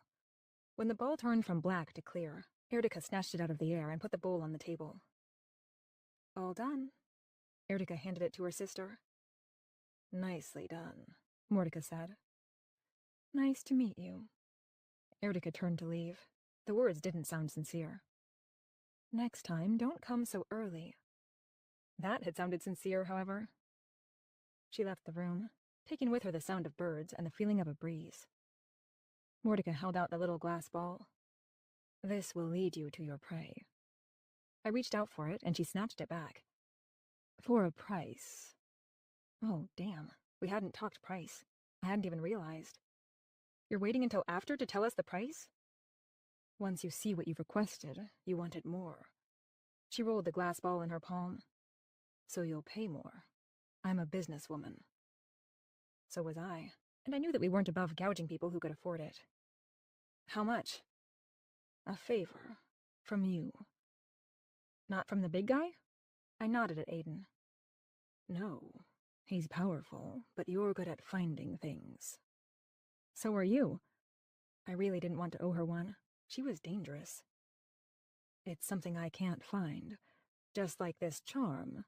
She held up the glass ball. Is for something that you can't find. We all have our blind spots. What is it? I prefer not to say until you agree. Okay, that definitely made my spidey sense pop up. Sorry, no can do. She's right, Aiden said. I'm the one seeking this magicka, not her. I'll pay. Mordecai huffed her disappointment, then turned her sharp gaze on Aiden. Fine, 20 grand. I almost choked on my gasp. Will you take a card? Aiden said. I believe I'm a bit short on cash. No joke. Of course. What kind of operation do you think this is? I glanced at the herbs and crystals and incense. A creepy one.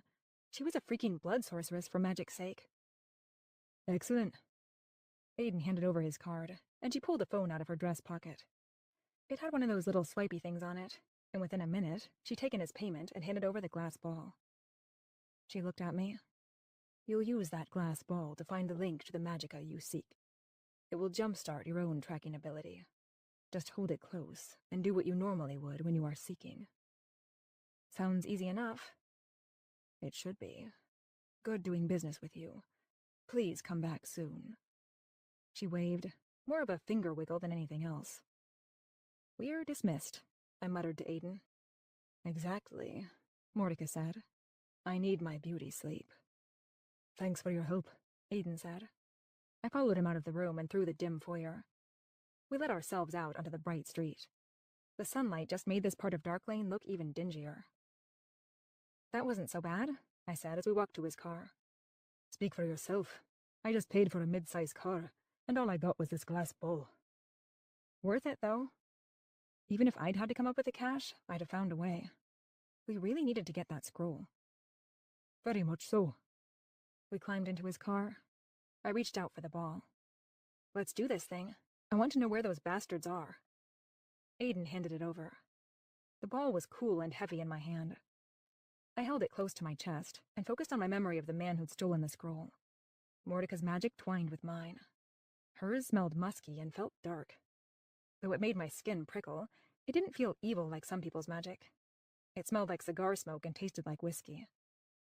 After a moment, the familiar string wrapped around my waist, pulling me. Our prey was close. A sense of the location bloomed within me, clear as glass. I sucked in a breath. They're at Ancient Magic, I gasped. Chapter 11. The drive to ancient magic felt like it took forever. Aiden drove like a demon, breaking at least 5 traffic laws. By the time he pulled up beside my shop, I was vibrating with tension. The car screeched to a halt at the curb. I flung the door open and leapt out. Ancient Magic's door was shattered, jagged pieces of glass protruding like teeth. Within, figures fought, wrestling on the ground and throwing magic in bursts of smoke. Shadow demons. An icicle of fear pierced my heart, sending cold streaking through me. They had found us. I drew my copper-hilt knives and burst into the shop. There were at least 5 demons fighting Nyx, Claire, and Connor. Even Dell was there, wielding her short sword like a master against the same man from the tomb in Norway. He was the only non-demon assailant, but he was strong. He threw blasts of flame at Dell that she repelled with her enchanted sword. Blade and shield in one, it was her first choice of weapon. How had he found us? Fear sunk its claws into my back. My magic surged within me, a tidal wave of power that threatened to overwhelm my control and burst out of me in a horrifying show of force. I could blast them all away, but I couldn't keep my magic from hurting my Drafour as well. Or Connor and Claire, who fought 2 huge demons in the back corner. Nyx grappled with 2 in front of the counter. Behind her, a demon ransacked the shelves. In quick succession, I threw both of my copper-hilt daggers. They plunged into his back, near where I hoped his heart would be. The demon turned and growled. Damn.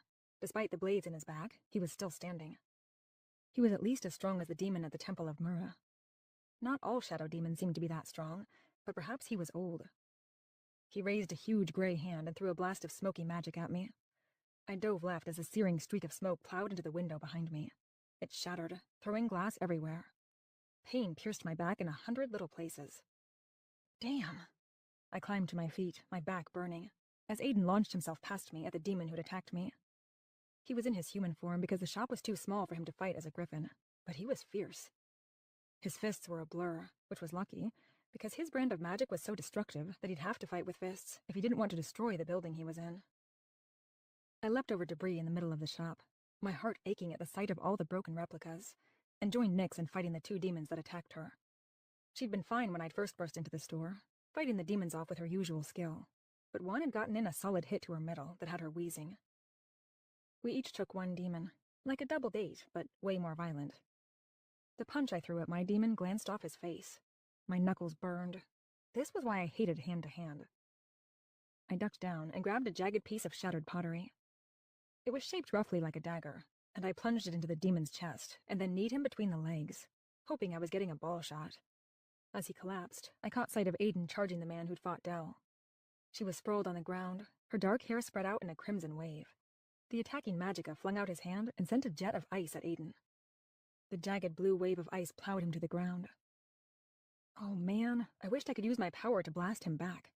The bastard so deserved it. None of us wanted to destroy ancient magic, so we didn't use our powers. But this guy didn't care. The man jumped over the counter. I ran for him. Before I got there, he reached under the counter and grabbed a box, then threw something to the ground. A silvery cloud burst up around him, and he disappeared. I stumbled to a halt. What the hell? I thought he'd been after us. I spun around to check my Drafour. The demon that Nyx had fought was on the ground. She knelt over Dell. Aiden slipped up behind the demon who'd fought Claire and broke its neck.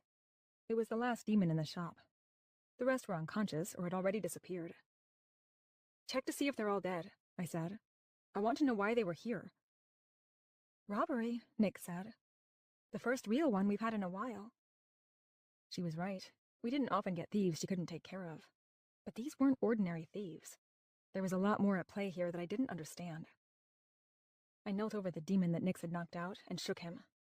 Nothing. He was just dead weight. Literally. He wasn't breathing. He'd disappear soon, back to his hell. I killed this one, Aiden said. Sorry about that. Mine's dead too, Connor said. Damn. With the promise of information gone, I sank to my knees. The pain of my wounds finally hit me. My back hurt like hell. Are you all right? Aiden knelt beside me, gently touching my shoulder with one big hand. Yeah. I bit out the words. Just a flesh wound. Not funny, he said. How wounded are you? Not as wounded as Dell. I jerked my chin toward my Drafour, who still lay on the ground.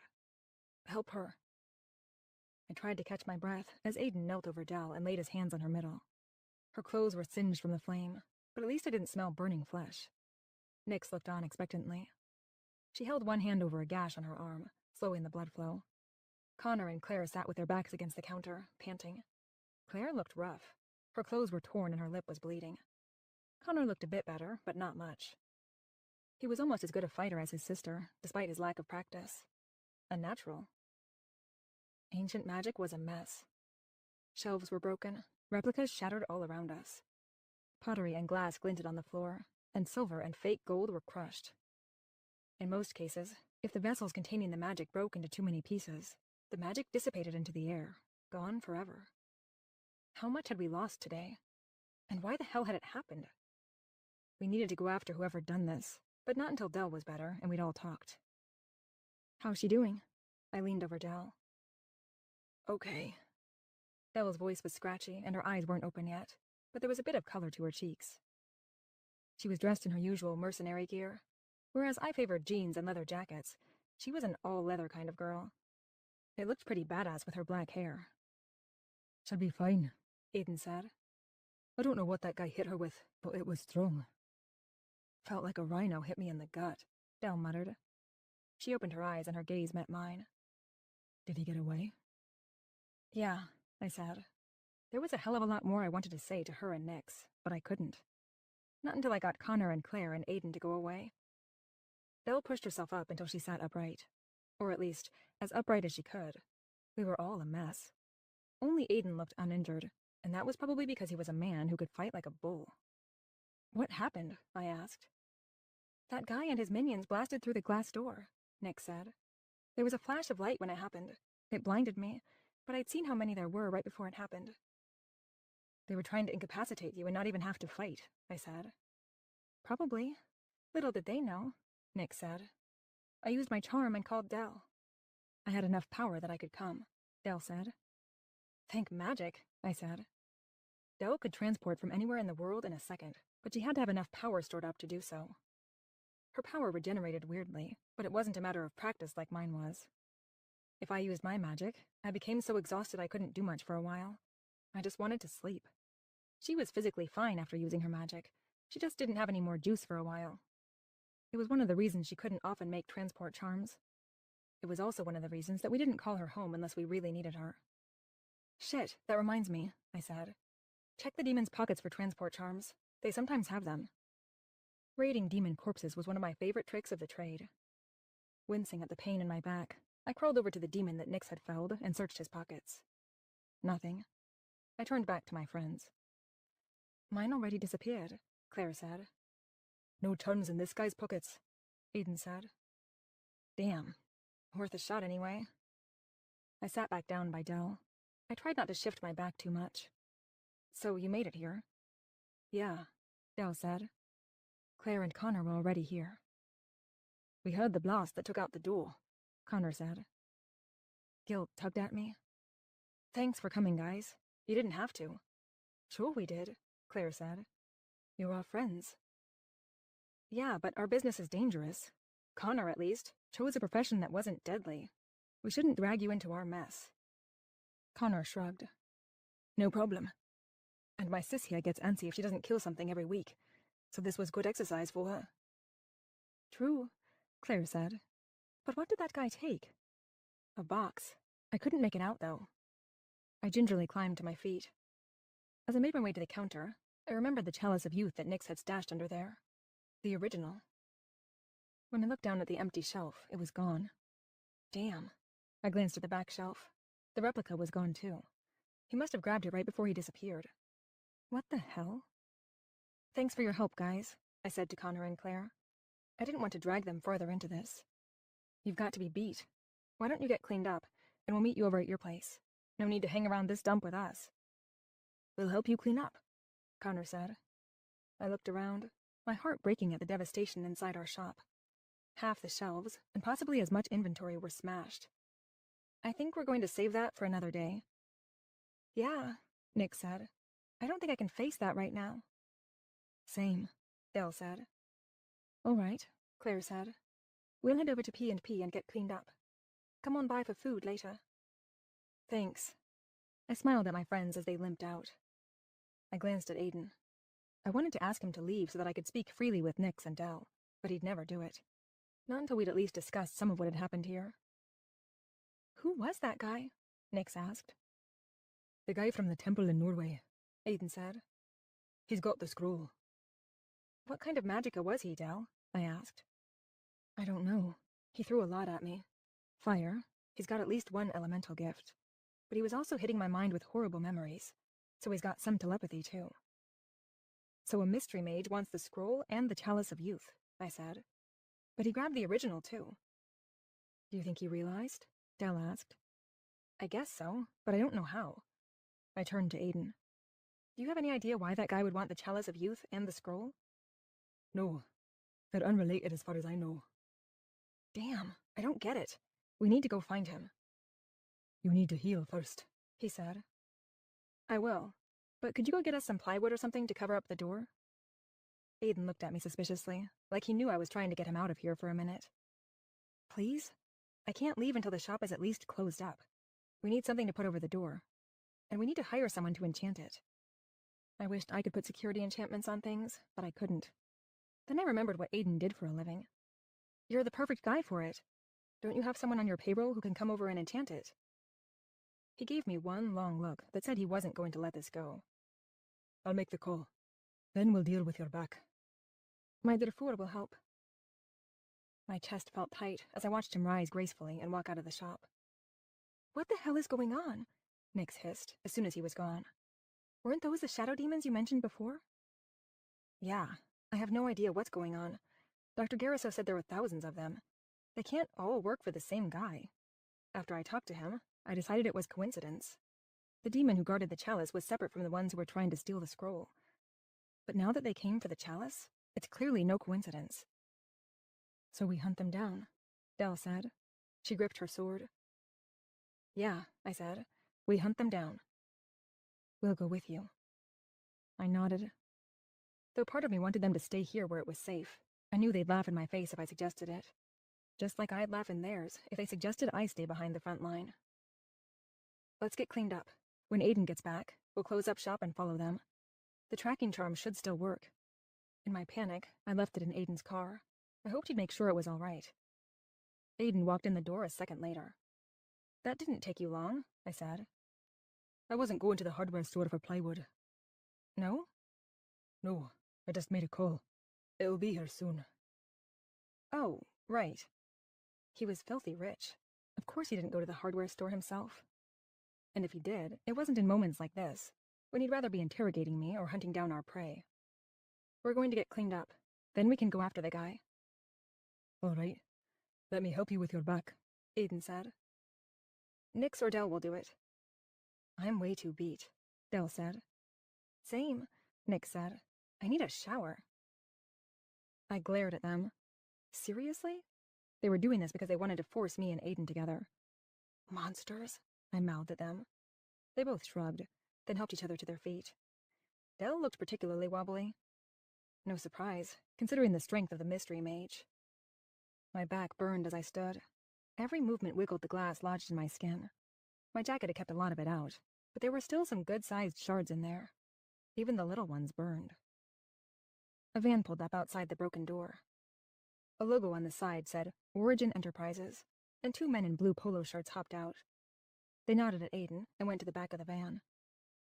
As they pulled out big pieces of plywood, I asked Aiden, can these guys watch the shop while we get our wounds taken care of? We'll only be 10 minutes. Then we need to go after the thief. Yeah. Then let's do this upstairs. I'd have to take my shirt off, and I really didn't want to do it in the middle of the shop. Aiden spoke to the repair guys while I retrieved my copper-hilt daggers and headed out the door, Nix and Dell behind me. He caught up to us as we were letting ourselves in the door that led to our apartments. We climbed silently up the stairs, Dell and Nix veering off to go into Dell's apartment. Aiden followed me up the next 2 flights to my place. I let myself in and headed straight to the bathroom. Give me a second alone, I said. Then I shut the door in his face.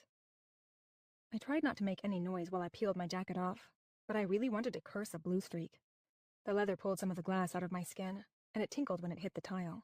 I couldn't tell, but it felt like more was lodged in my t-shirt. It took me a minute to find some scissors in the cabinet. I preferred to cut my own hair because I hated the small talk in the chair, and I cut my shirt off. It was toast anyway, and just the idea of peeling it over my head sent a streak of pain through my back. No way was I trying it in real life. Are you all right? I jumped at the sound of Aiden's voice. Fine. I stifled a curse as I gingerly removed the shirt. Even more glass fell to the floor. I was sweating as I turned my back toward the mirror and peered over my shoulder. Blood streaked everywhere, and glass glinted in the light.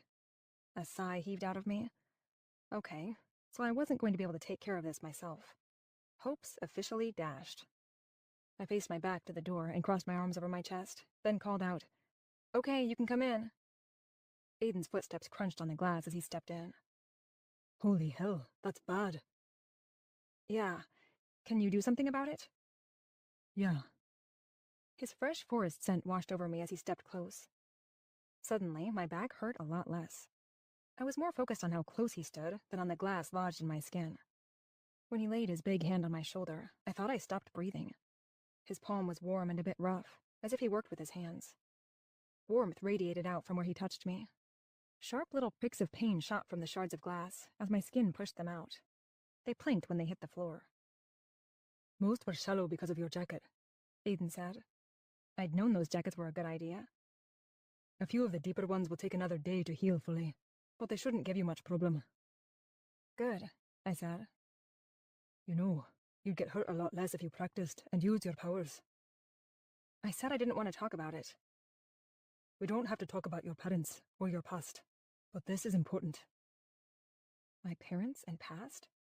How do you know I have a past? He pulled me around so I faced him.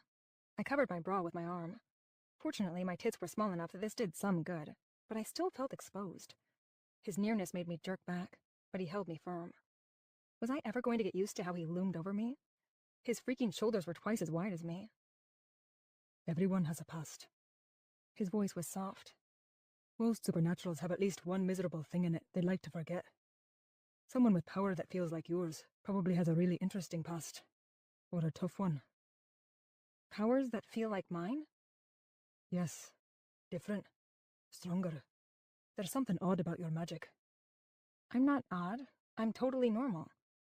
You're far from normal, but in a good way. Well, focus on that then instead of my weird powers. I don't use them, so it doesn't matter.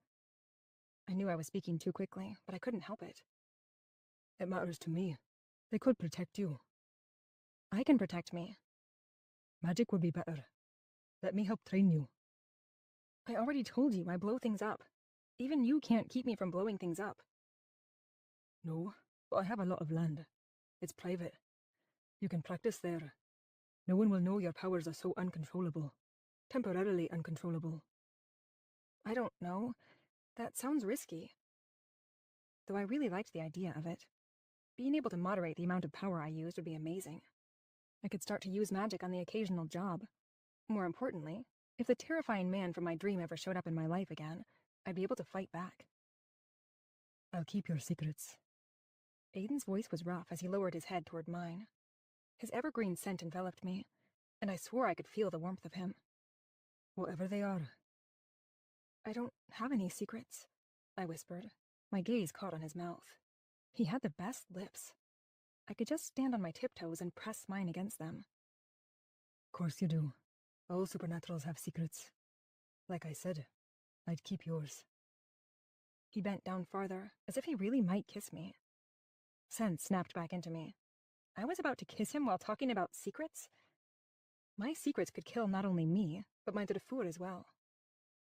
It hit me exactly what was at stake here. My family, even my friends.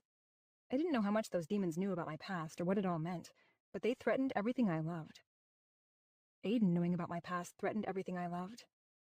And it might be a threat to him as well. He'd be required to report us, or face punishment himself. And we really needed to get a move on with finding the guy who'd stolen the cup. I ducked away from him and slipped out of the bathroom. Thanks for healing my back, I said, as I ran into the bedroom. I'll meet you downstairs in a sec. Chapter 12.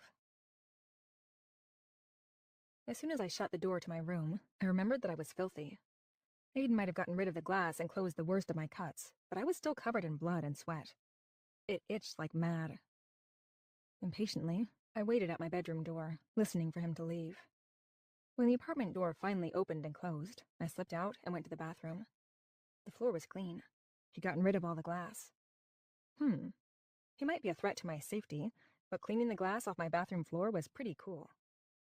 Ugh, I really needed to stop thinking about why he was cool. I raced through a quick shower, then threw on clothes. When it came time to put on my daggers, my shoulders slumped. My obsidian set was gone. Damn, I really liked that pair.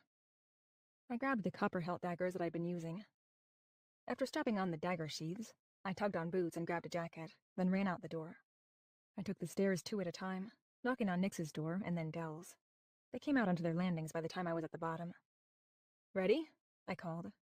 "Yeah," said Nix. "Meet you on the street." I went out. The morning had turned dark and dreary as rain clouds rolled over the sun. That seemed about right, since things were definitely taking a darker turn. Aiden stood in front of my shop, talking on the phone. He nodded once, then hung up a second later.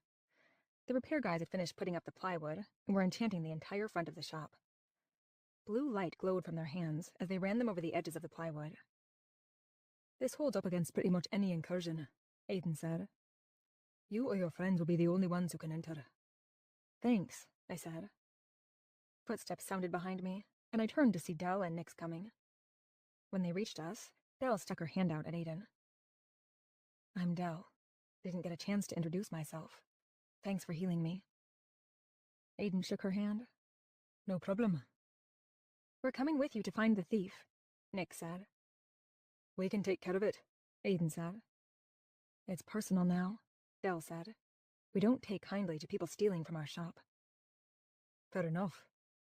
Aiden reached into his pocket and pulled out the glass ball. He handed it to me. "Thanks. I might not need it anymore since the magicka we sought now had the Chalice of Youth, which I'd been able to find once before. But I'd take any help I could get." I held the ball close to my chest. Mordecai's magic seethed within the glass, reaching out and twining with mine. The scent of cigar smoke and the taste of whiskey flooded my senses, but the dark feel of her magic didn't make me nervous anymore. The tracking charm had worked once before, and I knew her magic wasn't actually evil. I envisioned the magicka I was searching for, adding the chalice for good measure, and waited for the familiar thread to wrap around my waist and pull me. Instead, I got a general sense of the world map, with emphasis on Scotland. Damn, he'd gone so far. I lowered the glass ball. "He's on the west coast of Scotland, near the Isle of Skye. Once we get there, I can get a better read on him." I looked hopefully at Dell. "Do you have enough juice to transport us?" She frowned and shook her head. "Sorry, the trip from Nicaragua was a long one. I'm burned out for at least a day, possibly 2. "It's fine," Aiden said. "I ordered that the jet be returned to Magic Spend last night. It should be fueled by now. I'll call." Dell looked at me and mouthed, "He has a jet?" I just shrugged. It was ridiculous that he owned a jet. Who really needed their own jet? But honestly, it was coming in really handy. Any delay in retrieving the scroll was bad, but I'd accepted that if someone had read the scroll, we'd have to kill them. "We can take my car," Aiden said as he dialed his phone. The 4 of us climbed in as Aiden ordered that the plane be prepared for flight. Then we set off toward the airport. There was heavier traffic today, but Aiden weaved in and out like a pro. Or a madman. Either way, I didn't care, as long as it got us to the scroll quickly. The plane was waiting for us on the runway. A man stood at the stairs leading to the plane. He handed Aiden a duffel bag and a package. "What's all that?" I asked, as I preceded Aiden up the stairs. "Change of clothes." "What, you don't keep your plane stocked?" "No, but that's a good idea." "Your life is so different from mine," I muttered as I found a seat near a window. For the second time this week, I was boarding a private jet. I didn't need to get used to it, or its cloud-like seats. Dell and Nick sat across the aisle from me. "This is nuts," Dell leaned over and whispered. "I go away for one job, and you're hooking up with a guy who has his own plane." "Shh," I hissed back. Aiden had gone up to talk to the pilot, but I was still nervous about him overhearing. "We're not hooking up. He hired me for a job." "Yeah, well, I could cut the tension with a knife," she said. "There's definitely something between you." Yeah, like the scroll we're after, I whispered. You remember that, right? Kinda dangerous to our health? Her gaze sobered. Yeah, I do. Things have just been so good lately. We had 5 good years with the shop. I guess I just thought we could hide forever. Me too, I said. And we're going to. We'll handle this. Things will go back to normal. Which reminded me that I needed to talk to them about what would happen once we found it. I glanced at the door. Still shut. I undid my seatbelt and went to kneel in front of their seats. What's up? Nix whispered. They both leaned toward me. How long will it take you to replicate the scroll? I asked Nix. She blew out a breath. Depends. If I have to take out information about us, then I'd at least need to skim it to find the info I've got to omit. Damn, that'll take a while, I said.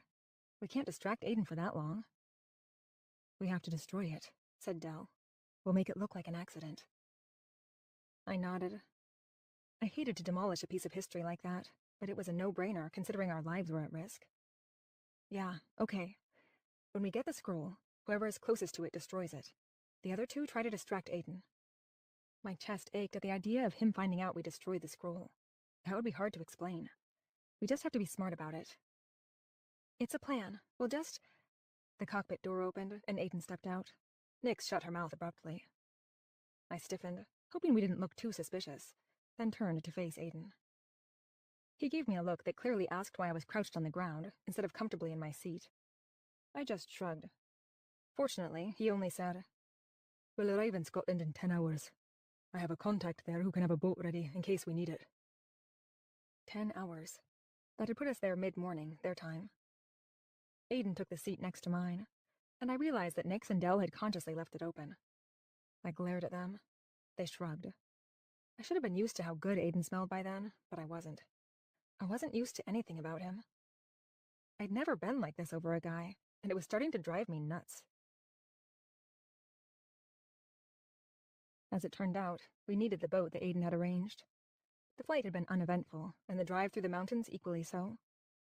By the time we landed, we were close enough to our prey that I finally felt the invisible string around my waist. We followed it to the coast. My dragon sense led us to a jagged piece of land that jutted out into the sea. Here, I said. Aiden pulled over. I climbed out of the car and gazed out at the choppy gray waves. Nix and Dell came to stand at my side. Excellent, I muttered. Another boat ride. Can you tell if he's on an island or a boat? I don't feel the target moving, I said. But that didn't mean he wasn't. My senses weren't quite that good normally. So it's probably an island. Could be wrong, though. Aiden looked up from the map on his phone. There's a port about 15 minutes from here, and the boat that I arranged isn't far from that. I'll have them meet us. Nice, Dell said. I could really get used to traveling with this guy. I glanced at Aiden. He changed into a midnight blue sweater, and the wind whipped at his dark hair. His wealth did make things more convenient. I wished I liked him because of it. If I only liked his money, I could just ditch him and go find another rich guy who wasn't powerful enough to sense that I was different. But no, I liked him for a lot of other weird reasons, and every one of them didn't matter because I definitely have to stay away from him when this was over. Aiden would eventually figure out what I was. I could feel it. Let's go, I said. We climbed back into the car. The drive to the port took about 15 minutes. It was a tiny one, just a fishing village on the coast, with a few houses scattered on the hill above. Half a dozen brightly painted boats bobbed on their moorings. A large white yacht was motoring toward the small dock as we climbed out of the car. Is that it? I asked Aiden. Yeah, a friend's boat. You have fancy friends. Some. At least this one loaned me his boat. You loan him your plane? I asked. I would, but he has his own. I shook my head. I might have a trove of treasure stashed away in my secret closet, but that was just because I scrimped and saved everything we made from the shop. It wasn't a tiny amount of money, because treasure hunting paid well. But it wasn't like my wealth improved my life. It just fed a compulsion that was almost as annoying as it was pleasurable. We walked onto the dock as the cold sea air cut through my jacket. Aiden carried the brown paper package. A thank you present for the boat's owner? How did he manage to be so polite while we were on a job? I guess I had to give him credit. The boat didn't even tie off to the dock. It just pulled up and we hopped on. There was a rowboat hanging from davits at the back, and a pilot house on the second level in the front. The deckhand who led us to the pilot house was some kind of low-level water witch from the smell of his magic. Vaguely fishy. Higher-level supernaturals normally smell better. It was an unfair part of magical life. The pilot house looked like it ran a spaceship. The captain was a big guy, a shifter of some sort. I couldn't tell from the smell of him because it was harder for me to ID shifters, but I hoped he was some kind of shark or whale or something. "Welcome aboard, Aidan," the captain said. His Scottish brogue was thick. "Mr. Kennedy sends his respects." So the owner wasn't on board. "Captain Alden, thank you for taking us," Aidan said. "Cass, can you point us in the right direction?" I focused on the feel of the string around my waist and turned to face the direction from which it pulled. That way, I said, pointing to the left. Port, I thought it was called. I don't know how far. A few miles? "Are you certain?" Captain Alden asked. "I've run these waters for 20 years. There's nothing that way. Not until the North Pole." Of course there isn't, I muttered. Just my luck. Ghost Island. "I suppose it's possible," Captain Alden said. "Wouldn't be the first time magic has been used to hide an island." I closed my eyes and focused on the thread about my middle that pulled me northwest. The connection was strong. It's that way. I can't feel precisely where it is, but well before the North Pole. "All right then, we'll head that way. You can tell me when it's close. I don't want to run aground." Yes, it still feels miles off. We stared silently out at the sea as the motor rumbled and waves slapped against the hull. Fog was starting to roll across the water, concealing the gray waves. The effect was eerie and added to the tension inside the pilot house. I tried to keep from bouncing on my feet. No one needed to know how anxious I was. We could handle this. We'd survived a decade on the run. This was just one little hurdle. Get the scroll, destroy it. Risk averted. But how could I destroy the scroll without Aiden realizing I'd done it on purpose? That would open me up to a whole lot of uncomfortable questions. That was the one thing I hadn't figured out yet, and it scared the crap out of me. I'm going to head outside. I needed a minute to myself. Can I just wave at you from the bow if I feel us getting closer? "Aye, that'll be fine," Captain Alden said. "Just be sure to stand at the very front where I can see you." All right. I hightailed it out of the pilot house and down the stairs, taking them 2 at a time. I shook my arms, hoping to banish my nerves. I crossed the rolling deck at the bow and found a spot beneath an overhang where I was pretty sure no one could see me. The captain was right above me. If I felt us nearing the island, I'd run a few feet to where he could see me and alert him. The biting wind cut through my jacket as I stared out at the water. The smell of the sea was strong, but not enough to block out Aiden's evergreen scent when he leaned against the wall next to me. "Hey," he said. What's up? I asked. He handed me the paper package he'd been carrying earlier. What's this? "For you." A gift. I tore open the paper and found a plain white box. When I opened it, 2 gleaming obsidian daggers rested inside. My throat tightened. What are these? "A replacement for your old pair. They're enchanted to return to you." How'd you get them? They're really rare. "I'm also really wealthy." Yeah. I didn't know what else to say besides, thanks. "I figured I owed you. You're helping me find the scroll. You shouldn't lose your favorite daggers as well." How'd you even find time? "I admit I didn't go out and get them myself. I made a call?" "Yeah." He rubbed his hand over the back of his neck, almost as if he felt awkward. About his wealth? Have you always been like this? You know, private planes, people to do your bidding, that sort of thing. "No." He leaned against the wall next to me. "The origin name may be famous, but that doesn't mean wealthy. I grew up poor. My dad died when I was young. He was the origin before me. My mom raised me on her salary from 2 waitressing jobs. She did the best she could." Where is she now? "Died when I was 18. I was a mercenary for a few years. Then I got sick of having a boss, so I started Origin Enterprises." And what? Just turned it into a multi-million-dollar organization? "It took a few years." Well, you clearly don't suck at it. "You don't suck at what you do either." He shifted to stand in front of me. He blocked the wind as he loomed over me. Damn, he looked good. His voice was husky as he said, "We make a good team." We're not a team. I didn't want to say it, but he was leaning down toward me and I panicked. His dark eyes devoured me, and his scent made my mouth water. "We could be," he murmured. My gaze was riveted to his lips. This was such a bad idea, but I wanted it. In a few hours, I'd walk away from him forever. What could one kiss hurt? When he lowered his mouth to mine, I stood up on my toes and met him halfway. His lips were firm and warm. Heavenly. Kissing Aiden drowned out everything else. All I could smell and feel was him. His big arm wrapped around my waist, the heat and strength of his chest. My head buzzed as his lips moved expertly on mine. I let him press me back against the wall and reached up to sink my free hand into his hair. It was so soft, a delicious contrast to his hard muscles. Desire heated my skin and coiled within me. I could let this go on forever. He made a soft groan. The noise made me shiver, and I pressed closer to him, wanting to touch as much of him as I could. My dragon sense tugged at me, stronger than ever. We were nearing the island. I didn't want to, but I pulled away from Aiden and slipped under his arm. My skin was still hot where he touched me, and my lips tingled, but I tried to ignore it as I ran to the bow and waved my arms at the pilot house. Captain Alden caught sight of me immediately and nodded. The boat began to turn. I returned to Aiden. "Time to go," I said. "We'll finish this later." His dark gaze was determined, his jaw set. There wouldn't be a later, but I couldn't say that. Instead, I hurried to the pilot house. "You still don't see anything?" I asked as I stepped in. Everyone leaned towards the windows, peering out. I could feel Aiden close behind, but I tried to ignore what his nearness did to me.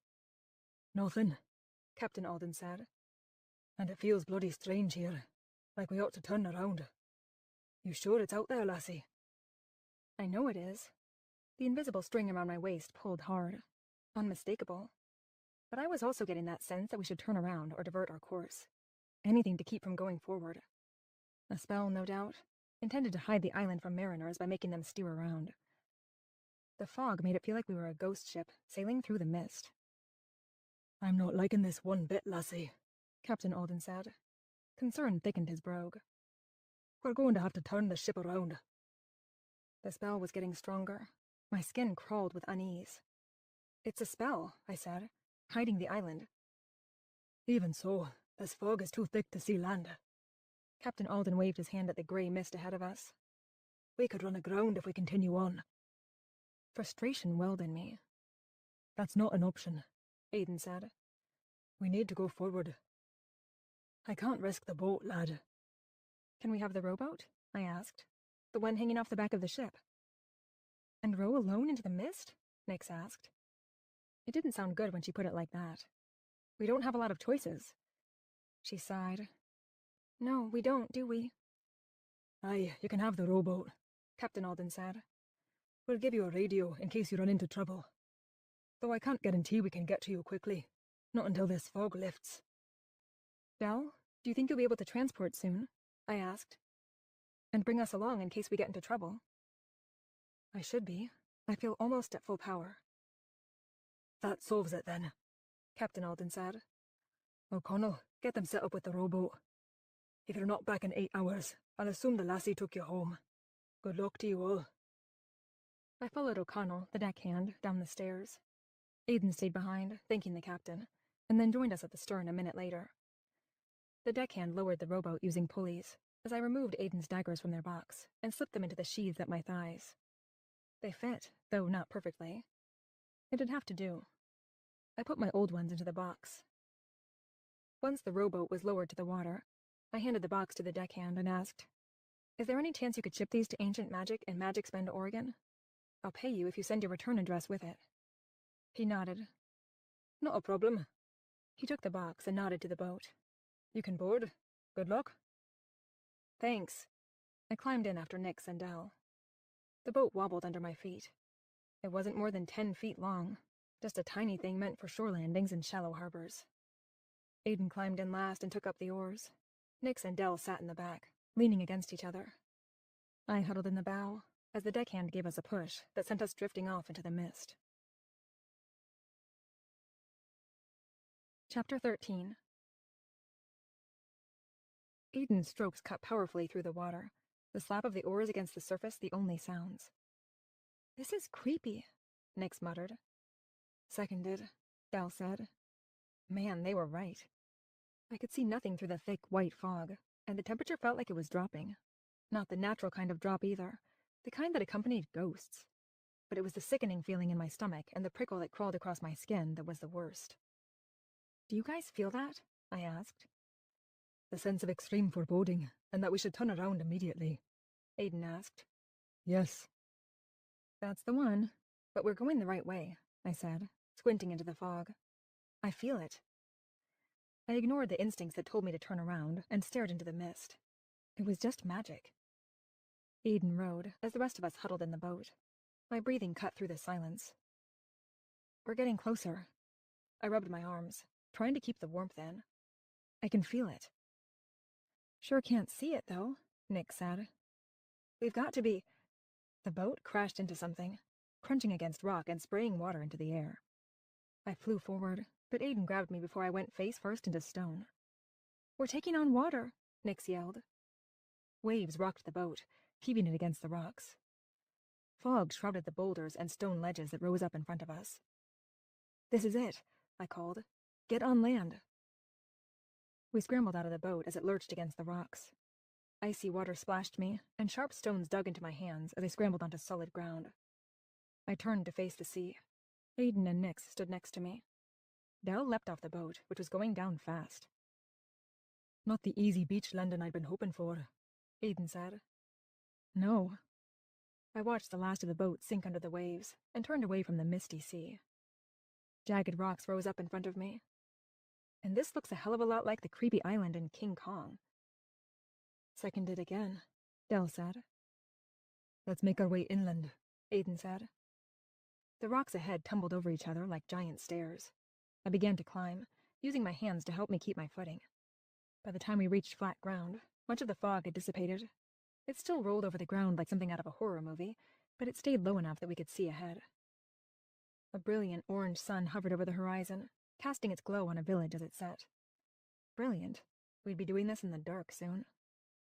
"It still feels weird," I said, shivering against the sense of strange magic. It was old and dark and very unfamiliar, possibly old enough to be unstable. "Different," Aiden said. "Like there's dark magic here, but not like we have to turn around. It's not a diversion spell." "I really hope that town isn't full of angry villagers," I muttered, gazing at the small settlement of old cottages that sat on the other side of the rolling field before us. It looked to be about a mile away. That was a long way to walk over ground that had no cover. If only Dell didn't have to preserve her energy for emergencies, she could teleport us across. Looked like we were doing it the hard way. "Seconded," Dell said. "We need to head to the village," I said. We set off across the field. I felt like prey, as if being out in the open left me exposed and vulnerable. My senses twitched like mad, trying to pick out the scent and taste and feel of all the magic that surrounded me. There was so much of it that it was impossible to distinguish where or who it was coming from. So many scents hit my nose, most of them bad, and so many tastes enveloped my tongue that I almost gagged. I drew my knives and said, "This place is wild. Can you feel the magic?" "Yeah," Aiden said. "so I can't sense who it's coming from." "Me neither," Dell said. "If it's the thief's protective magic, he's doing a good job," Nick added. "For real. If my life hadn't been on the line with the information that scroll contained, I'd have hightailed it out of here. When I sensed magic, it usually came from another person, but I saw no one. We were about halfway across the scrubby field when the ground began to tremble. I stumbled. The scent of dark magic flew, like rotting earth. The ground shook harder. "Hurry," I said as I picked up the pace. We needed to get away from here. The magic was strengthening. I could feel it seething and roiling beneath our feet. "Run," Aiden said. We picked up the pace, sprinting across the vibrating dirt. My lungs burned as I raced away from whatever threatened us. The earth groaned loudly, an unholy noise that broke the silence. An enormous crack opened in front of me, a fissure reaching into the dark earth. Aiden grabbed my arm as I stopped abruptly at the edge, teetering over the abyss. He yanked me back onto solid ground, but the sound of the earth breaking echoed around us. cracks streaked across the soil. Dark magic wafted up from them, smelling strongly of the rotting earth I'd noticed before. We were surrounded on all sides by deep fissures that looked like they led to hell. Fear chilled my skin. Would we make it only this far? Aiden threw out his hands, and the scent of his evergreen magic washed over me. Magic burst from his palms, a shimmer of light directed at the field ahead. The earth trembled and groaned as it pushed itself together, building a safe path for us. "This way," Aiden yelled over the sound of breaking earth. He sprinted along the path he'd created. We followed, racing in a line along the narrow bridge of land. Crevices continued to open on all sides of us as we ran. My lungs burned as I sucked in air tainted with rancid magic. I glanced behind to see our path cracking open once more. No going back. Ahead of us, Aiden continued to build a path with his magic. We neared the village. When we stumbled onto a street that dead-ended at the field, silence fell abruptly. The sound of groaning earth ceased. I spun to face the field. It looked normal. "What the hell?" I wheezed, bracing myself on my knees as I caught my breath. Nyx did the same, though Dell looked fine. She'd always been the most athletic. Aiden looked completely unfazed by the sprint as he said, "Our magic ignited the field. Whatever dark magic enchants it came to life." And now it was dormant again, though I could still smell the rotting earth. Another scent hit me as I turned to face the village street. It was fresh, and so icy it chilled my nose. "Weird magic here, too," I said. We stood on a short, dirt street. Only 2 small cottages on either side. With their decaying thatch roofs, thick stone walls, and tiny windows, they looked to be at least a few hundred years old. The orange flame of the setting sun glinted off the thick glass in the windows. Nyx peered into one, then jerked back. "It looks like people are home. There's food on the table." A chill crawled over my skin as I approached the window. This was so horror movie it wasn't even funny. Aiden was peering in, so I nudged him aside and peeked for myself. Nyx was right.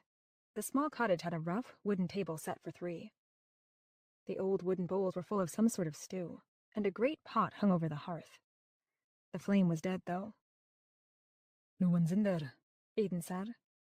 "I don't think they have been for a long time," I said. "This place feels abandoned, but it smells like magic." When a ghostly form floated out of the wall, the familiar misery hit me. It poked at my mind with sharp claws, searching for my worst memories. The ghostly figure was a woman wearing a regal gown, her hair done up elaborately and styled with jewels. She shimmered a transparent, silvery blue, the shadows under her eyes standing out starkly. When her lips parted, I saw fangs. "Fire soul," she hissed. I shuddered. Another drifted out of the wall beside her. "Phantoms," I breathed as I backed away from the window.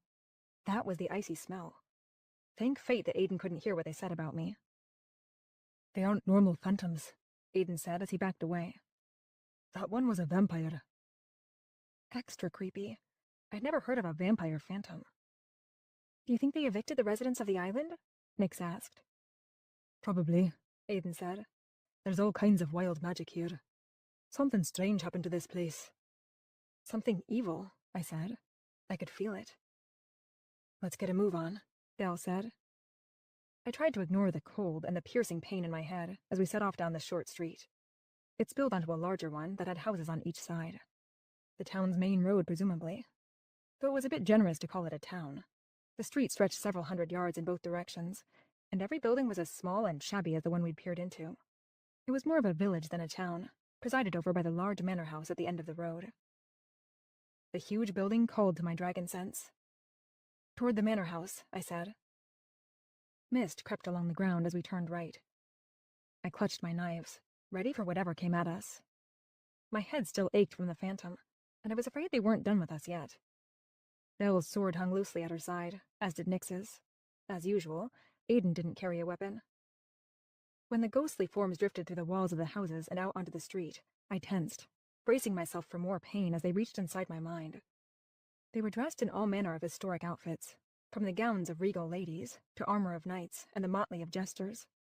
All glowed with icy blue light. How long had they been here? How hungry were they to feed on another's misery? "Hurry!"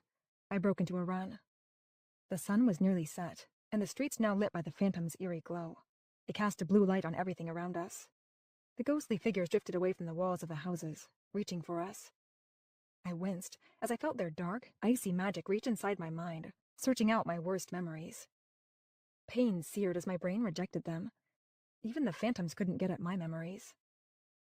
"Fire soul," they hissed. When one dressed like a queen grabbed my arm, I shrieked in surprise. It felt like an icy blade sliced me. She wasn't supposed to be able to touch. Phantoms worked only with memories and fear.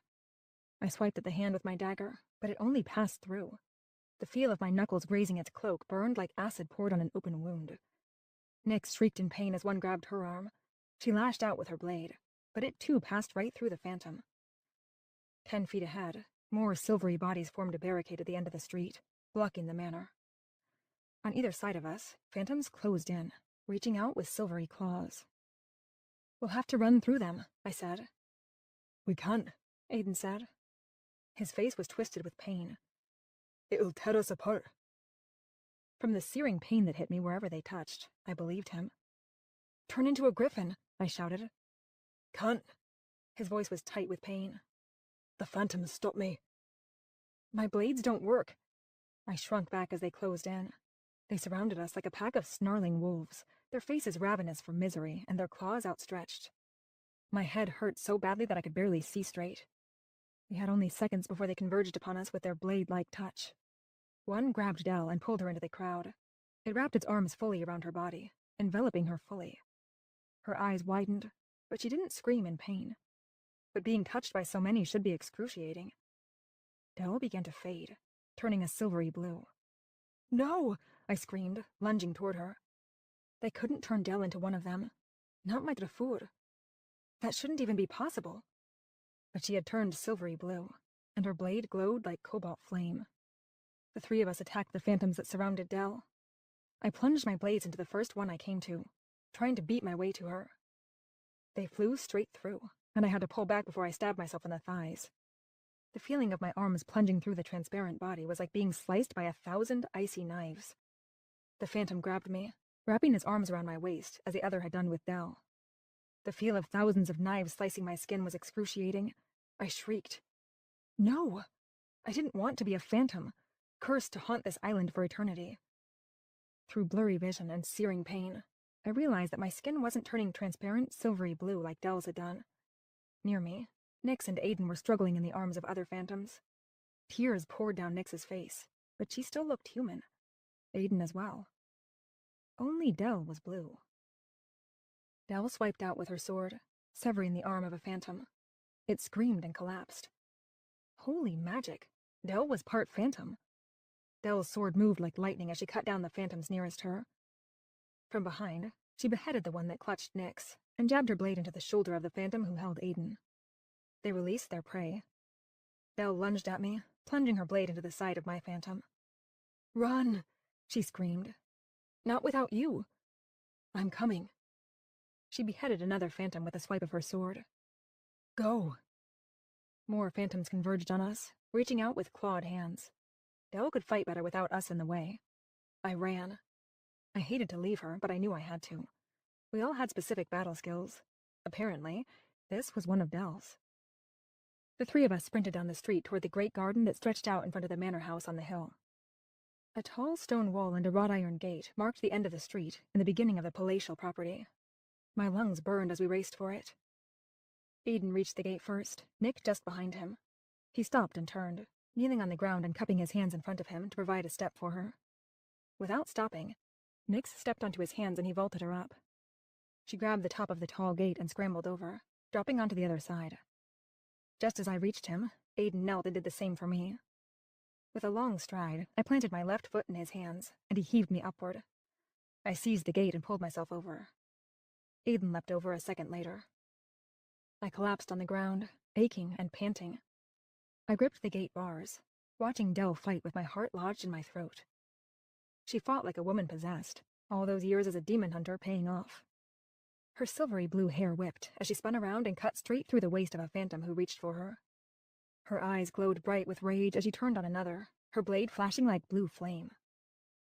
"I can change now that I'm away from them," Aiden said, I'll go get her as a griffin. I shook my head. It looks like she's got this in the bag. Dell had always been a good fighter, stronger and faster than most Magicka, but her phantom speed was insane. And she looked pissed as she swung her blade. No, I'm getting her, Aiden said. His magic swelled around him, evergreen and chocolate flooding my senses. I reached out a hand and grabbed his arm, never taking my eyes off Dell. Seriously, she wouldn't want you to. I hoped she wasn't stuck as a phantom forever, but if she was, she'd want to be the one to kill every last one that had turned her. Being rescued by Aiden halfway through having her vengeance would just piss her the hell off. Fine. Aiden's voice was clipped, but I didn't give a crap if he was displeased. I was too busy being worried about and impressed by Dell. She slaughtered the last phantom and stood, her sword hanging at her side. She glowed a pale, silvery blue as she surveyed the carnage. Then she turned and walked toward us, her steps deliberate and her face set. I glanced at Nyx. She looks like a freaking badass. Seriously? Nyx breathed. She needs a superhero name. Dell neared the gate and we stood. Instead of climbing over, she walked straight through the bars. If I hadn't been so scared the change was permanent, I'd have complimented her on her awesome new gifts. Instead, I said, "What the hell happened?" "No idea," Dell said. Slowly, she was turning corporeal again. The blue tint to her skin faded, replaced by her normal skin tone. She looked down at her hand. A relieved sigh heaved out of her. Oh, thank fate. I reached out and touched her hand. She felt normal. So, no one here knows why Dell just turned into a phantom? Aiden asked. We shook our heads. No idea, I said, as I turned and got my first good look at the garden. But we'll have to figure it out later, because I think this garden is going to be a problem. The moon and stars were bright, shining down on the garden that stretched out on either side of the narrow road that led up the long, sloping hill. At the top of the hill sat the elaborate manor house. In moonlight, it looked like a crouching dragon. Statues of mythical beasts lined the drive. Behind them, wild topiaries of animals snarled. Who the heck maintains this place? Nyx asked. No one, I said, as the garden's magic washed over me. There were dozens of scents and tastes. So much magic running amok, some of it decaying from age. As if it weren't controlled by a magicka, but by itself. The magic feels old and strange. It's decayed and some has gone wild. Our thief lives here? Dell asked. Very depressing. It's great from a security perspective, Aiden said. If you're a wanted criminal, this island does a damn good job of keeping you hidden and deterring those who are after you. All the thief has to do is transport straight into the house. Good point. If this thief had been filling his house up with treasure for years, it had to be awesome. I itched to explore. Follow the yellow brick road? I asked.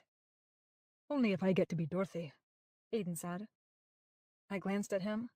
He loomed beside me, his shoulders broad and his face intensely masculine. You would never pass for a Dorothy. Fair enough, he said. I drew my blades, and we set off up the road. The air tingled with magic, prickling against my skin. Actually, it felt like a lot of things.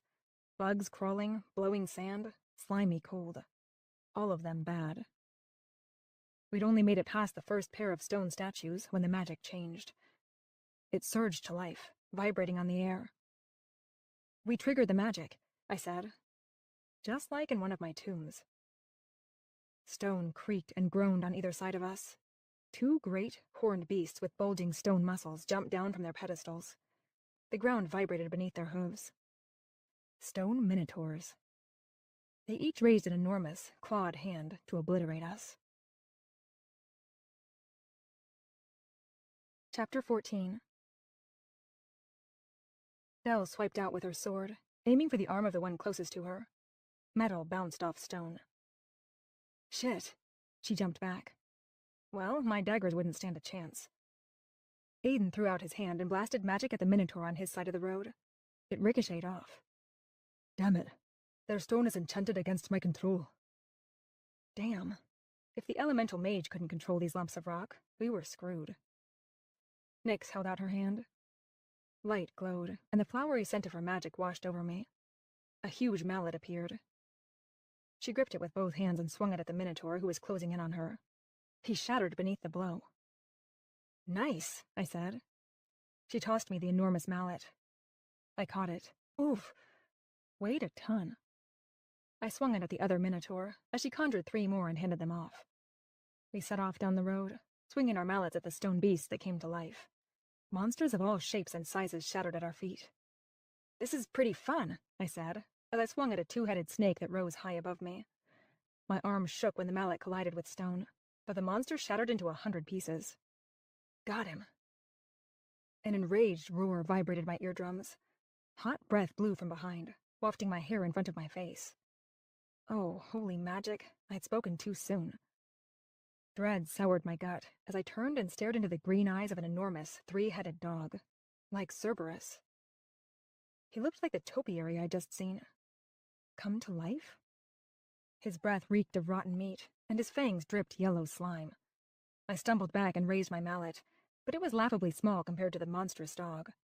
Behind him, other topiary beasts shook themselves and shed their leaves to become monstrous animals. Winged serpents, giant alligators, and raging hippos burst to life, their growls rumbling through the night. Oh, holy magic! We're screwed, I breathed. Gold flashed at the corner of my eye. Then a horrifying roar broke through the beast's growls. I whirled to face it.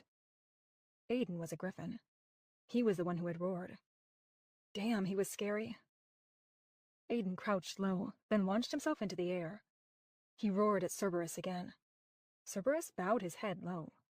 It looked a hell of a lot like a gesture of respect. Cerberus then turned and ran, his giant strides eating up the ground. With a giant leap, he cleared the stone fence and disappeared into the night. Something hard crashed into my shoulder and knocked me to the ground. Pain shot through my shoulder. An enormous stone werewolf loomed over me, his hunched back and giant wolfish head unmistakable. He wasn't the real sort of werewolf shifter, but rather the fantasy kind. The extra scary monster kind. He swiped out with his huge stone claws, and I rolled to escape, then scrambled to my feet. I grabbed my mallet and swung, hitting him in the shoulder. Aiden's roar rent the night again, as half of the werewolf exploded. I swung again, aiming for the other side. My shoulder screamed in pain as my mallet crashed against stone, but the werewolf finally burst into a pile of rubble. I glanced skyward. Aiden swept through the night, roaring at the topiaries as they shook themselves to life. They bowed immediately, then took off. On either side of me, Nyx and Dell fought stone monsters that animated as soon as we crossed their pedestals. At least they all didn't come to life at once.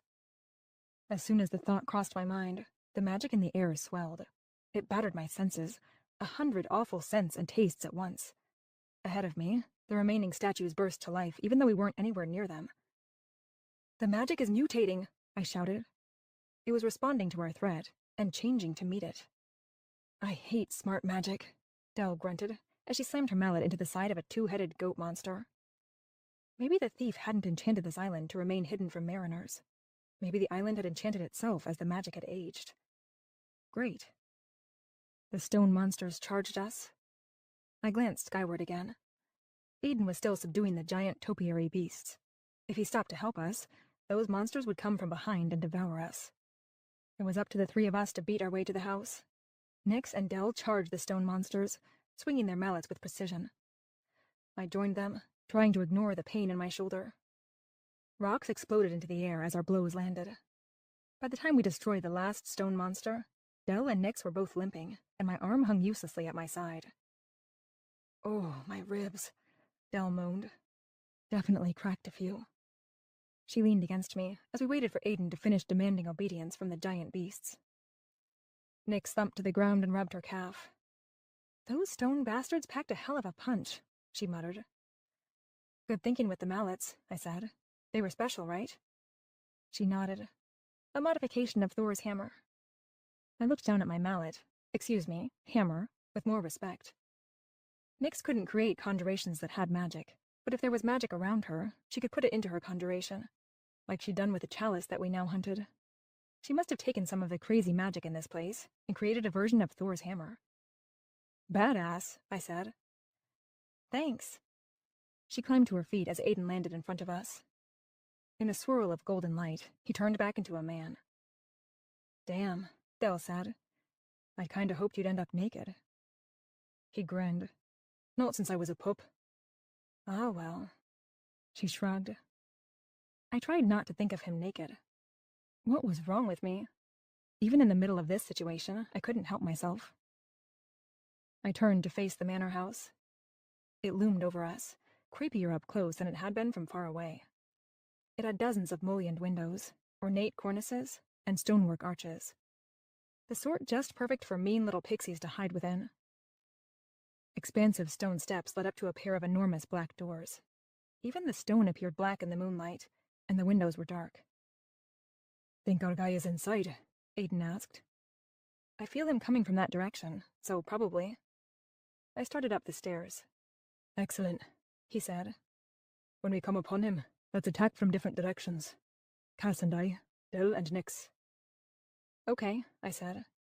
Those mallets should take care of the doors then, he said. Not a chance, Nix said. No point in using a hammer when we can use a key. We reached the landing, and Nix leaned her mallet against the wall. I held on to mine because I liked it. It wouldn't do for my normal work. I didn't want to be smashing my way through temples and tombs, but it was fun for now. Nix held her palm out facing upward and touched the lock with her other hand. A blue glow enveloped both her hands. A moment later, it faded, leaving behind a golden key in her upturned palm. This should do it. She slipped it into the lock and turned. Snick. She pushed it open. The door creaked as it swung, like we were entering a haunted house. Of course. The dry air that rolled out smelled like neglect and abandonment. As we stepped into the large foyer, the feeling only intensified. I pulled my lightstone from my jacket and shoved it onto my finger. Dell did the same with hers. Nix didn't carry one, but it was more than enough light to illuminate the foyer. It was an elegant space, with marbled floors and a soaring ceiling. An enormous chandelier hung overhead, and a sweeping staircase ascended to the second floor. Enormous paintings hung on the wall, and marble statues dotted alcoves. Fortunately, they didn't come to life, but the stain of old, dark magic dripped down the walls. Fancy, Dell muttered. Very, I said. But I don't think he lives here. There's almost no magic, just the shadow of it. I pointed toward the ceiling where the shadow of magic dripped like tar down the walls. I'd expected more wild magic within the house. Instead, it felt almost peaceful. I shivered as an awful feeling rolled over me. It was peaceful, but not in a nice way. Feels like death, Aiden said. I couldn't agree more. There was something dark here. Far darker than the magic that had enchanted the garden, or allowed the foreign phantoms to set up shop in the village. Not just magic that had died, but something worse. We shouldn't stay here long, Aiden said. Which way, Cass? Ahead, toward the back of the house. We crossed the marble foyer, keeping our footsteps silent. We hesitated at the double doors. I propped my mallet against the wall and drew my knives. As much as I loved the mallet, my knives were better against the thief. If he was on the other side of this door, I wanted to be ready. We nodded at each other, then slipped through the doors. The room on the other side was empty. An enormous dining room stretched out before us. My light glinted off the suits of armor lining the long room. Normally, I'd expect them to come to life. Here, I wasn't worried. Animated armor was almost sweet compared to the feeling that pervaded this house. If despair had a smell or a taste, it would be what I was currently sensing. I jerked my head toward the door on the other side of the room, and my comrades nodded. We skirted around the long table, which was still set with an elaborate meal. Though it looked fresh, I'd guess it had been there for centuries. We hesitated at this door as well. At Aiden's signal, we pushed it open and went through. Nothing. Just an empty sunroom, dotted with chaise lounges and settees. The large glass windows looked out on a partially destroyed cathedral. My dragon sense tugged hard. In there. I pointed at the cathedral. Why the hell is he in there? That's almost spookier than this house, Nix whispered. She was right. The cathedral was built entirely of stone. It was far too big for an island this size. The walls soared high, crumbling here and there. The roof was long gone, and so was the glass, leaving empty spaces in the ornate stone walls. He's definitely in there, I said. My dragon sense was pulling harder than ever, which often happened when I neared my prey. This place is freaking weird, and this thief is freaking weird, Elle said. We'll split up, Aiden said. Enter from different sides. Good idea, I said. He looked at me. You and I will go from the left, Dell and Nix from the right. The way those walls are crumbling, it won't be hard to find an entrance. We'll go quickly across the grass and enter the cathedral 60 seconds from when we leave this room. I nodded. My Darfur both said, agreed. Dell and I both looked at our watches, then nodded at our partners. We all slipped out the door and raced across the grass, veering off to head for our assigned sides of the cathedral. Aiden loped ahead of me, his long legs carrying him farther, faster. The moon shined brightly, illuminating our path. I prayed to magic that the thief wasn't looking out a window, and that he didn't have guards on the lookout. Aiden and I leapt over a fallen column and sidled up to the cathedral wall. We edged over to a gap in the stone. I glanced at my watch, then up at Aiden and mouthed, 5 seconds. I peeked around the edge of the wall and into the space. The cathedral was empty, the floor grown over with grass. Movement caught my eye from the front. A dark-haired man stalked back and forth, a black bag at his feet. The thief. He looked like he was waiting for something. He whirled toward us as if he sensed something. Our 60 seconds were up, and I had a clear line of sight, so I flung a dagger at him. Quick as a flash, he threw up his hand, and a bolt of lightning knocked the dagger away. Thunder boomed, vibrating my chest, and the scent of ozone rent the air. I lunged backward. Holy magic! I'd never seen anyone throw lightning before. Aiden surged into the room. He used his magic to lift a fallen column off the ground. It hurtled through the air at the thief. Again, the lightning mage threw a sparking white bolt. Aiden lunged behind the wall. The column exploded, the sound vibrating my eardrums. The smell of singed stone burned my nostrils. How the hell were we supposed to fight this guy? He had lightning. Use your powers, Aiden demanded. You're a damned mirror mage. Blast him back. I could kill us all. I looked back into the room in time to see Dell and Nix enter from behind the thief. Nix had conjured lightning rods and placed them a dozen feet in front of them, like a shield. As they advanced, she conjured more lightning rods, an ever-extending field of protection, until the lightning mage whirled around and saw what faced him. He laughed, a dark sound, then flicked his hand. Another fallen column rose into the air and battered down the lightning rods. The thief threw an enormous bolt of lightning at them that cracked through the air. It parted and arced up, forming a domed cage of lightning over my Darfur. Trapped. No! Enraged and terrified, I raced into the cathedral. I had to stop him before he killed them. I raised my knife to hurl it as the thief spun around. He raised a hand and launched an enormous bolt of lightning at me. One crystal thought flashed in my mind. I'm dead because I didn't use my magic.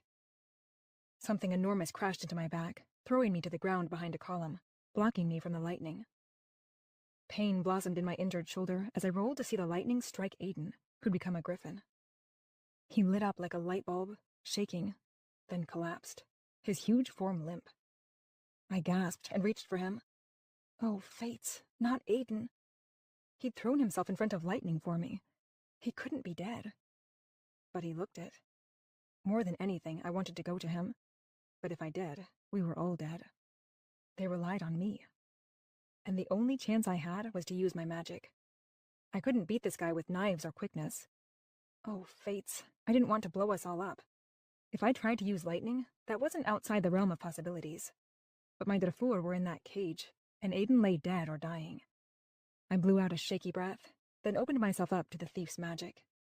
It sparked and crackled as it washed over me, lighting me up in a way that made me feel entirely alive. I absorbed it, picturing myself as a lightning rod.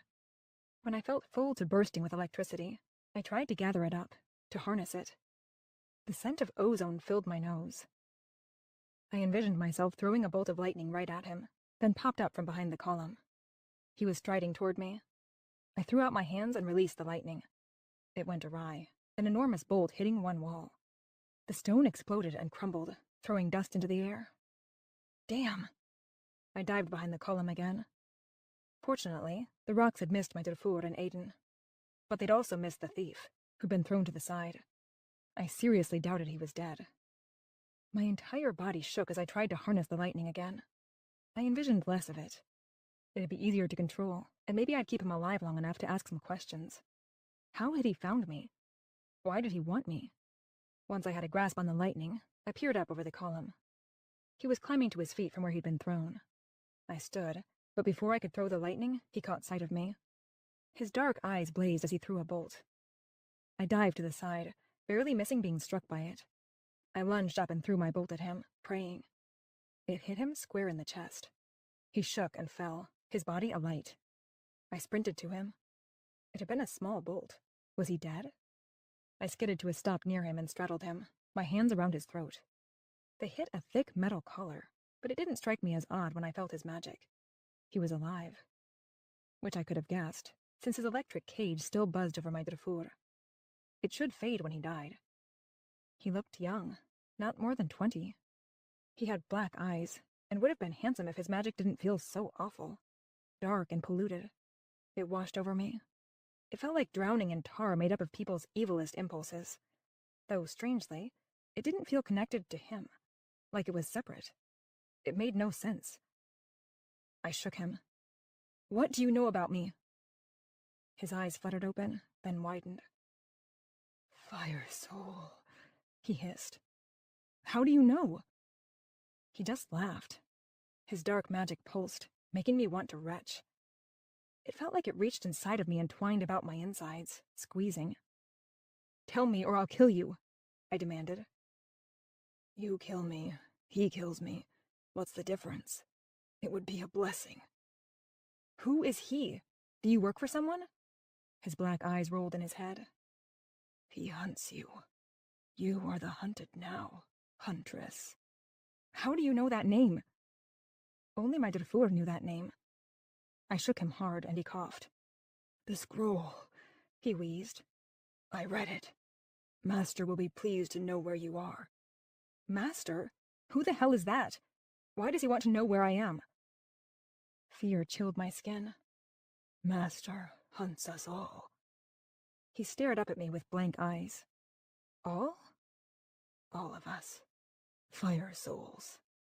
Us? It hit me then, with sickening clarity. The color. His immense power. He was an enslaved fire soul. Possibly enslaved by the man from my nightmare. The one who kept me in that dark stone room. It was monstrous. My gaze caught on his collar. There was a large latch on the front. It enraged me. I pushed on the latch. The collar popped off. He sucked in a harsh breath.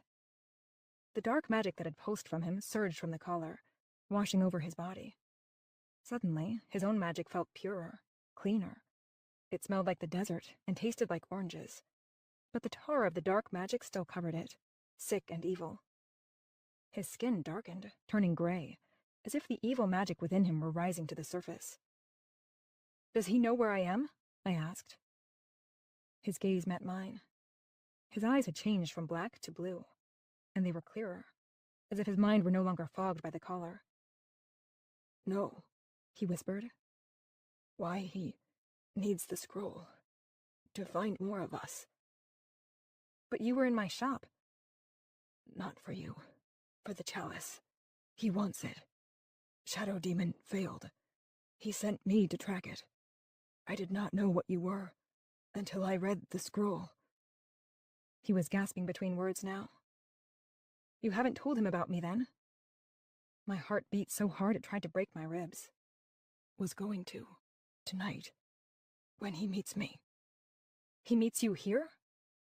He jerked his head in assent. Not allowed at his compound. Fire souls find the treasure. Bring it here. He meets us. He doesn't want us knowing where he is. But now, never have to see him again. Thank you. For what? Death. Removing the collar.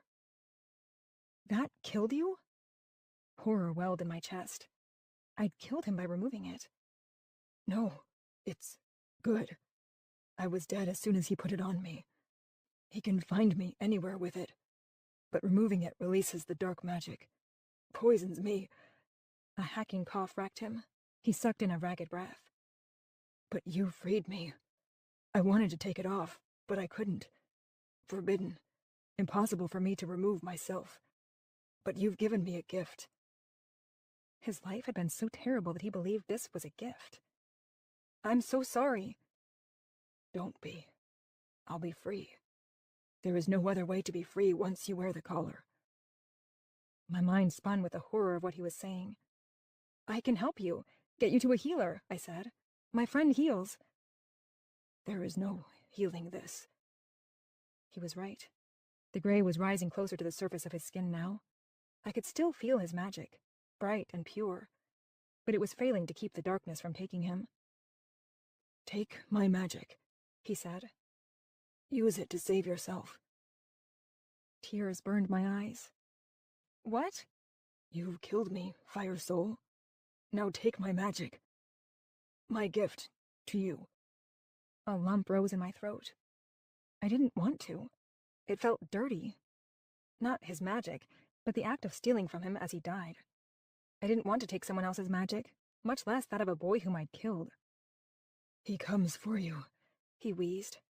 You need strength. You must fight. Take it. I sobbed, tears blurring my vision. But I killed you. You have to. Make my death mean something. Use my power to defeat him. He comes for you. Even without the scroll, he will find you. I sucked in a shuddering breath. He was right. I didn't want to take his power. I didn't want to become a true fire soul. But this boy wasn't bad. He wasn't evil. What had enslaved him was evil. What hunted me was evil. And he was dying. So I'd make his death count. I'd use his power to save myself and my Darfur, to defeat what came for us. What's your name? I asked. Aaron. Thank you, Aaron. He nodded. How do I do it? I asked. You've already killed me. Now you must be the flame. Make a channel for the power to pass. Light us up. I'm not an elemental mage. I have no fire. Yes, Fire Soul. You do. It is within you.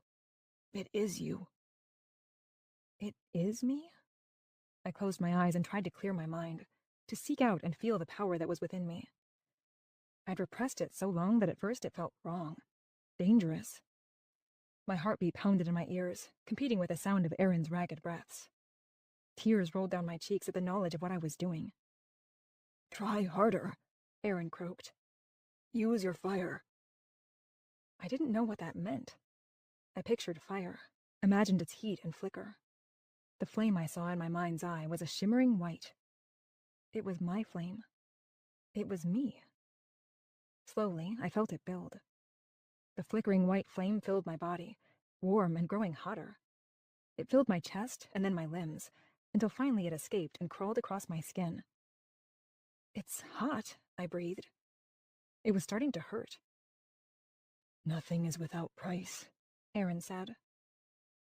I opened my eyes. Aaron's face was peaceful. White flame flowed from me, extending out to him. It enveloped him, making him transparent enough to see through. Now take, Aaron said. Lightning is my root power. That will become yours. The flame was starting to really burn. I had to hurry. My power reached out for his, searching for the signature of lightning. I felt the dark magic poisoning him and tried not to gag. My magic skirted around it, reaching into his soul. It was pure and bright there, entirely separate from the dark magic I'd initially felt from him. When I felt his sense of peace, the relief he felt at this moment of death, tears of gratitude rolled down my cheeks. I hated that his life had brought him to this, but I was so grateful he was content now. I could never steal the gifts of an unwilling supernatural. It would destroy me. Finally, the feel of his lightning butted up against my magic. I'd found it, deep in his soul. It crackled and burned, electric in its intensity. My magic twined with it as my flame grew higher around us. The pain of the fire turned to the spark of magic. Aaron's lightning traveled across the fire, a conduit, I realized, and found its way into my soul. Inside my chest, the lightning jumped and crackled. The burning pain of the flame had faded, and I felt electric. Thank you, Aaron breathed. I opened my eyes. He was gone. Stone still and lifeless. I could no longer feel even the dark magic that had polluted his body. I'm sorry, Aaron. I collapsed next to him and lay by his side. Though my chest felt full of electric magic, my muscles felt like jello. Too much magic in too short a time. But I couldn't stay like this. Aaron's master was coming here to meet him. There was no way I could defeat him like this. We had to get out of here, or my Darfur and I would end up like Aaron. I pushed myself up. The lightning cage that had trapped Dell and Nyx had disappeared.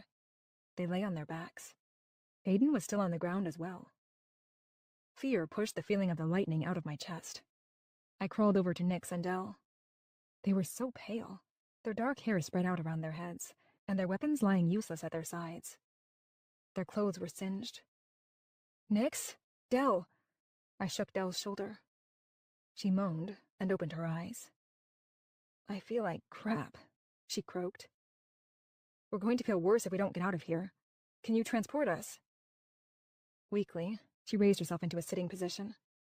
I think so. Just give me a second. Okay. I took one look at Nyx to make sure she was only passed out, which she was, thank fates, and then crawled over to Aiden. Sometime while I'd been with Aaron, Aiden had transformed back into a man.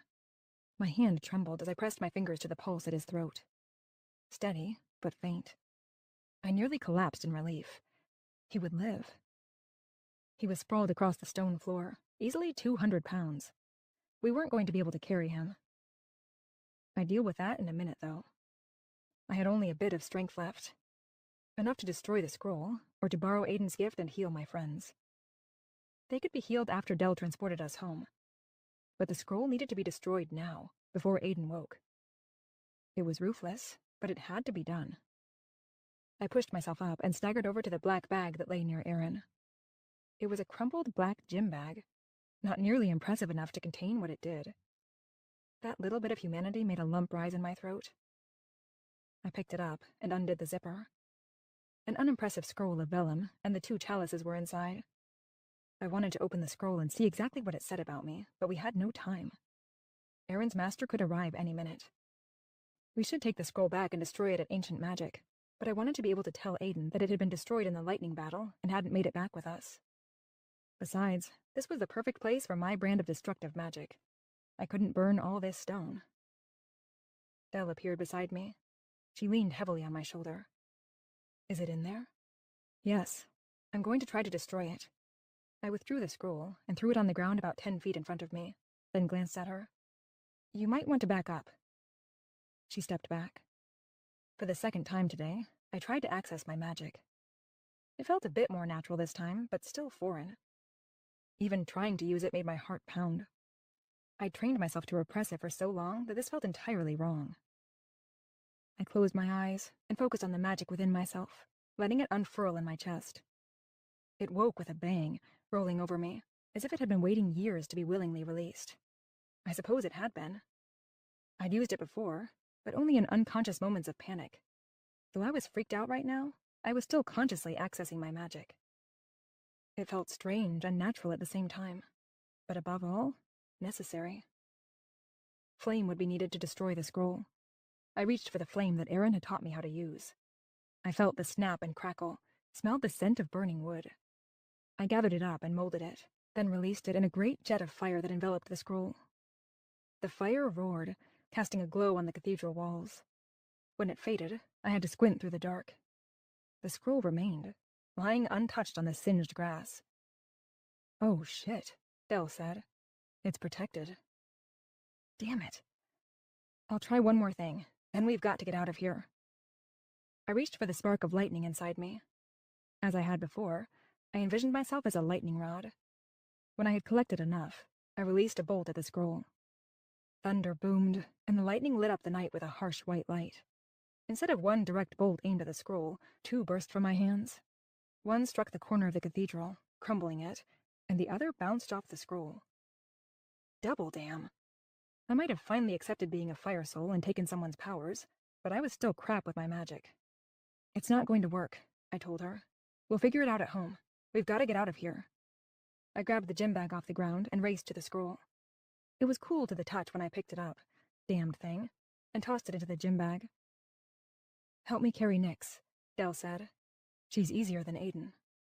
I slung the bag over my shoulder and ran to where she stood by Nyx. I took Nyx's feet while Dell took her shoulders, and we carried our limp Dufour's body over to Aiden. Like old times, I muttered to Dell. She gave a wry laugh. I was glad those times were over. We'd gotten in a lot of scraps as girls on the run. Thieving meant sometimes running into supernaturals more powerful than ourselves. Until we'd learned to fight well, two of us often were left to carry the third to safety. Gently, we placed Nix on the ground next to Aiden. I stood, then caught sight of Aaron's body. I can't just leave him here, I said. Isn't he the bad guy? Dell asked. Not really. We couldn't bring him back with us for a proper burial. He'd said the collar was enchanted so that his master could find him, but it was possible that he, too, had been enchanted with a tracking spell. Get ready to go, I said to Dell, as I reached once more for my magic. I didn't want to use it again, but I owed it to him. My power reached out for Aiden's once more, gathering up the flame. I wished I had a flower or something to put on top of him, but there wasn't time. I released the jet of flame. It struck Aaron's body and enveloped him, reaching high into the night. The damp grass around him would keep the fire from spreading. My goal had been cremation on a funeral pyre, like in a Viking ceremony. I hoped Aaron saw it the same way. My vision was blurry, as I took one last look at Aaron, then turned to Dell. I'm ready.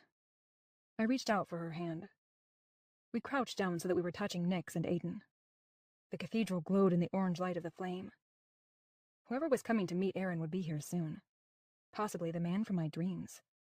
Part of me wanted to stay and fight him, confront him, to have vengeance for Aaron's life, and maybe even for what had happened to me and my Dufour. But a bigger part of me, the scared, smart part, wanted to run. I would meet this man, the hunter who sought us, but it wouldn't be today. We're going, Dell said. I felt her magic pull us through the ether. Chapter 15. We appeared at Ancient Magic a moment later. The plywood over the glass windows and door blocked out the sunlight, casting the room in shadow. Or maybe it was just nighttime. I had no idea. Call an ambulance, I said to Dell, adrenaline still surging through me. I'll hide the scroll. I left Dell dialing emergency services and headed out the main door. I'd have to stash this stuff in my trove until we found a more secure location. I didn't know why Aaron's master wanted the chalice, but I was hesitant to hand it off to Mr. S. More than likely, it wasn't just a youth charm. I'd have to find something else to replace it, but I'd worry about that later. It was dark when I got outside, probably the wee hours after midnight, but that was just a guess. My muscles ached as I took the stairs 2 at a time up to my apartment and let myself in. The small space looked so familiar, but I felt so different. I could still feel the electricity crackling within me. Aaron had possessed other gifts, fire and telepathy, that he'd used against Dell in the fight at Ancient Magic, but it didn't feel like I'd inherited those. I wasn't entirely sure how it worked, but maybe I'd only taken his root gift, the one he'd been born with. The fire and telepathy had been stolen. I shook the thought away. I didn't want to think about Aaron or my new powers. It'd take me time to parse through what had happened and how I was going to deal with it, and I didn't have the energy. My adrenaline was fading now that I was in the safety of my home.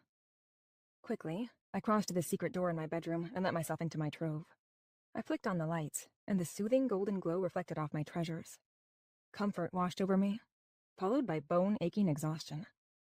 The only thing that had kept me going had been the adrenaline. I walked past aisles of my beloved trove. In the back, I dropped to my knees in the corner. With a trembling hand, I pushed aside a pair of boots and pressed my hand to the wall. My touch ignited the spell that hid the small door. The lock clicked, and it swung open. Within, the tiny golden locket glinted from the back corner. It was my only clue about my past. Or maybe not. I unzipped the gym bag and pulled out the scroll. It was heavy in my hands. I realized why when I began to unroll it. There had to be 20 feet of rolled vellum here. Quickly, I skimmed it, grateful it was alphabetical and that the monks who had written it had been Irish. I found fire souls and skimmed for our names. When I came upon Cassiopeia Clairot, Phoenix Knight, and Delphine Halley, my shoulders slumped. I'd hoped our original names would be written. I didn't know if I'd recognize them, but process of elimination would help. They could have led us to our parents or information about our past. I ignored the names of the other fire souls and skimmed the information below our names. Physical descriptions, and a list of our powers.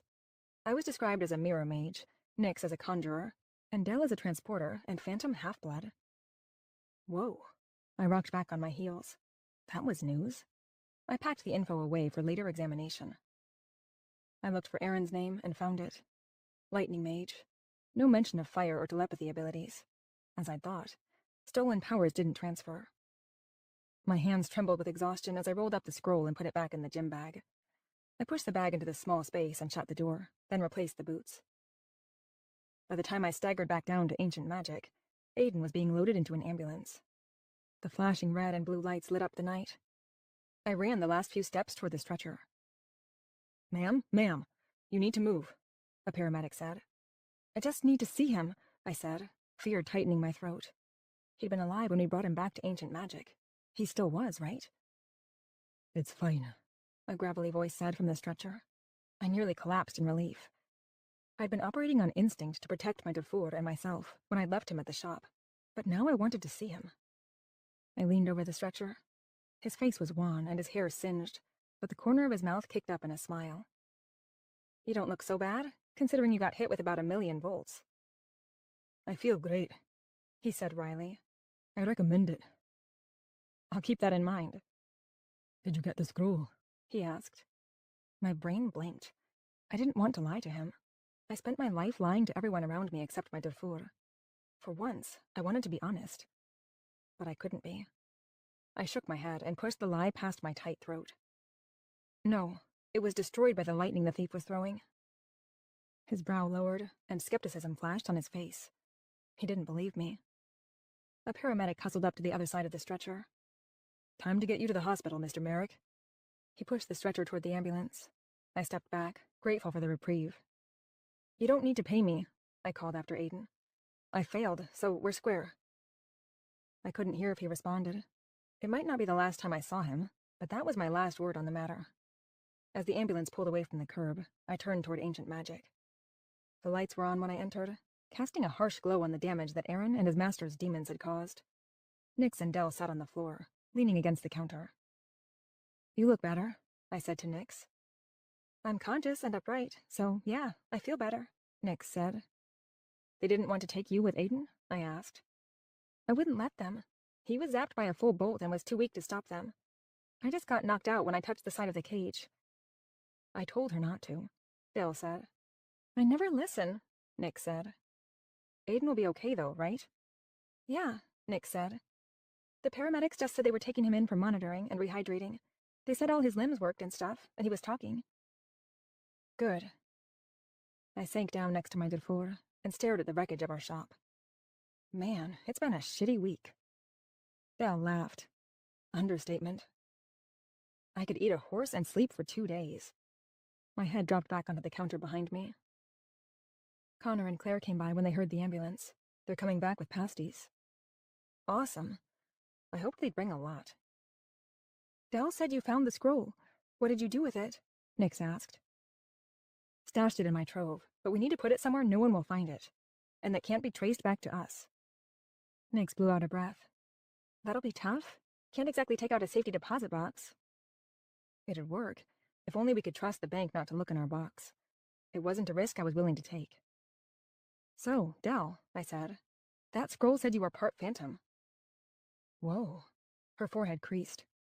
I have no idea what that means, or what to do with that info. We'll figure it out, I said. She sighed. Yeah. Anything about me? Nix asked. Nothing we don't know.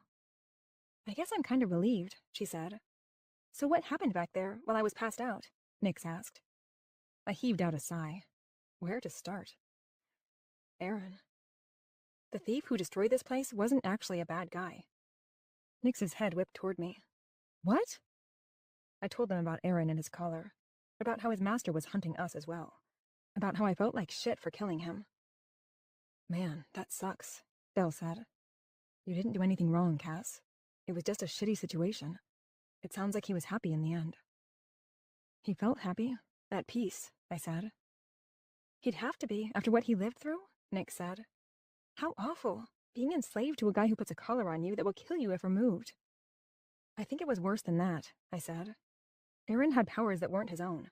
He was born a lightning mage, but he wasn't born with power over fire or telepathy. He'd killed for those. But his soul was so pure once I'd taken the collar off him, I don't think he would have done it willingly. So his master is making super fire souls? To, fight or something? Dell shuddered. Monster. I don't know what his goal is, but he's hunting us. But he doesn't know where we are, right? Nix asked. I don't think so. There was no one left alive to tell him where we are. I killed every demon who saw us. And Aaron. I rubbed my upper arms, suddenly chilled. I feel like a monster. You did what he wanted, Nix said. He gave you his power, willingly. He taught you how to take it. Don't dwell on the bad. Use it to get even, because the monster is coming for us. She was right. Logically, I knew it. But I'd killed a man tonight and taken his power. I just didn't know how to process what I'd done. I spent my whole life resisting this. Now my options were to keep ignoring my gifts and disrespect Aaron's last wish, that I use his power to defeat the monster who hunted us, or to embrace them and eventually be discovered and thrown in the prison for magical miscreants. They were bad options. But at least they were options. And like Nix had said, the monster was coming for us. I had to decide. I just didn't know how. The door to ancient magic opened. I tensed, still on edge, but it was just Claire and Connor. Connor held up a brown paper sack. Brought the promised pasties. Claire raised a tray of paper coffee cups. And lattes. At the sight of my friends, warmth and gratitude filled me. It had been a bad night, and bad shit was on the horizon. But today was good. My friends and Darfur were here. Aiden would live. I wouldn't see him again, at least not past assuring him that the scroll really was destroyed. But at least he was safe. At least we were all safe. For now. Chapter 16. 2 nights later, I sat in the corner at P&P with Nix and Dell after another long day cleaning up ancient magic. We lost about half our stuff. Months of hunting work for me. But I couldn't be mad at Aaron over the damage. That was all on his master, the man we now called the monster. But I was trying not to think of that tonight. We'd swept up the last broken replica and shard of glass, and new windows had been installed that morning. So tomorrow we'd be back to normal. That was worth celebrating. In the morning, I'd set out in search of another youth charm for Mr. S. Now I found reference to an amulet hidden in a temple in Prague. Connor and Claire had joined us once their only staff member had shown up. Bridget manned the counter some evenings when Connor wanted a break. All right, Connor said as he held up his glass of whiskey.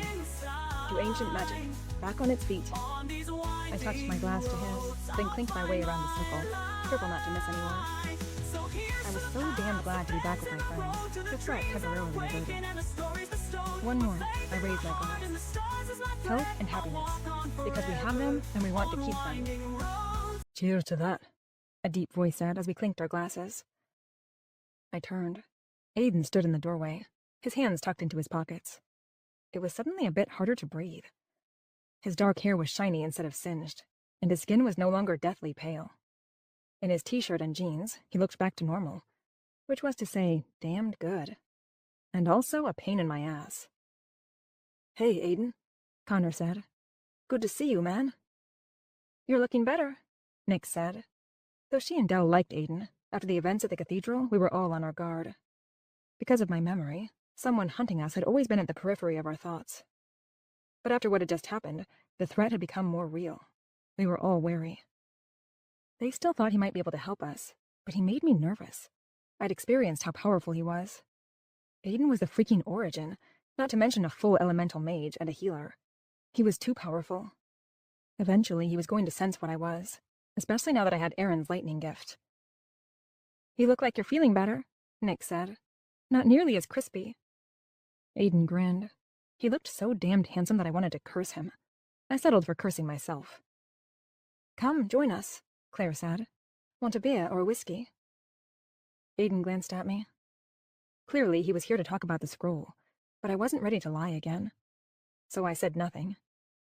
We'd talk, but it'd be better if it were after a drink and some chatting with my friends. If we were all normal and charming, then he'd be more likely to trust me when I lied, right? Even the thought turned my stomach. Whiskey, thanks, Aiden said. He took the seat next to me. You all right? He asked. Yeah. I glanced at him quickly, then away. So, they sprung you from the hospital, eh? Connor asked. Clean bill of health, Aiden said. Claire brought him the whiskey and he thanked her. We chatted about the shop being up and running again. At first, I was uncomfortable. But Aiden fit right in with my friends. I was genuinely wishing I didn't have to blow him off later tonight. But I had to. Severing contact with him was safest for us all. Hey. Aiden's husky voice was soft near my ear. Can we talk? I glanced at him. Better now than later, I figured. Like a Band-Aid. Yeah. Thanks for the drink, Claire and Connor. He set his empty glass on the table. A 20 was tucked beneath it. It's been good talking to you all, but I've got to run. I'm going to walk him out, I said, not making eye contact with anyone. I followed him to the door. He held it open and I walked through. Can we talk at your place? He asked as he followed me out. I looked around at the darkened street. I didn't really want to talk about the scroll out here. Sure, come on. How are you doing? He asked as we climbed the stairs to my apartment. Fine. You know, getting the shop back together. I hated this awkwardness, but I was about to lie to him, so there was really no avoiding it. I led us into my apartment and asked, You? Great, now that I've recovered from being a lightning rod. I swallowed hard at the reminder. You threw yourself in front of that for me. That made it even harder to lie, and much harder to push him away. Yeah, seems that I did. Why? Felt like a better option than watching you get lit up. His dark gaze met mine, intense enough to burn. My heart pounded and my breathing stuttered. This was going to be so much more difficult than I thought. And I knew you wouldn't use your magic to protect yourself, he added. He was right about that. Thanks for saving me. I'm sorry I didn't get the scroll. You're a bad liar. No, I'm not. I was a great liar, even when I didn't want to be. I really am sorry I couldn't get it. It was destroyed by the lightning. You don't have to lie to me, Cass. I really did. I had to lie to everyone who wasn't Nyx or Dell, no matter how much it exhausted me. I'm not lying. I am sorry I didn't get it. You are lying, and I know why. I know what you are. My stomach lurched. A treasure-hunting mirror mage? Yeah, I told you that. No, you're a fire soul. His gaze was solemn. The floor felt like it dropped out from under me. Somehow I stayed upright. I even managed an incredulous laugh. What are you talking about? Don't worry, I won't tell anyone. My heart pounded as I searched his gaze. Serious and sincere, but I couldn't risk it. There's nothing to tell. I'm a mirror mage. Nothing too exciting there. You're exciting, Cass, but not because you're a mirror mage, or even because you're a fire soul. I'm not a fire soul. I can feel it, Cass. I'm the origin and a multi-gift magicka. You can't hide something like that from someone as strong as me. At least not for long.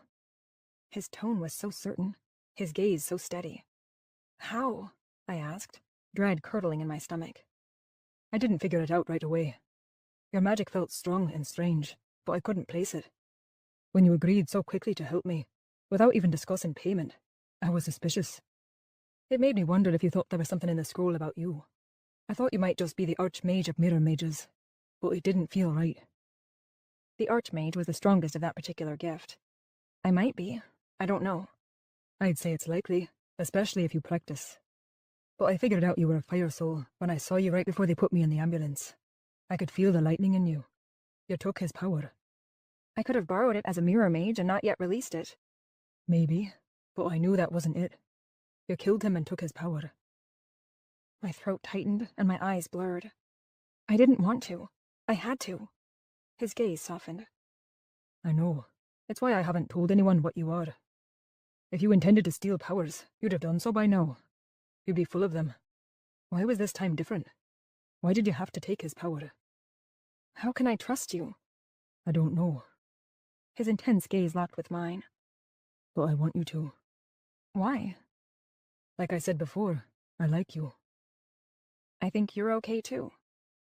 Understatement, but at least my tears had dried up before they dropped. I figured it was better to tell him the truth and try to gain his sympathy, maybe even his help.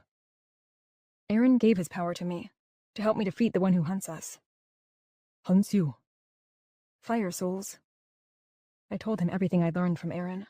When I finally trailed off, His gaze was dark with worry. You know this means you have to practice your powers, right? He said. I can't. Someone will figure out what I am and alert the Order of the Magica or the Alpha Council. They'll throw me in prison. I'd rot in there. Though the two governmental organizations were separate, they both agreed that fire souls were a risk. It's better for me to just keep hiding. You know that won't work forever. The monster who hunts you will find you. You've got to be able to fight him when he does. Passion rang in his voice. My heart pounded. Part of me knew he was right, just as the other part wanted to pretend the last week had never happened. You need to learn to use your magic so that you can control it. Maybe even learn to repress it so that other powerful magica can't sense your arsenal of gifts. His logic made sense, but it terrified me. To purposefully, frequently access my magic? It sounded divine, and scary as hell. I'll help you, he said. You can train on my land. There's no one for miles. Thanks, but no. This is working for me. The risk isn't worth it. His face hardened. I won't accept that. You have to learn to protect yourself. If you don't, I'll report you to the Order. I stepped backward. You wouldn't. I would. I'm serious about this, Cass. You'd be safer locked up in prison than you are out here, unable to defend yourself. You're scared, so you're fighting it. But you need to face this. Anger bubbled in my chest. How dare he? I had actually liked this guy? He was threatening me and demanding I make changes I wasn't ready to make. But he was right. The monster was coming, and I was afraid. I was so scared that I was curling up in a ball and refusing to face the inevitable. But the girl who'd run from the monster 10 years ago hadn't curled up and died in that cell. She'd broken free. I didn't know how I'd done it, but I had. I'd changed my destiny. And I had to do it again. Fine, I said. I was still pissed at him, but he was right. I'll learn to use my magic. On your land. But don't get any ideas. I'm not exactly fond of you anymore. He grinned. That's fine. I'm fond enough for the both of us. And when you're strong enough to defeat the monster that hunts you, I'll fight by your side. Strong enough to fight the monster that hunts me. I really hoped I would be. The end. Keep listening for a sample chapter of Mirror Mage, Book 2 in the Dragon's Gift series, followed by an author's note discussing the archaeology in ancient magic. Chapter 1. Everyone knows you're not supposed to pick up the golden idol, I shouted to Aiden as we sprinted down the dark corridor, deep within an ancient Mayan pyramid. The sound of jaguar paws thundered behind us. Excuse me, demon jaguar paws. Far be it from me to forget exactly what chased me. Plain old jaguars wouldn't be guarding a treasure as valuable as the one I'd just stolen. Just because it almost bit Indiana Jones in the ass doesn't mean it'll bite us, Aiden said from beside me. And you were the one who picked it up. I grinned, loving that he'd caught my Raiders of the Lost Ark reference. My temporary tomb-raiding partner was more than qualified for the gig as my sidekick. I tightened my grip on the golden diadem I'd plucked off the pedestal in the treasure room we'd raided. I'd known it would set off a booby trap, but I'd done it anyway, of course. To be clear, the jaguars were the booby trap. My own snarling, furry version of the giant boulder that had chased Indy through that temple in Peru. I think they're gaining on us, I panted, as we sprinted toward the light at the end of the tunnel. The exit was close enough that I could almost smell the humid jungle air. Only 30 more yards and those damn jaguars should go poof once they hit the sunlight.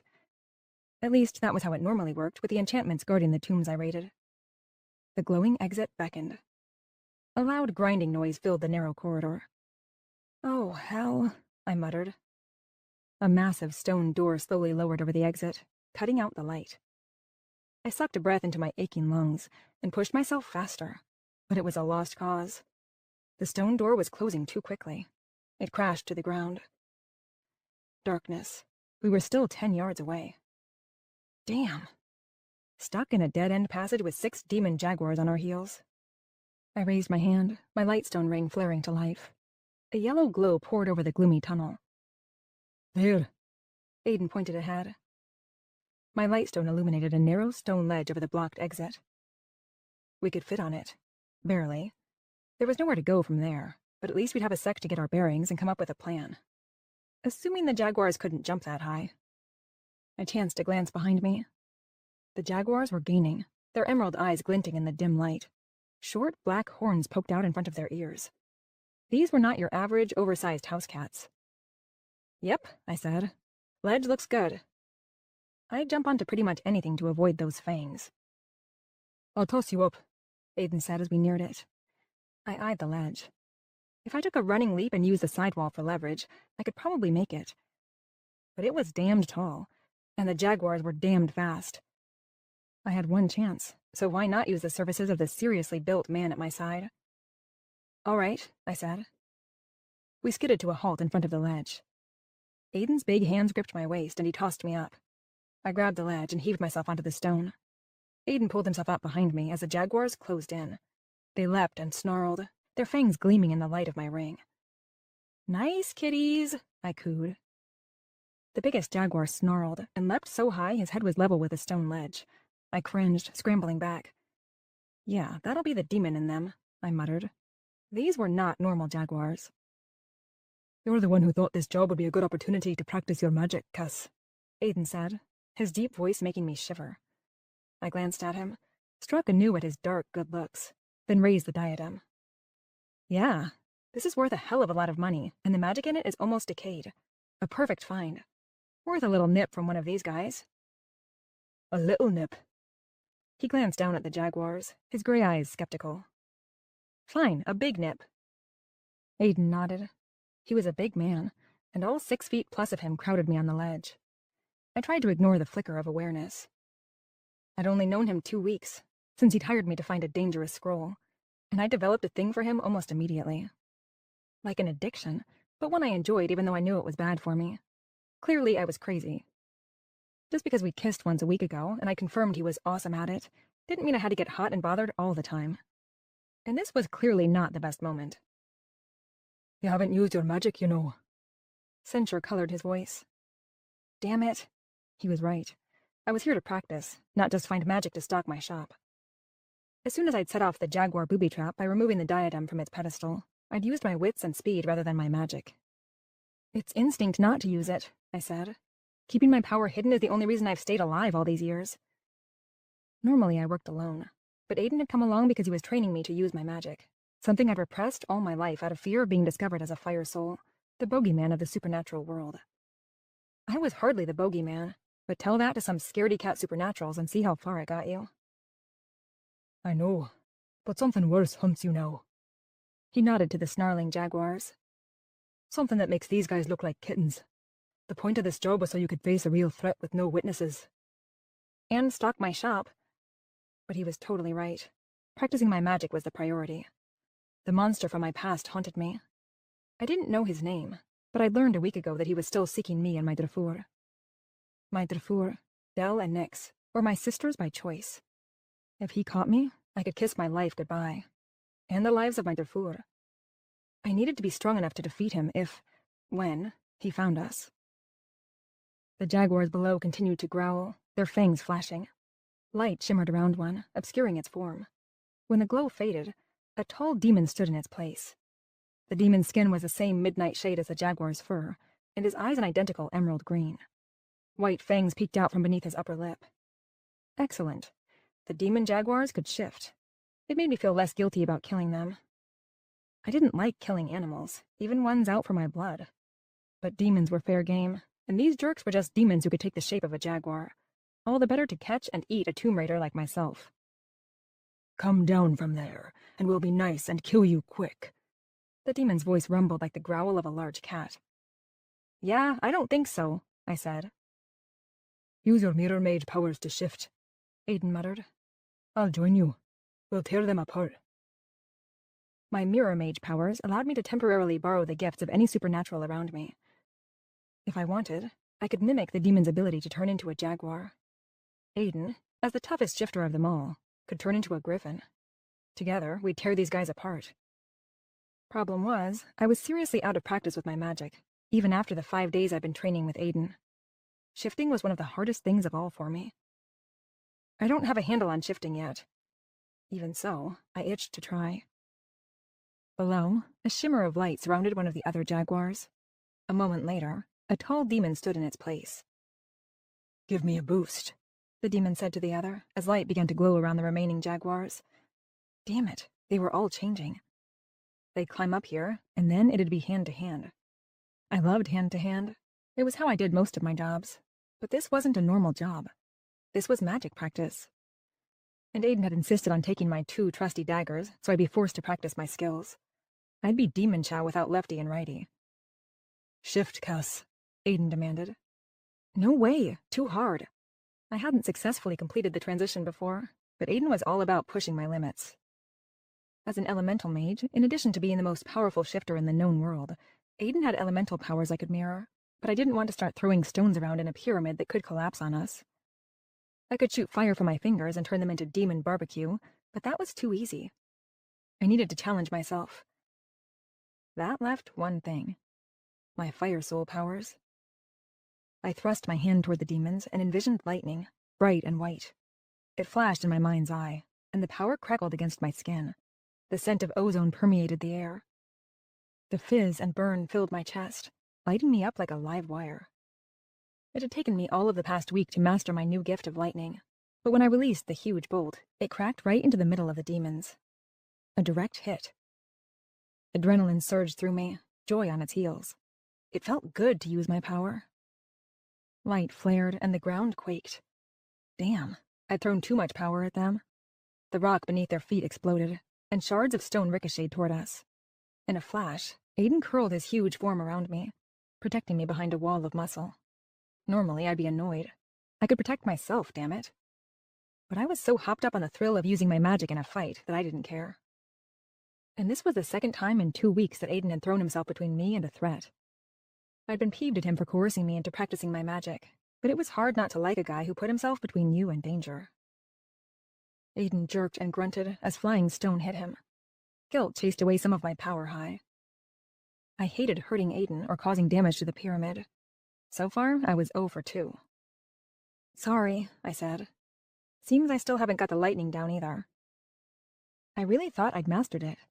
I'd practiced the new skill almost all week at Aiden's place, a remote estate in Ireland where no one could see me or figure out what I was capable of. Still putting too much power into it, he muttered. His breath was warm against my neck, the rumble of his voice a caress. I shivered. The power high and desire made my skin prickle with sensitivity. I ached to pull him toward me and confirm that he kissed as well as I remembered. The one we'd shared last week had been the best kiss I'd ever had, with the hottest man I'd ever met. Bad idea. I'd known him such a short time, and my life was too crazy right now for a relationship. There was a whole lot about Aiden I didn't know. He seemed too good to be true, and in my life, that had always been a red flag. I think we're good, I said, pushing at his hard chest. Rebels not flying anymore? I kind of like this position, Aiden said. Desire tugged at me. I liked it too. This was the first time since our kiss that he'd been so close to me. Really bad idea. I shoved him and he moved. Yeah, well, if I haven't zapped those demons, you're not going to like it for long. I peered over the ledge. My lightning had gouged away part of the stone floor and wall. Guilt pierced me. This place was old as hell, and I'd screwed it up. It had been fine for 1,000 years, and then I came along and bam. There's a giant hole in the entrance. There was a customer waiting on this diadem, and we needed the fee pronto, but I'd have to come back and fix this when I returned the diadem. The demons, all of them in their demon forms, lay scattered like fallen bowling pins below. A satisfied grin stretched across my face, nudging out some of the guilt. Dead. Sort of. You couldn't really kill demons. After death on Earth, they regenerated in their hell. But they wouldn't be giving us trouble anytime soon. Lightning was a hell of a gift to have. It was the only gift I'd ever used my fire soul powers to steal, though I didn't technically steal it. I've always owned up to being a mirror mage. That was acceptable in the world of magic, because I only borrowed the gifts. But if the Order of the Magicka or the Alpha Council found out I was also a fire soul, they'd toss me in the prison for magical miscreants to rot to death. Their fear was understandable. A fire soul had to kill to steal magical gifts. We were the only species who could do so. One power-hungry fire soul could cause a hell of a lot of damage. Looks like you got them, Aiden said. Yeah, let's get out of here. I cradled the delicate diadem to my chest and jumped down from the ledge, avoiding the crispy demons at my feet. Their bodies would disappear soon, returning to their hells. Thank magic, because I really didn't want to clean them up. Their scent gagged me. They stink, and this thing needs to get back to my shop. Aiden's big form thudded to the ground next to me. Agreed. How about you get us out of here? I turned to the rock slab that acted as a door. He could move it in the blink of an eye, but that wasn't the point of this exercise. I had to do it. No problem. I reached out for Aiden's elemental mage abilities. His power seethed against mine, immensely strong and vibrant. He was one of the most powerful magicka in the world, not to mention the origin, a descendant of the original Shifter Alpha. A scary bastard when you got down to it. When I was near him, I could borrow whatever power I wanted.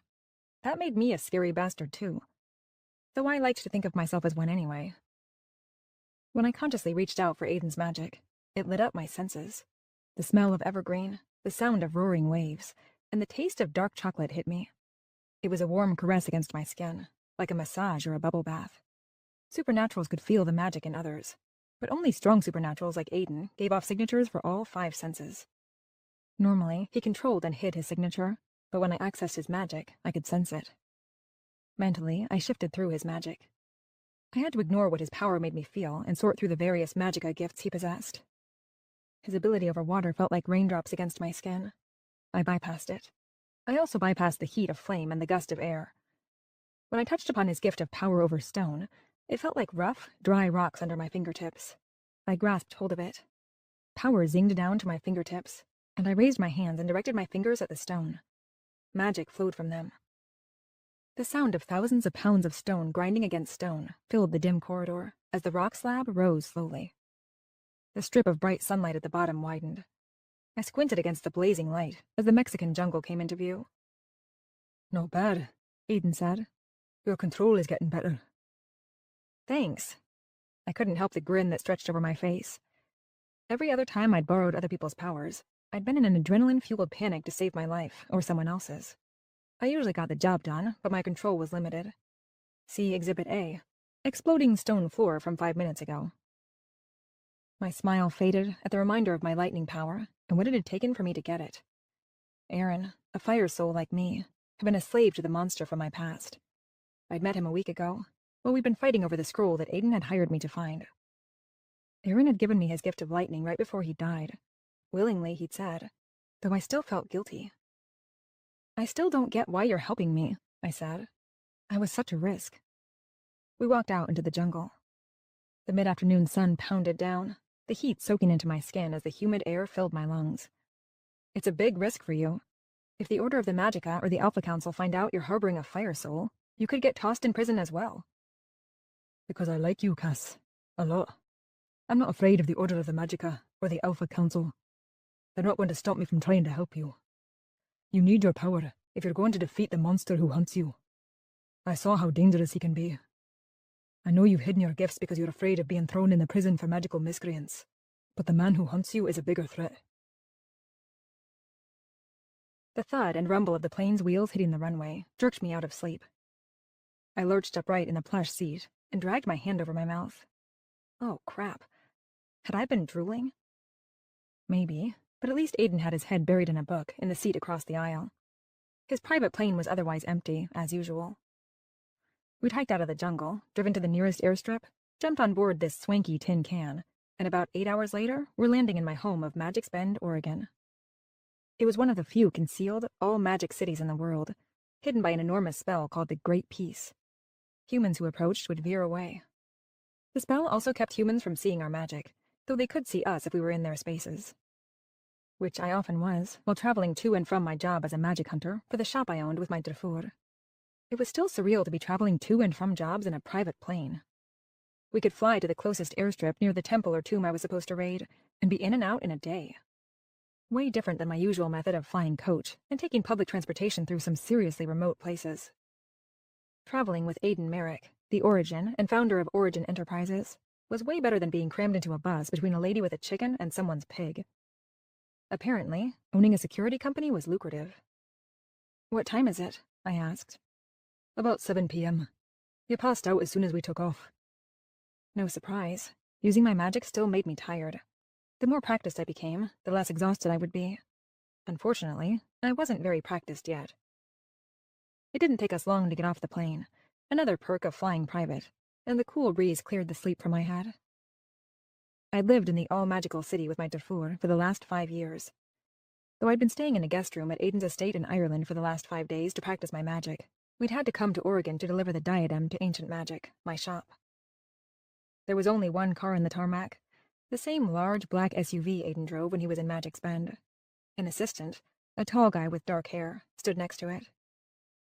"I can catch a cab to my place if you just want to head home," I said. Aiden had a few houses that I knew of, though I'd only ever been to the one in Ireland. He also had a place in Magic's Bend. On the wealthy side of town, of course, far from my own side. "I'll take you home," Aiden said. "I don't like the idea of you being on your own." "I'm not on my own. I've got lefty and righty." I patted the thigh holsters holding my obsidian knives. I'd insisted he return them as soon as we got back on the plane. "And I'll be with my Darfur as soon as I get back to Factory Row." "You need to stop leaning on your fighting skills and practice your magic," Aiden said, as we made our way across the tarmac to his car. "I hear you, but there's no way in hell I'm practicing in a city full of supernaturals." It was one thing to use my magic in an abandoned pyramid that only held demons. But in a city? If one person gets a whiff of what I am, they'd be scared shitless. They could turn me over to the Alpha Council, or the Order of the Magica, and probably get themselves a nice bounty. Working hard to access your magic was a lot like sweating. You gave off more of your magical signature for other supernaturals to sense. Until I was well practiced, I needed to try not to access my power around others. "You'll become better," Aiden said as we climbed into his car. "With more practice, you'll be able to keep others from sensing what you are. You can pass your gifts off as mirror mage powers." "Yeah, as long as they don't catch me before I'm good enough to hide the truth." That'd take time. I'd used so much magic over these last 2 weeks that I was completely on edge. It was super unlikely anyone had seen me. I'd stuck to Aiden's private property and other remote areas. But it was hard to shake the paranoia and fear that had followed me for 10 years. "You'll get good enough." The faith in his voice hit me hard. I shouldn't care what he thought of me. He was just a guy, after all. I didn't have space in my life for guys. Especially not handsome, powerful, kind ones, who seemed to be nothing but good. Contrary to what it sounded like, those kinds of guys were actually nothing but trouble. You could fall for one of those guys. For a girl who could trust no one but her Darfur, that was dangerous. Neither my Darfur nor I remembered the first 15 years of our life. We'd woken in a field at 15 with a single memory each. That we were fire souls, we were running from someone, and that person wanted to hurt us. That person had been hurting us because we were fire souls. As a result, Nix, Dell, and I had moved around so much prior to settling in Magic's Bend 5 years ago that I'd learned not to grow attached to anyone else. You would eventually have to leave them behind. If the monster caught up to us, we'd have to run again. But I was an adult now. If I wanted to make this work, I might be able to. Though I'd be lying if I said the idea didn't scare the crap out of me. What if Aiden actually was as great as he seemed? That'd sure as hell be hard to ignore. "Here we are." Aiden's deep voice startled me out of my thoughts. The tall brick faces of the buildings on Factory Row loomed outside the car, their large windows like great black eyes in the night. Apparently, I'd zoned out hard during the drive. I grabbed the small box containing the diadem and climbed out of the car. I pulled my small bag off the floor and said, "Thanks for the ride. I'll see you tomorrow. 8, right?" We were planning to head back to Ireland to practice my magic. As much as I told myself I didn't want to go, I was lying. Not only was he right that I needed the practice, but I wanted to be around him. No matter how dumb it was. "I'll walk you in." He climbed out of the car. "You don't have to." "Call me cautious. Last time we were here, the shop was in the middle of a break-in." The thief, Aaron, the fire soul who'd eventually given me his power, had still been inside. Only that time, he'd been working on behalf of the monster. He'd caused a hell of a lot of damage. "Thanks." I turned to face my building. The windows of Ancient Magic were dark. It was long past closing time. While I was out hunting artifacts, my sister Nix ran the shop. She was the protector.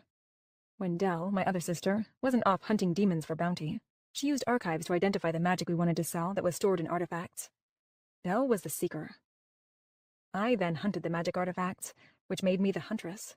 We made a good team. We crossed the street to Ancient Magic. The night was quiet, save for the chirp of crickets in the park across from the converted factories. Factory Row was the recently gentrified part of Magic's Bend, and was the perfect location for our shop and the apartments we occupied above, because it was both spacious and cheap. I reached the glass door and ran my hands over the exterior edges. The fizz of magic tingled on my palms as the enchantment faded. Only my Dufour or myself could disarm it. Though the door looked like nothing more than glass, if you weren't one of us, there was no way to get through. During opening hours, that wasn't the case. Anyone could walk in. It'd be a pretty crap shop if customers couldn't enter.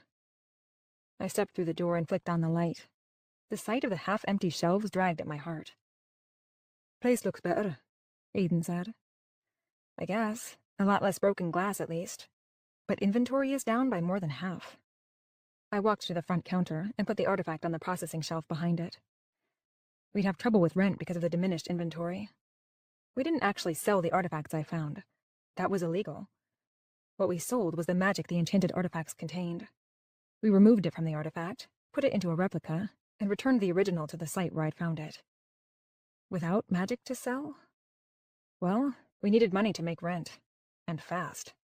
This might be the cheap part of town, but we rented out the whole building. Most of it for our personal, dragon-inspired troves of treasure that we kept secret. Fire souls were said to share part of a dragon's soul, though no one had seen a dragon in millennia. I possessed the dragon's covetousness, and was compelled to keep a trove of my own treasure. For me, it was leather jackets, weapons, and boots. Weird, yeah, but I couldn't help myself. "You hungry?" Aiden asked. My stomach growled in response, as if it knew English too. "I'll take that as a yes. Let's head to Potions and Pastilles. I'll get you a pasty." "I'd think you'd be sick of me by now." "It'll be a long while before I'm sick of you." His dark gray gaze met mine. The heat in it made me shiver, and wonder when he'd get sick of waiting for me. The dumb part of me hoped he'd snap, and drag me into his arms and kiss me. I shoved that part down deep and said, "Sure. I agreed to meet Nyx and Dell there anyway." "Good." He grinned. Damn it. Why did he have to be so handsome, and smart, and kind? We headed out, and Aiden waited while I re-engaged the enchantments by running my hands around the edges of the door. Light rain began to fall as we walked down the street to the coffee shop run by two of my friends, Claire and Connor. Fortunately, it was only 20 yards down the way, and we weren't too wet by the time we arrived. Yellow light gleamed from the windows as we approached, the sight filling me with warmth. This place was probably more my home than my own apartment, which I used just for sleeping and hiding my trove. Aiden pushed open the door, and I couldn't help the sigh that escaped me when the scent of Cornish pasties enveloped me. The kitchen was small at P&P's, but Connor made a mean Cornish pasty in the small space. They'd moved here from Cornwall a year before we'd arrived, and hadn't been able to leave that part of their home behind. And I was grateful. Without them, I wouldn't be able to continue my half-decade-long love affair with this savory treat. It was the most exciting action I'd gotten in a while, actually, besides Aiden's kiss. "Hey, took you long enough?" Dell waved from her comfy leather seat in the corner. Her black hair was pulled back, and her blue eyes gleamed with welcome. Nyx smiled at me, then jerked her head toward Aiden and made a face that said, "How's it going with your guy?" I glowered. They sat in our usual spot. P&P was a coffee shop/whiskey bar, depending on the hour of the day. There were about half a dozen small wooden tables in the middle, and comfy chairs scattered around the perimeter. Yeah, I said to Dell. "Let me order, and I'll be right over." I followed Aiden to the small counter bar at the back. My friend Connor stood behind it, dressed in his usual band t-shirt and jeans, with his dark hair flopped over his brow. He was busy putting the finishing touches on a whiskey cocktail. Besides enchanted coffees, P&P's sold a variety of whiskeys at night. Connor's idea, but it had been a good one, as it drew in a whole different crowd in the evenings. There were at least half a dozen couples or small groups in the place. "Hey, guys." Connor grinned as he glanced up. "Be right with you." He handed off the cocktail to the pretty shifter who stood at the far end of the bar, then turned to us. "Long time no see," Connor said. "Why you been hiding?" "Just working on a tricky job," I said. Even though he and Claire were my closest friends besides my Dufour, they didn't know I was a fire soul. There was no point telling Connor I'd been at Aiden's, practicing my magic. I should feel guilty about the secrets, but I honestly couldn't feel too bad about it. It might make me a bad person, but keeping my Dufour and myself safe always came first. And the secret actually protected Connor. This way, he wasn't knowingly harboring a fire soul. "What'll it be, then?" Connor asked. "Whiskey for you, Aiden. I've got a new one in from Oban." "Perfect." Aiden grinned. "And the pasty of the day." "PBR for me," I said, "and 2 pasties." Connor scrunched his brow. "You still drink that stuff?" "Oh, come on. You know I do. I'm not betraying my one true beer love for any of that fancy craft stuff." He laughed. All right. Hang on." He poured Aiden's whiskey, pulled a can of PBR out of the little fridge, then handed them over. "Your hipster beer, madam. I'll bring the pasties out after I've warmed them up." "Hillbilly beer," I corrected, as I pulled a few crumpled bills out of my pocket. Aiden beat me to it, handing over a crisp 50. "I've got it." I frowned at him, then remembered the catastrophe at Ancient Magic. Dell, Nix, and I were going to have a hard time paying the bills until we found enough magic and enchanted artifacts to refill our stock. Even Dell had started hunting artifacts when she didn't have a demon to track down. We could sell off the treasures in our respective troves, but parting with any of our preciouses would be damned hard. So I said, "Thanks. I'll get you next time." "Hardly necessary." "Just because you're loaded doesn't mean I'm going to let you pay the bills. This isn't a date." "But it could be, if you agreed to one." I shivered.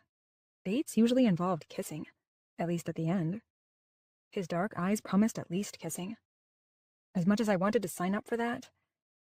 "Bad idea," I said, as I turned and walked toward my Drafour. Though Aiden always walked on silent feet, I could feel him behind me. His gaze heated my back. I took a seat in front of my Drafour.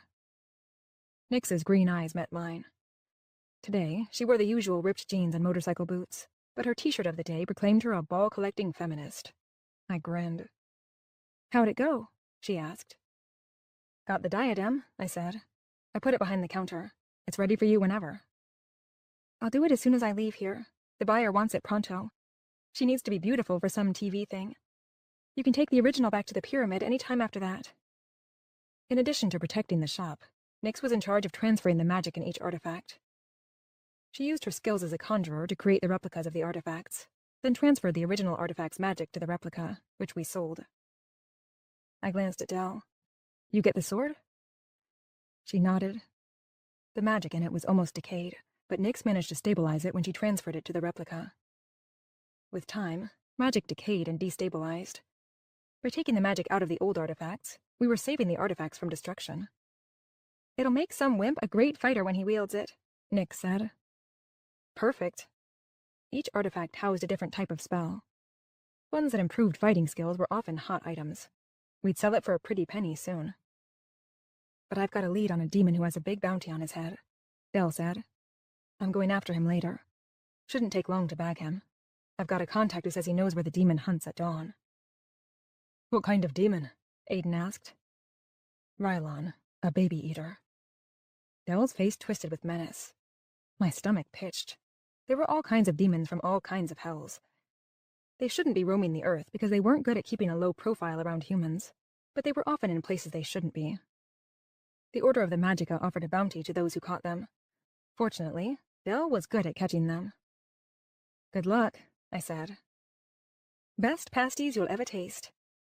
My friend Claire's cheerful voice sounded from behind me. I turned. Claire approached with a tray of pasties.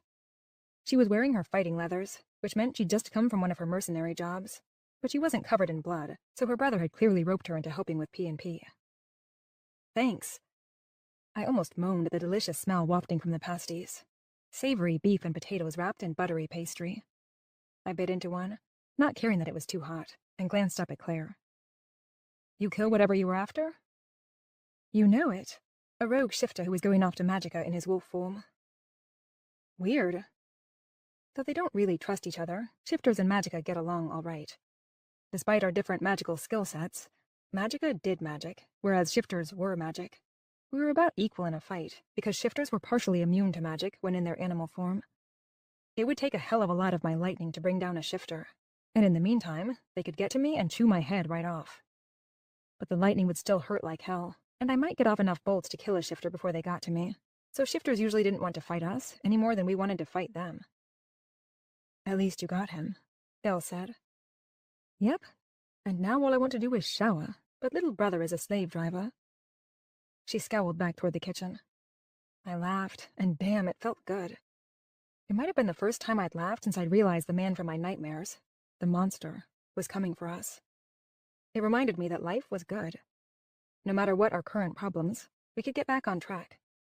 Whatever hunted us, we'd face it. The door opened behind me, and a gust of cool wind blew into the shop. The smell of rain followed it. I turned to see if it was still coming down, but a big man loomed in the doorway. I stiffened. Matthias. His wild golden hair and hulking size betrayed his shifter species. Lion.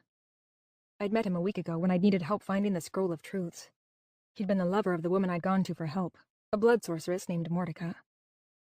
His yellow gaze landed on me, and recognition flared in his eyes. He strode toward our group, bringing with him the scent of his magic. Dry, like the desert or the plains of Africa. He stopped in front of our cluster of chairs and turned to Aiden. He bowed low, a gesture of respect to the strongest of all shifters. Origin. The deep regard in his voice hit me. I'd forgotten how the shifters felt about the Origin. He was almost a god to them. Aiden nodded. Matthias? Matthias rose and turned to me. Cassiopeia Claro, the Alpha Council is looking for you. My stomach felt like it had dropped right out of my body, and all the breath left my lungs. The Alpha Council was looking for me? That made no sense, unless they knew what I was. I tried to keep my face impassive as my mind raced. Had Matthias figured out what I was when I'd gone to Mordecai for help? Had he told his government I was a fire soul? They didn't govern Magica, my kind, but they hunted fire souls because we could steal their shifting ability if we killed them. We were a danger to everyone, shifter, Magica, or any supernatural in between. Sharp metal bit into my fingers. I glanced down. My hand was fisted around my now dented beer can, and the ridge of metal cut into my finger. Slowly, I drew in a breath and lowered the can to my side so no one could see it. Yeah? I asked, trying to appear calm. A glance at my Darfur showed that Nyx was white as snow, her brown hair standing out starkly against her skin. And Dell was turning the faintest shade of blue. She was so freaked out that she was starting to turn into her phantom form. Not good. When I'd started practicing my magic, this was what I'd been afraid of. One of the two governing bodies catching wind of what I was and coming after me. Why is the Alpha Council looking for me? Matthias glanced at Aiden. Aiden told us about your skills. Fear and rage clashed within me as my gaze jerked to Aiden. He'd told them what I was? Author's note. Hey there. I hope you enjoyed listening to Ancient Magic as much as I enjoyed writing it. In addition to being a writer, I'm also an archaeologist. As a kid, I loved history, because of the fantasy and historic romance novels I read, Indiana Jones and Lara Croft. When I started writing novels, it was only a matter of time before I applied my love of archaeology and history to my stories. Hence, Dragon's Gift was born. However, I knew I had a careful line to tread when writing these books. As I'm sure you know, archaeology isn't quite like Indiana Jones, for which I'm both grateful and bitterly disappointed. Sure, it's exciting and full of travel. However, booby traps are not as common as I expected. Total number of booby traps I have encountered in my career? 0. Still hoping, though. When I talk about treading a line with these books, I mean the line between archaeology and treasure hunting. There is a big difference between these two activities. As much as I value artifacts, they are not treasure. Not even the gold artifacts. They are pieces of our history that contain valuable information, and as such, they belong to all of us. Every artifact that is excavated should be properly conserved and stored in a museum, so that everyone can have access to our history. No single person can own history, and I believe very strongly that individuals should not own artifacts. Treasure hunting is the pursuit of artifacts for personal gain. So why did I make Cass Claro a treasure hunter? I'd have loved to call her an archaeologist, but nothing about Cass's work is like archaeology. Archaeology is a very laborious, painstaking process, and it certainly doesn't involve selling artifacts. That wouldn't work for the fast-paced, adventurous series that I had planned for Dragon's Gift. Not to mention the fact that dragons are famous for coveting treasure. Considering where Cass got her skills from, it just made sense to call her a treasure hunter. Even though I write urban fantasy, I strive for accuracy. Cass doesn't engage in archaeological practices. Therefore, I cannot call her an archaeologist. I also have a duty as an archaeologist to properly represent my field and our goals, namely, to protect and share history. Treasure hunting doesn't do this. One of the biggest battles that archaeology faces today is protecting cultural heritage from thieves. I debated long and hard about not only what to call Cass, but also how she would do her job. I wanted it to involve all the cool things we think about when we think about archaeology, namely, the Indiana Jones stuff, whether it's real or not. But I didn't know quite how to do that while still staying within the bounds of my own ethics.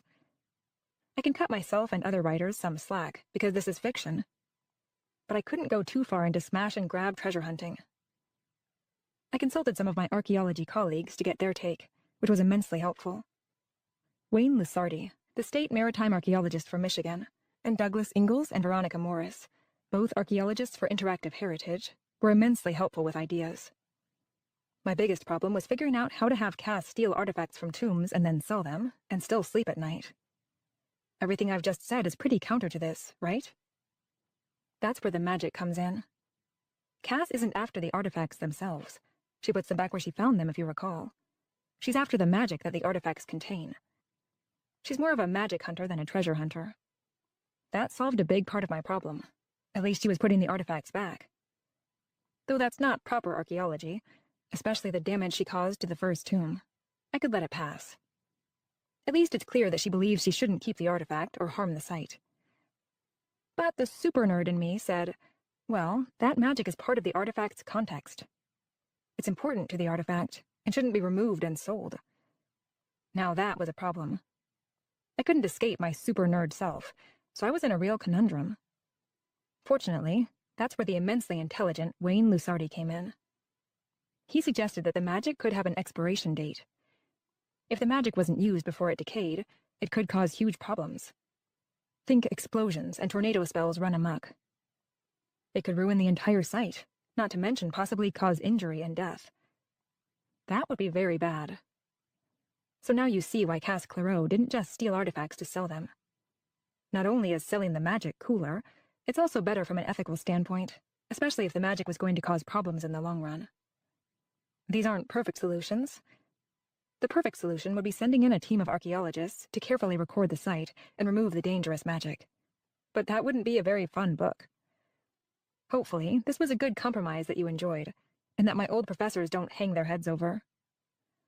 As with my other books, I like to include real historical sites in my novels. In Ancient Magic, there were a few places of note. The first was the Monk's Island in Ireland. That is a real place called the Skellig Michael, part of the Skellig Islands off the coast of southwestern Ireland. It's an amazing place, and a UNESCO World Heritage Site. The beehive-shaped buildings that I described were inhabited by real monks from the end of the first millennium onward. The other historic site that I included is on the cover of the book. It is Holyrood Abbey in Edinburgh, Scotland. The final battle site on the hidden island is modeled after the abbey. Edinburgh is just too heavily populated to have an epic final battle without humans noticing, so I moved it to a hidden location. I hope you enjoyed the story, and will stick with Cass on the rest of her adventure. Acknowledgements. The Dragon's Gift series is a product of my two lives, one as an archaeologist and one as a novelist. Combining these two took a bit of work. I'd like to thank my friends, Wayne Lusardi, the state maritime archaeologist for Michigan, and Douglas Ingalls and Veronica Morris, both archaeologists for interactive heritage, for their ideas about how to have a treasure hunter heroine that doesn't conflict too much with archaeology's ethics.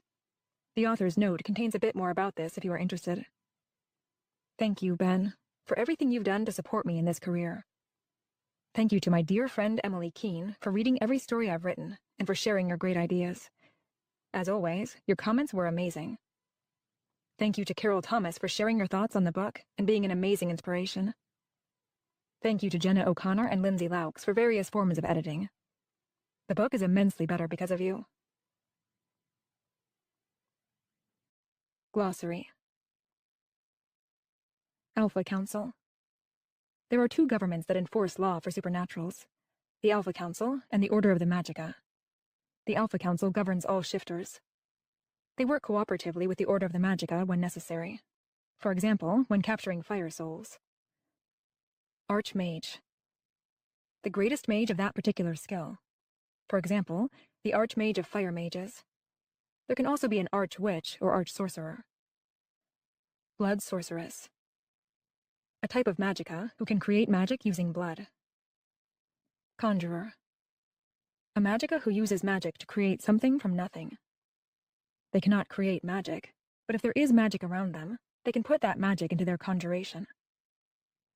Dark magic. The kind that is meant to harm. It's not necessarily bad, but it often is. Drafur. Sisters in Irish. Demons. Often employed to do evil. They live in various hells, but can be released upon the earth if you know how to get to them, and then get them out. If they are killed on earth, they are sent back to their hell. Dragon sense. A fire soul's ability to find treasure. It is an internal sense that pulls them toward what they seek. It is easiest to find gold, but they can find anything or anyone that is valued by someone. Elemental mage. A rare type of mage who can manipulate all of the elements. Enchanted artifacts. Artifacts can be imbued with magic that lasts after the death of the person who put the magic into the artifact, unlike a spell that has not been put into an artifact. These spells disappear after the magica's death. But magic is not stable.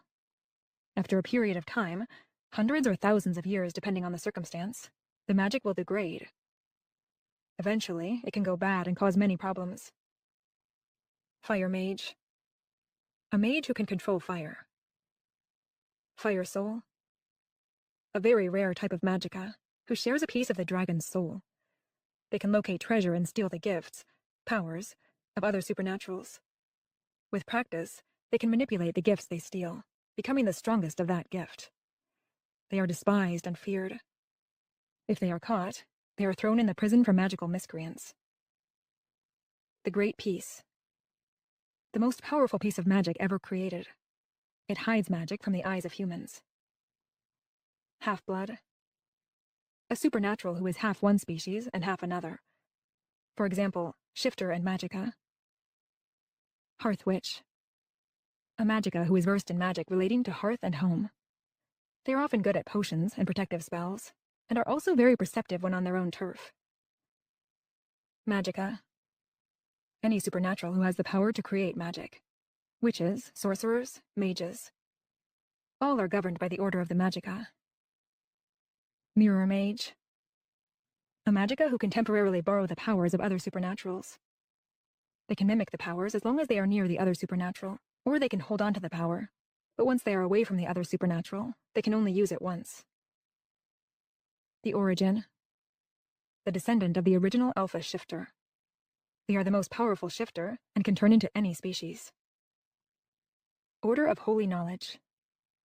A group of monks who collect and protect knowledge that live on an island in Ireland. They are supernaturals, but they do not use their powers. Order of the Magica. There are two governments that enforce law for supernaturals, the Alpha Council and the Order of the Magica. The Order of the Magica govern all magica. They work cooperatively with the Alpha Council when necessary. For example, when capturing fire souls. Phantom.